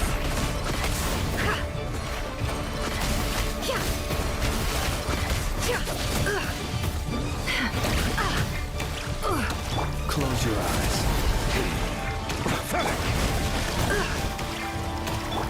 Water jet! What? A brave transgression.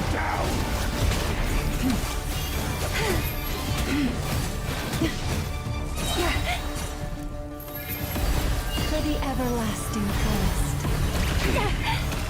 Hunt them down! Leave this.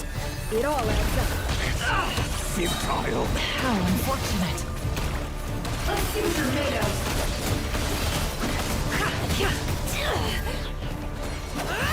The mystery unravels. Be silent. Beware the creatures of the night.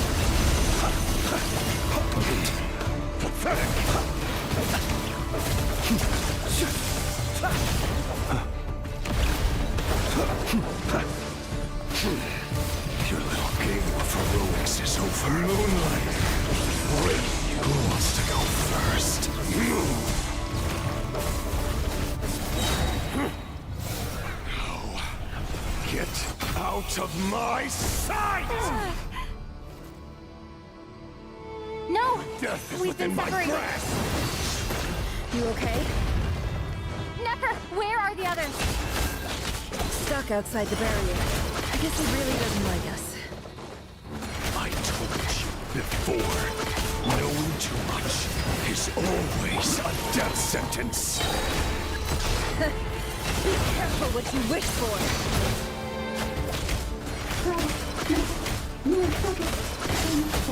Lauma! Can you hear me? Run or hide. Silence. Voices are gone. But at least I know they're still there. I need to focus. Stick to the plan. Remember my most important task. Just keep stalling him. If I can stall him for long enough, the moment will come.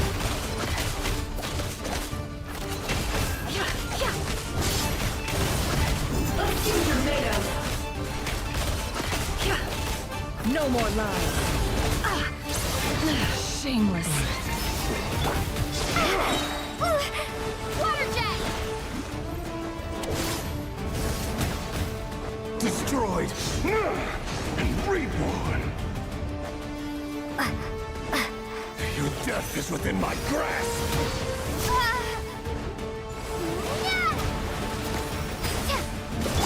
Seek within. Can't hide the truth.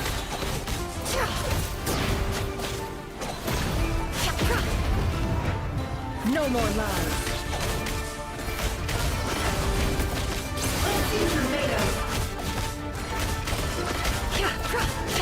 The mystery unravels. Wipe out!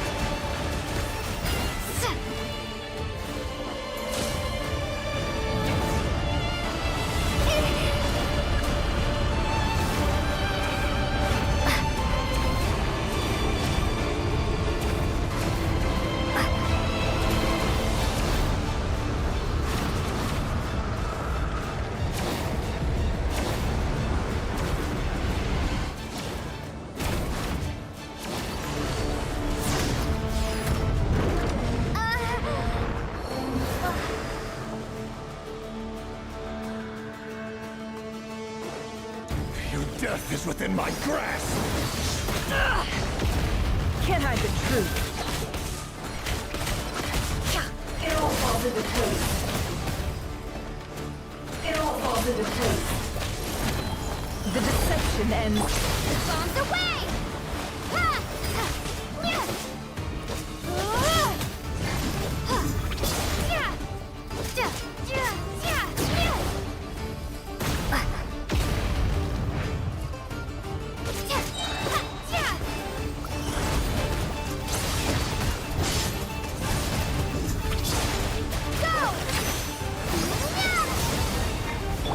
It all adds up. Seek within.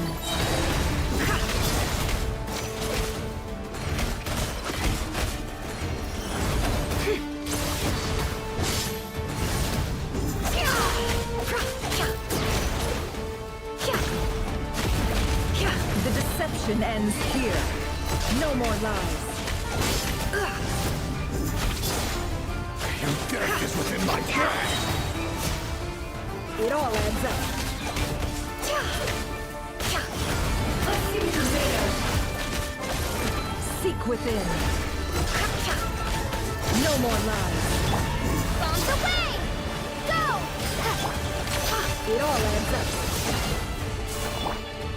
Nowhere to run, nowhere to hide.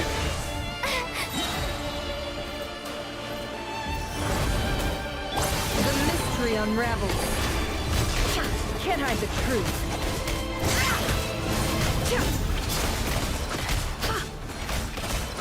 Time to come clean. Wipe out!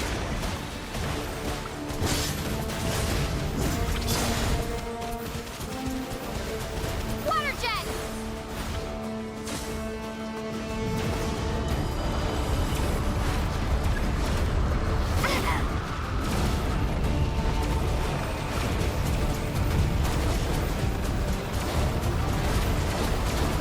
Water jet!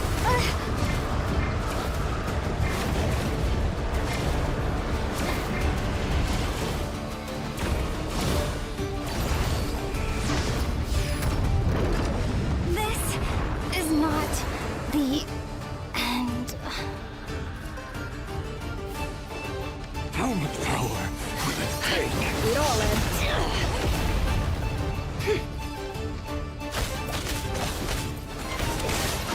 It all falls into place.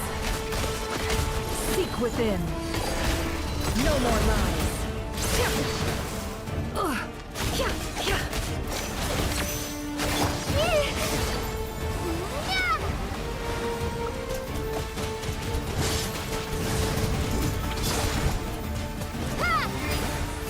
The deception ends here. It all adds up. Let's see what you're made of. Time to come clean.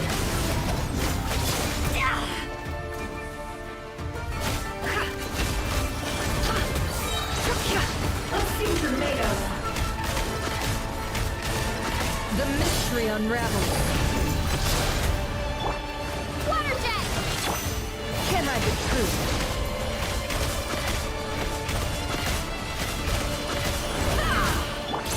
Wipe out!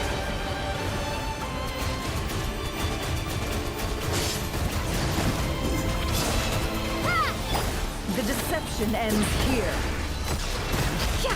It falls into place.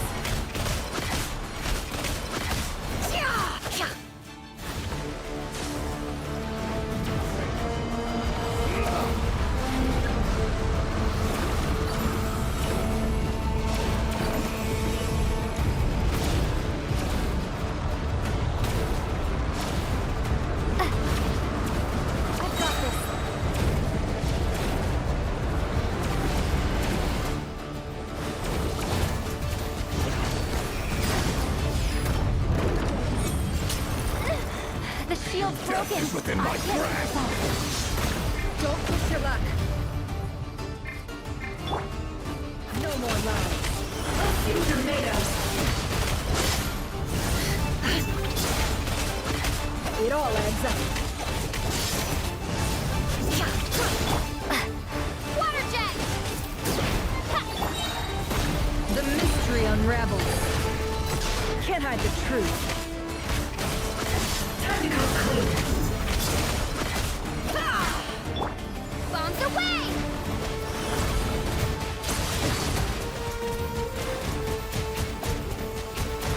Water jet! No more lies. It all falls into place. Seek within. It all adds up. It all falls into place.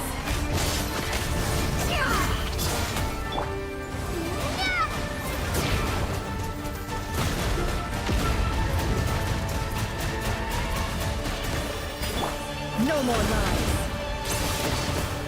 Hounds. These are made of. The mystery unravels.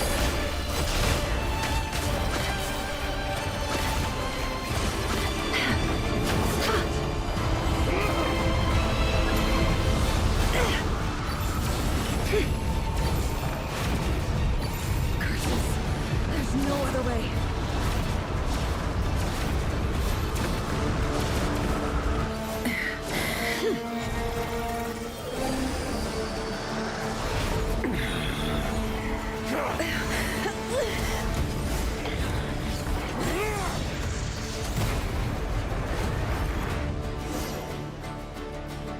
The only way to defeat Rarer is to borrow his own power.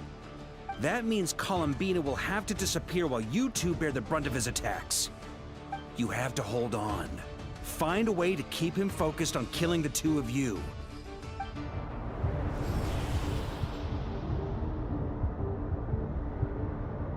Never! Your eyes are bleeding. Soon you will be powerless to resist. And then, I will reduce you to dust. But that dust will plague your memories. Come on, keep holding on. Any other tricks up your sleeve? Let's see them. As entertaining as they are. You've backed yourself into a corner. You don't fool me. I see your fear clear as day. I have to stoke his rage. Make him unleash everything. You fear what you could never defeat. You fear the thought of never being able to save your beloved. You cannot win the fight against fate, Rarir. Is that what you think? Well, now it's your turn to feel afraid!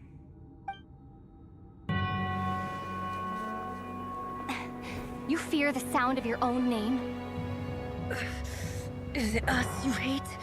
Or is it what you've become? Let's see what becomes of you!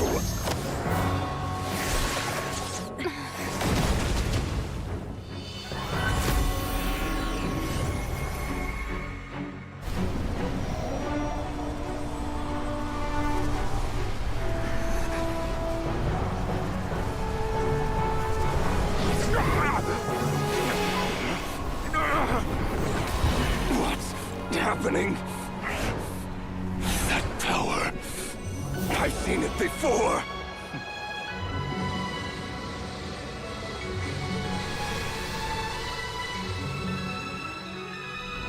His power is on another level.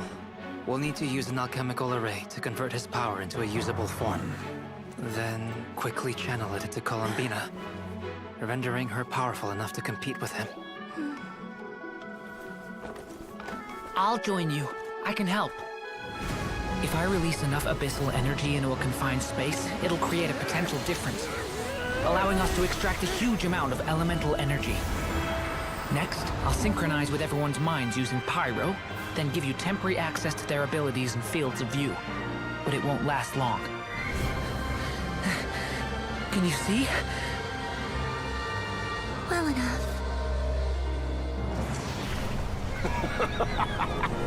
So, we have a student of Gold Rhine-Daughter in our midst. How about that?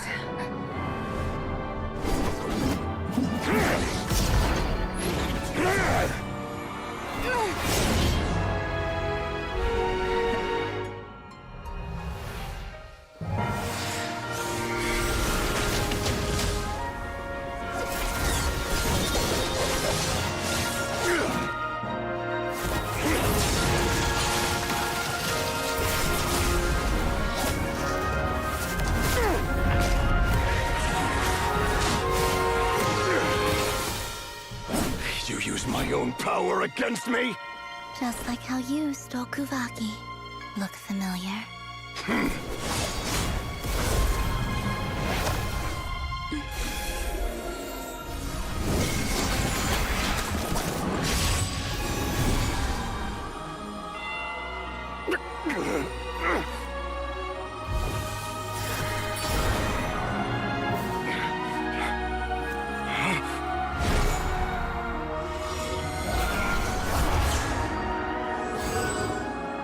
Don't you realize? You don't have the power to hold that gate open. I don't, but someone else does.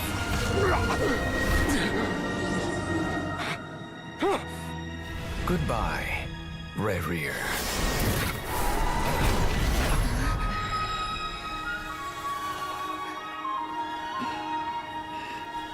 We won.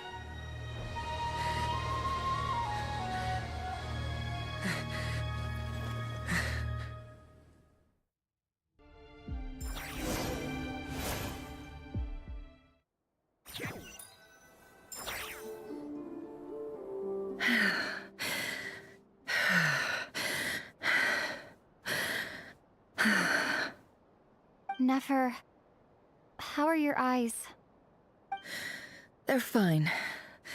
Apart from the blindness, of course. It's not too late. Let me handle it.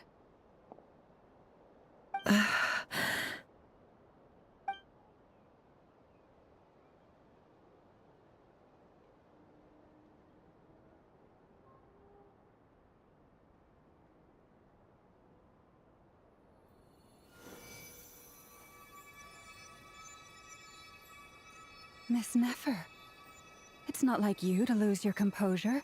That was the most reckless thing I've ever seen you do. Reckless how? The situation was critical. Our lives were at stake. We had to do something. Even so. Okay. I guess you're right.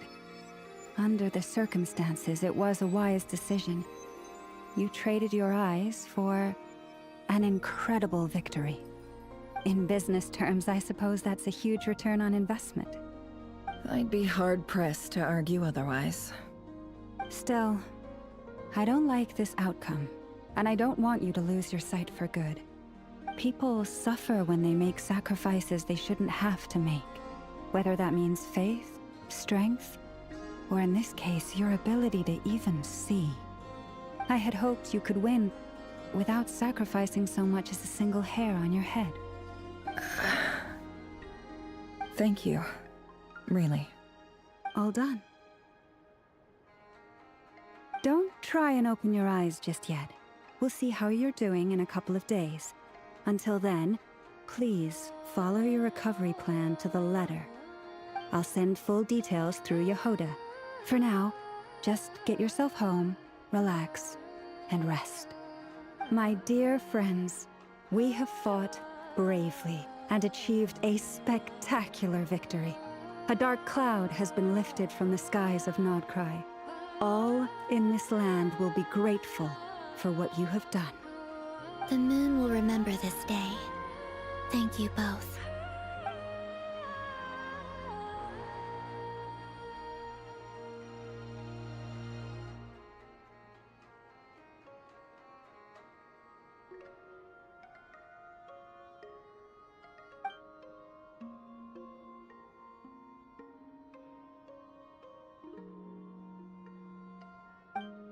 There's something I want to let you know. What is it? When Durin connected everyone's minds so I could access their powers, I also felt everything they felt. And since Nefer's eyes were injured, my eyes are hurting now too. Huh. Hold on. Let me try. I only feel the pain. There's no actual damage. I just thought I should tell you. You're right. There's no damage. That's a relief. But I must say, I'm surprised to hear the Kutar share something like this with me. In the past, you never used to open up about yourself. Things are a little different now from how they were. I'm learning to share how I truly feel with my friends. Friends? You have no idea how glad I am to hear that.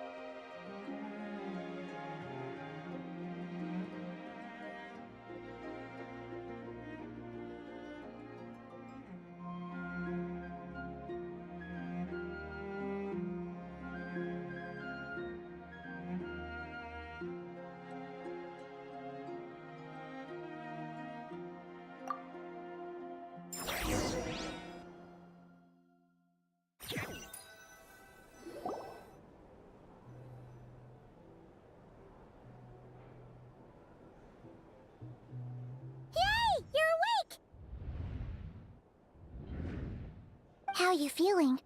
Any aches and pains? Did you sleep well? I'm doing all right, Paimon. No need to worry about me. Phew! Well, that's good. Paimon's been sitting on the edge of the bed worrying about you for ages. You slept a whole day and night. Poor Paimon had to eat all by her lonesome. Glad to hear you didn't starve. How was the food? Well, it wasn't the same without you there to share it.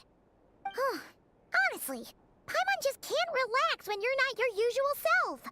She couldn't enjoy the food and settle down to sleep. Well, I'm back to normal now. Oh yeah, and Albedo swung by earlier. He said to tell you to head to the tavern when you woke up. Varker and the others are organizing a victory feast and they want to celebrate with you. He also dropped off some medical supplies, but you seem fit as a fiddle, so guess you won't be needing those. If you're feeling up to it, let's head over now. Wouldn't want to keep them waiting.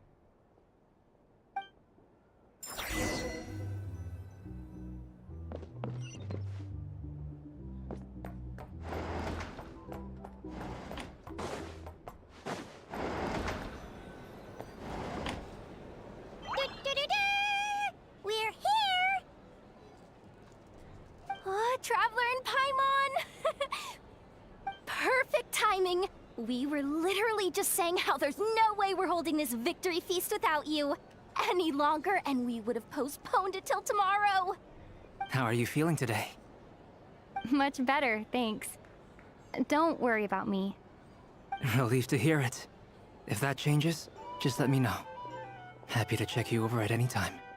Yep, we're here for you. Anything you need, just let us know. Oh wait, where's Nefer? How are her eyes doing? Nefer's right over there. I'm sure she'd love to catch up with you.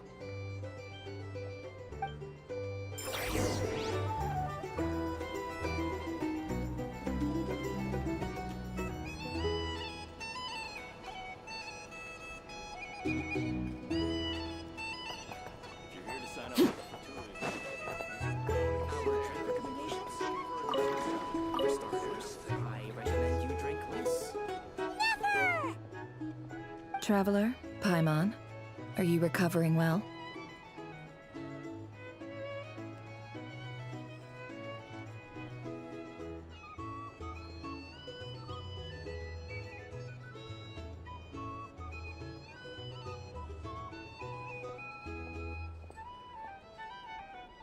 Turns out that moon chanter has some real talent after all. My eyes were mostly recovered after just a couple days' rest. I can actually open them again now. Yeah, but you gotta be careful. Lauma says not to strain your eyes while they're still healing. Yes, thank you. I'm well aware. Yehoda, could I borrow you for a moment? I could do with an extra pair of hands. Oh, sure. Coming. Did you hear that? I gotta go help Lauma for a second. You guys chat among yourselves. I'll grab us some drinks on the way back. Paimon, you still like them sweet? You bet! Make it extra sweet, because Paimon's earned it! Sure thing!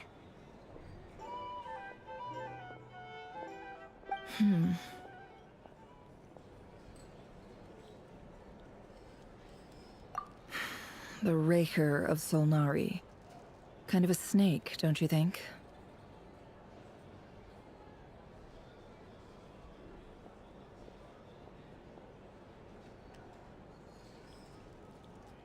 No, definitely a snake. A poisonous one who spewed his venomous hatred everywhere. Anyone who seeks revenge out of hatred for other people has become a snake. That's something my dad used to say.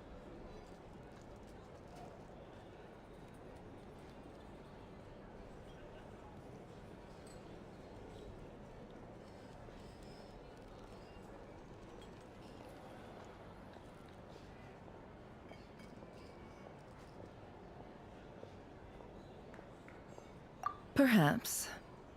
I'm sure it sounds like a very wise and open-hearted perspective to your ears. But me? I think hatred is a perfectly justifiable emotion. What else is left when everything you depended on in life gets stripped away? Something's gotta fuel that drive to keep on living.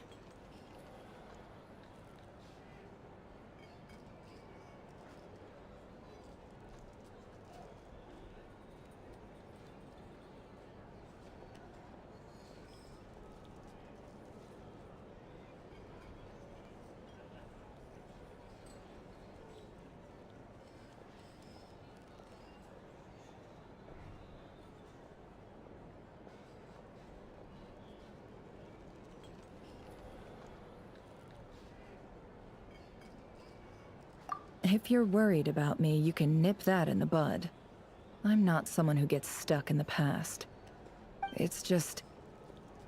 I suddenly feel like I was wrong to call my father a liar. He was just a fool. That's why the Academia turned their back on him, and why the other tribes ganged up on him. Oh, Father. How much better things could have been if you were a skilled liar. Look at the Ibis King. Thoth is a fiendishly cunning liar.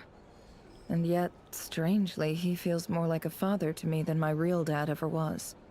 He's never brought it up, but I'd bet he feels the same way. Why else would he give me the power to perceive the truth, while at the same time training me in the art of deception.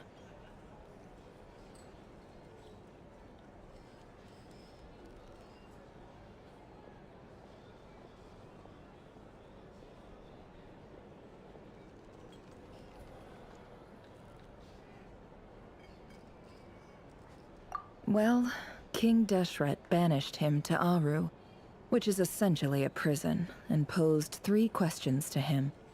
He promised that he'd have his freedom if he could find the answers. His response was to take on a physical form and approach me, hoping that I could become his envoy and search for one of the answers on his behalf. Did he really think I'd fall for that? He's stuck there. He can't make me return what he gave to me.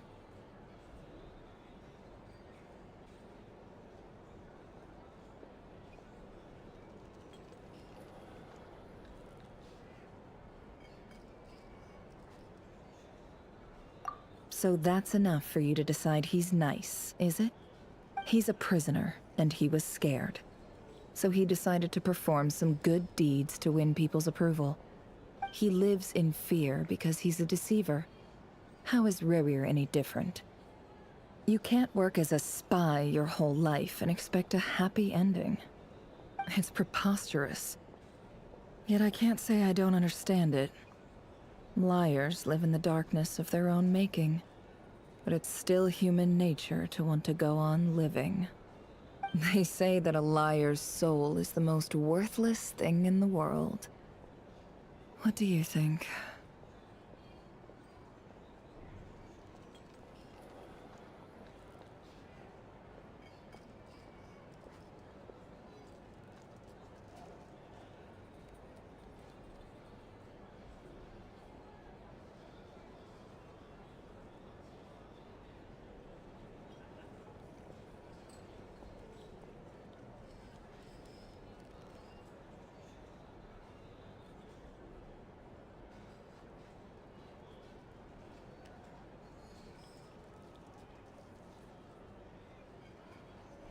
Good.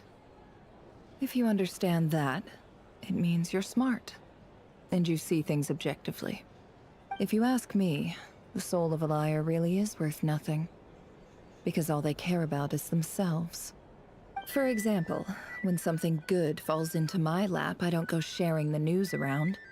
Stops other people trying to steal it from me.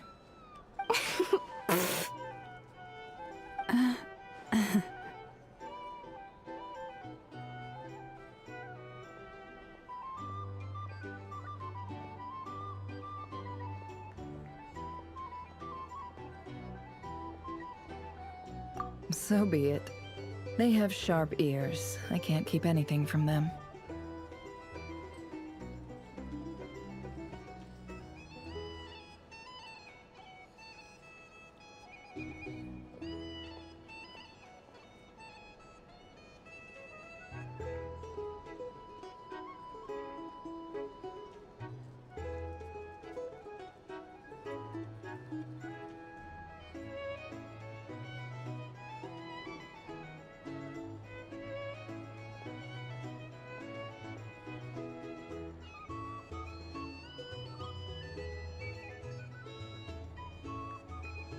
Oh, is that what it looks like?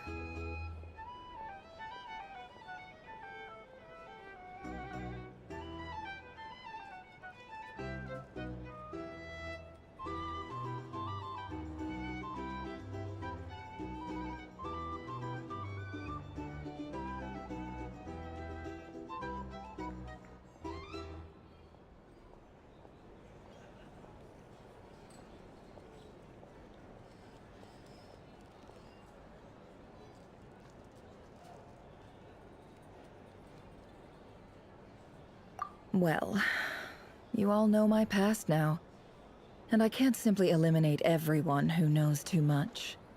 So I guess I just have to put up with you. For the foreseeable future, at least. When you find yourself in a situation you can't control, the safest play is to keep calm and start monitoring everyone involved like a hawk. In the intelligence world, you need to have a sense of perspective and play your hand accordingly. If you understand what's at stake, Please ensure my secret is safe with you. I trust you'll respect my wishes as a friend. But don't forget, I will also be watching you like a hawk.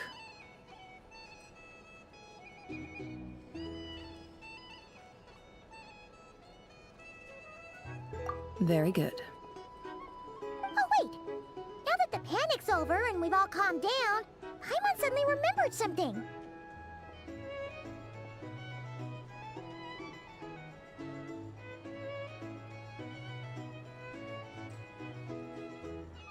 After all that build-up, our mystery ally never showed up even once!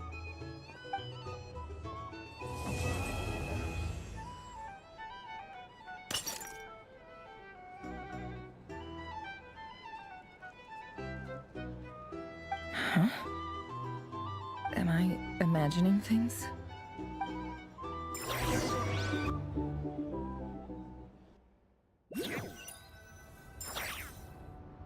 So, that close colleague who stayed behind with you? What's he been up to recently? Don't know, don't care.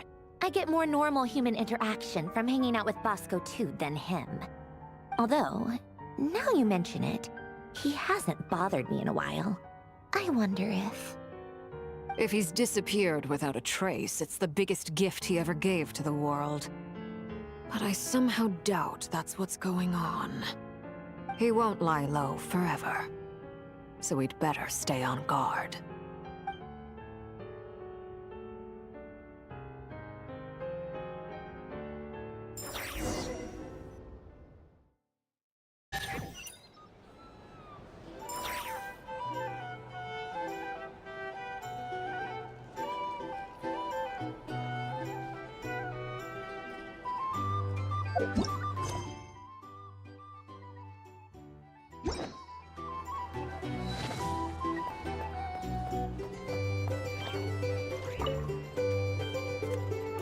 How have you been holding up? Any adverse reactions? If you start to take a turn for the worse, make sure you tell me right away. You don't need to worry about me, Grandmaster. I'm fine. I mean, I barely did anything, so... What? You're too humble, young man. You played an indispensable role in the battle for Krai. We can't thank you enough for your support. Sometimes, when people praise you, it's because you deserve it. The best thing is to accept it calmly and with grace. It's important to learn how to respond to words of admiration. Let's do a quick demonstration. Albedo, that was an incredible feat of alchemy. The pressure was on, but you worked flawlessly at lightning speed to get the job done. Thank you. I can't take all the credit, though. Durin played a big part in forming the alchemical array. See? Did you catch that? A masterclass in how to take a compliment. Okay, yeah. I did work pretty hard to help prepare for the battle. No point denying that. Hey, you guys!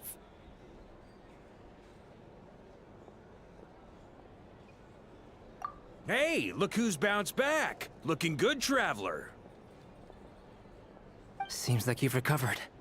You won't need to take any more medication. Can I get you a drink?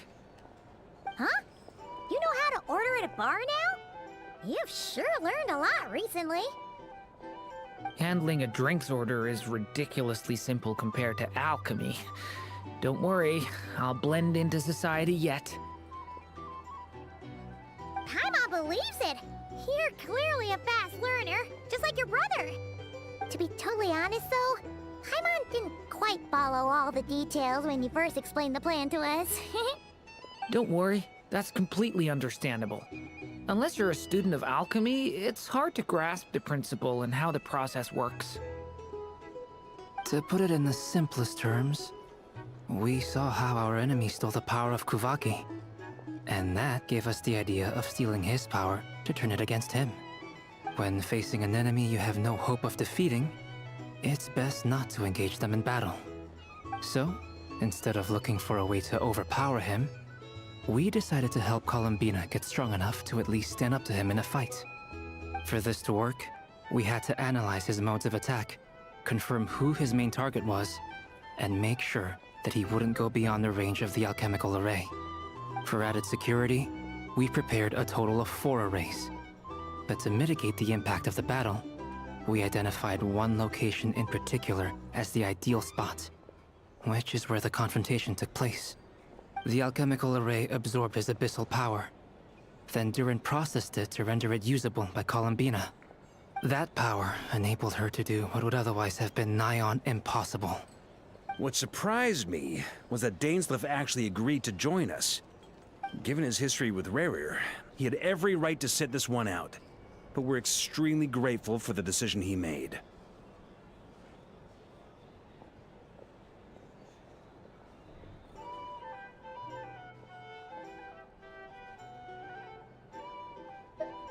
It must have been a painful choice to make. But I'm sure that making a decision was far better for him than staying in limbo. Absolutely. He was torn between 2 paths, but in the end, he made his choice and stuck to it resolutely. He doesn't strike me as the sort of person who'd stay trapped in limbo for long. Anyway, however you cut it, everyone gave a stellar performance. And now, it's time to kick back and celebrate.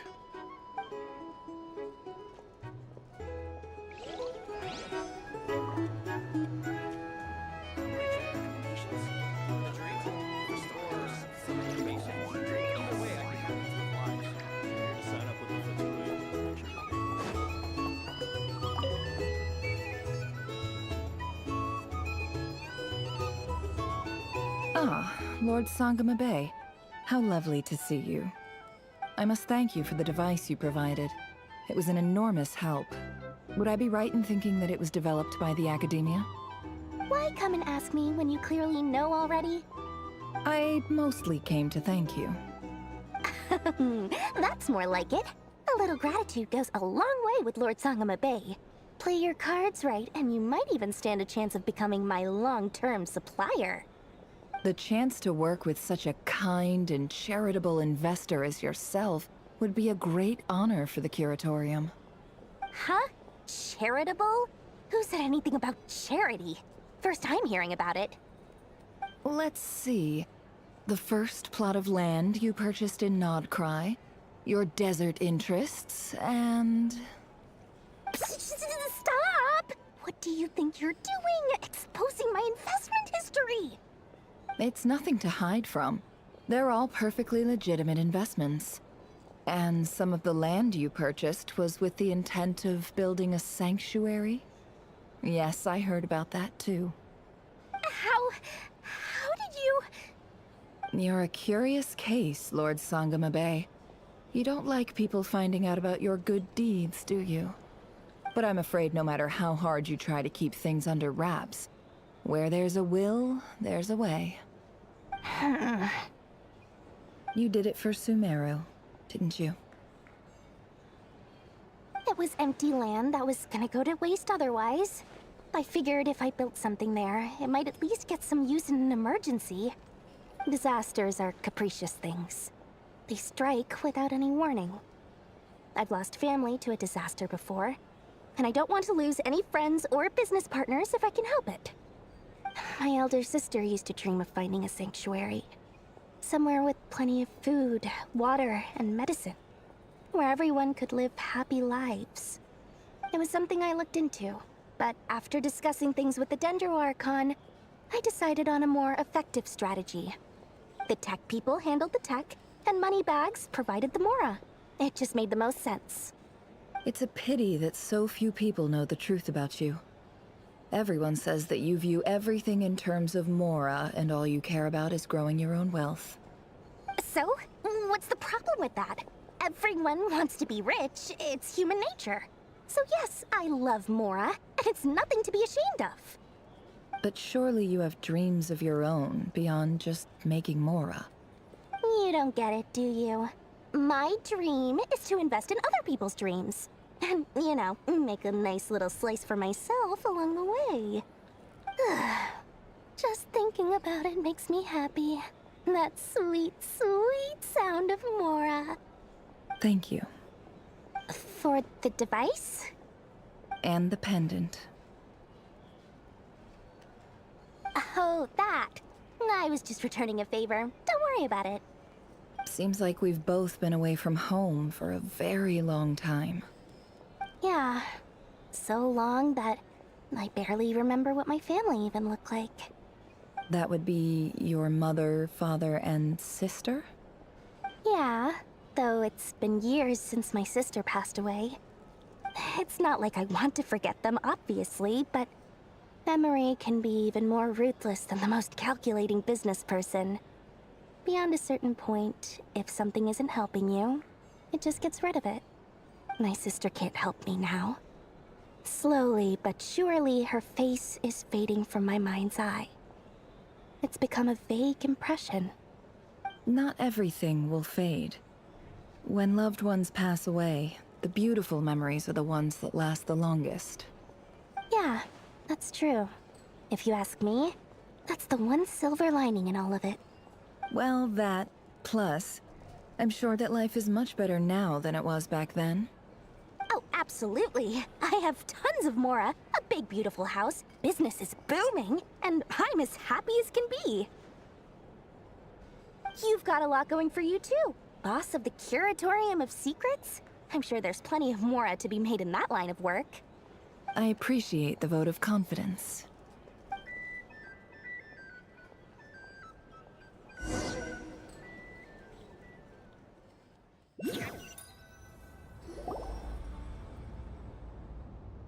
That's the only reason you're here. Yes. I've thought a lot about it. And I've realized that you, me, and Arlecchino should be friends. I think this is very important. So I felt I had to come and tell you. Well, this is a new one. I'm so moved. I can't even hold my teacup. If that's all, you can leave now. Do you not want to be friends with me? Or is it that you prefer being coworkers? What is this, Columbina? Are you deliberately testing my patience threshold? Right now, my politeness module is active. But if you say another word, I swear I'll shut it down. If your politeness module was active, wouldn't you say the word please at some point? Polonia, please see Lady Columbina to the door. Will you still invite me to your next tea party? What? Yes, I think you will. Bye-bye, dear Sandrone.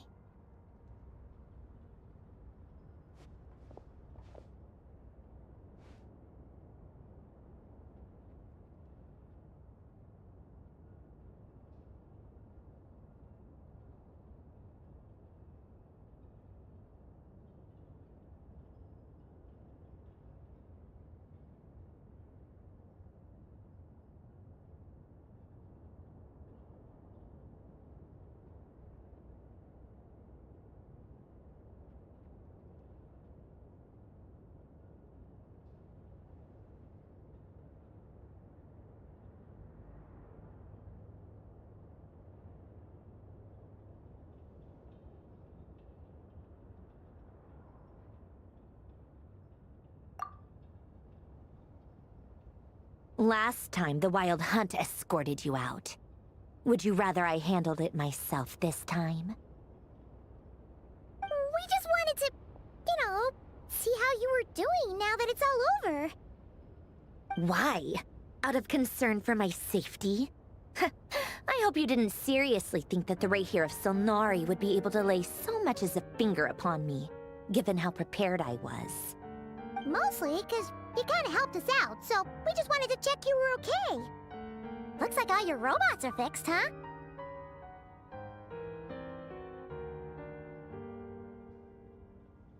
Oh, don't you worry about that. Tea time is already a write-off. The visitor before you managed to kill my appetite. If you're in the mood for tea, go ahead and help yourself. Otherwise, it's going to waste. My coasters are still missing in action, though. Use this notebook instead. Whoa! Pretty hefty notebook. Look at all those calculations. You can ignore those. They're just dumb scribblings. I doodle and write in my free time. Sometimes I remember the distant, dreamlike past. Sometimes I imagine the far-flung future. And other times, I grit my teeth and note down all the crazy nonsense going on in the present. Some people do the crosswords in the newspaper. This is my equivalent of that. Trying to predict the future is like daydreaming, and writing about the present just makes me furious. The past is my favorite. If nothing else, it's already set in stone, so I don't have to rack my brains trying to figure it all out. Huh. Although, having said that, the only vaguely interesting memory in my past is probably that guy they call Lord Artificer.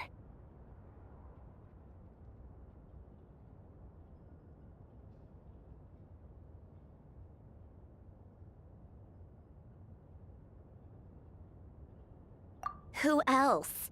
Pretty much all the mecha and Fontaine are his personal handiwork. Wait, are you saying you know him? Like, personally? As a friend? I mean, I guess we were friendly enough.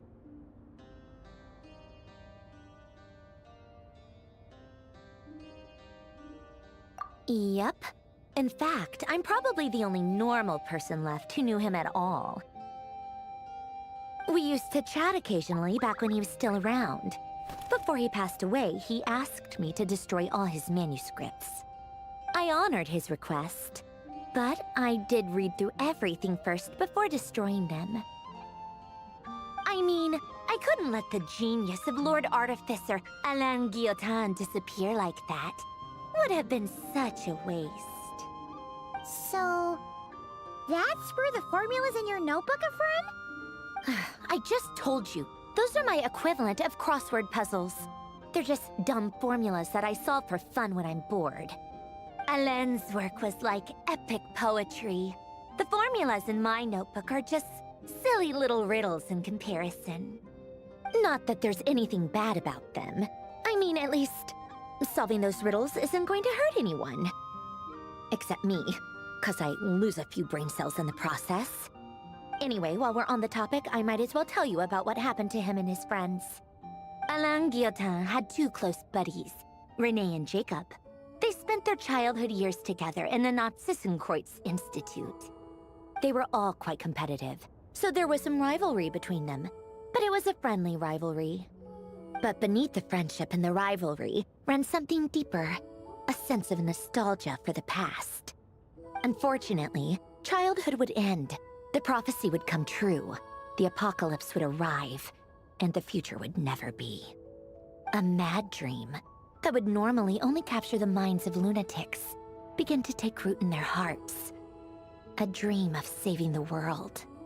And if Renee and Alain had been people of lesser wits, that dream would probably have ended up as something for them to joke about in their older years. But alas, they were some of the sharpest minds around. They nurtured that dream with the full power of their intellect, and it grew into something that ate away at their souls. The first of them to fall under its spell was Renee. Against Alain's wishes, he persisted in experimenting on a mutual friend of theirs to try and save their life. Alain did not approve and parted ways with Renee. It's complicated. Alain wanted to believe that Renee only did what he did for the sake of their friendship. But when he told me about what happened, I could tell he still had some suspicions about Renee's motives. Perhaps the seed that would grow into a nightmare had already sprouted in Renee's mind. Even then, the next time they met, Renee's soul had been completely engulfed by the dream of salvation.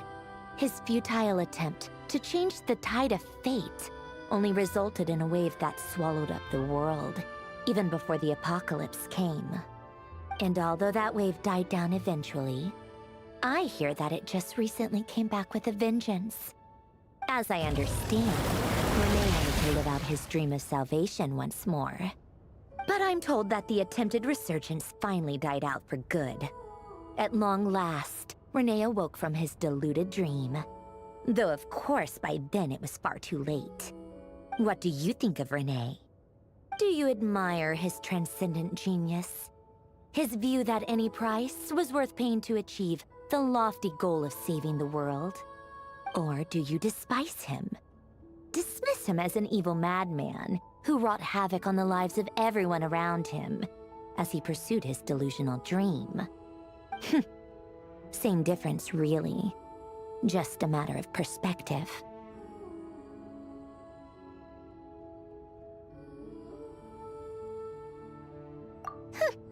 Doesn't surprise me. You share one thing in common, after all. You both want to be the savior. The only difference is, your dream came true, and his... well, he wasn't the one who made it come true.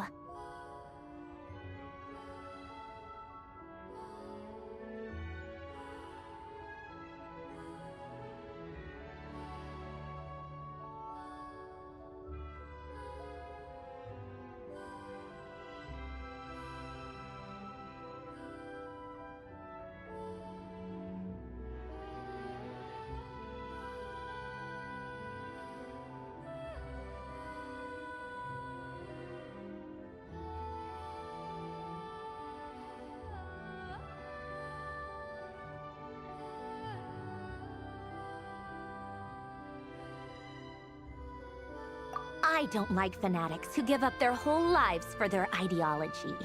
Nor do I like fools who let their delusions take control. Maybe I could understand if Renee had just been an ordinary person. But he had a sage-like intellect. And still managed to get himself lost in a labyrinth of his own desires. Anyway, that's enough about Renee. Now, moving on to Alain Guillotin, the Lord Artificer. He managed to put a stop to the first storm whipped up by Renee. But after that, Alain lost his friends and family. To his credit, I suppose, the loss of his family and friends was purely a tragic accident. It's not like Alain sacrificed them for his cause or anything. After that, the only thing supporting his work was the same dream that had dragged his closest friend down to the abyss. But although the desire to save Fontaine drove him to found the Fontaine Research Institute, Alain continued to reject any form of transcendental knowledge or power. He was suspicious and fearful of it, having seen the way it had affected his closest friend. I think that formulas and machines derived solely from human intellect were the only thing that gave him a sense of spiritual comfort. Yet Alain's intellect was simply too great. It barely left him space to breathe in his lifetime. Once he realized that the end of his life was approaching, he finally accepted the truth. The Nazissenkreuz Institute needed someone, and a human being, to see its story through to the end. He quit working on his formulas, trading them in for the fairy tales that had played such a formative role in his childhood, but which he'd barely touched in his adult life. He told me that the director of the Nazissenkreuz Institute used to read those fairy tales to the children as bedtime stories. Apparently, they worked wonders at sending kids off to sleep. I think that all he wanted at that time in his life was to be able to sleep deeply without being plagued by depression. By that point, nothing else really mattered. At the very end, he laid down to rest in the ruins of the former Nazissenkreuz Institute orphanage, while the Fontaine Research Institute he had founded continued tirelessly with its work. Many years after that, tensions over competing dreams would once again cause a rift, this time between members of the Fontaine Research Institute. But the actions of those fools had nothing at all to do with Alain. And that is the story of two people from the Nazissenkreuz Institute who both wanted to save the world. One went all in on his fantasy of salvation without ever looking back, and ended up calmly sinking to the bottom of the deepest sea. The other sought desperately to burn bright in his life, even though he wasn't sure where he was going. I do sometimes wonder, why is it that people like them have such grand hopes of saving the world? Even the grandest tree starts as a tiny seed. So perhaps, for each of them, their mission to save the world began with a very simple desire: to save themselves. They were young children with friends and family who mattered to them, desires to explore the meaning of life, ambitions to have a successful career. They didn't want to see all of that taken away in one fell swoop. Or maybe they just wanted to find something to anchor themselves within the chaos, to stop them getting quietly swept away by the storms of life. But instead, the search for their own salvation took them down the rocky road laid out by fate. Do you think the desire to save oneself is enough of a justification to try and save the world?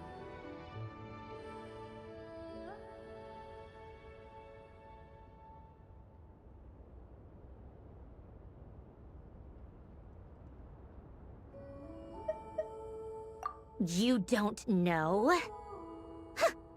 I guess that's a fair answer. At least you're not trying to hide your confusion. Alain was much more straightforward about it. I asked him the same question back when he was in his prime, putting all of his energy into his work. Yes, it's enough. That was all he said before getting right back to his work. He was always that way. All right, tea time's over. I owe Arlecchino a favor for telling me these stories. I'll have to bring a whole sack of gifts the next time I visit the House of the Hearth. I'm gonna go tinker with Polonia now. You guys can do whatever you want, as long as it doesn't involve interrupting me. Polonia, exit hibernation mode. Begin diagnostics.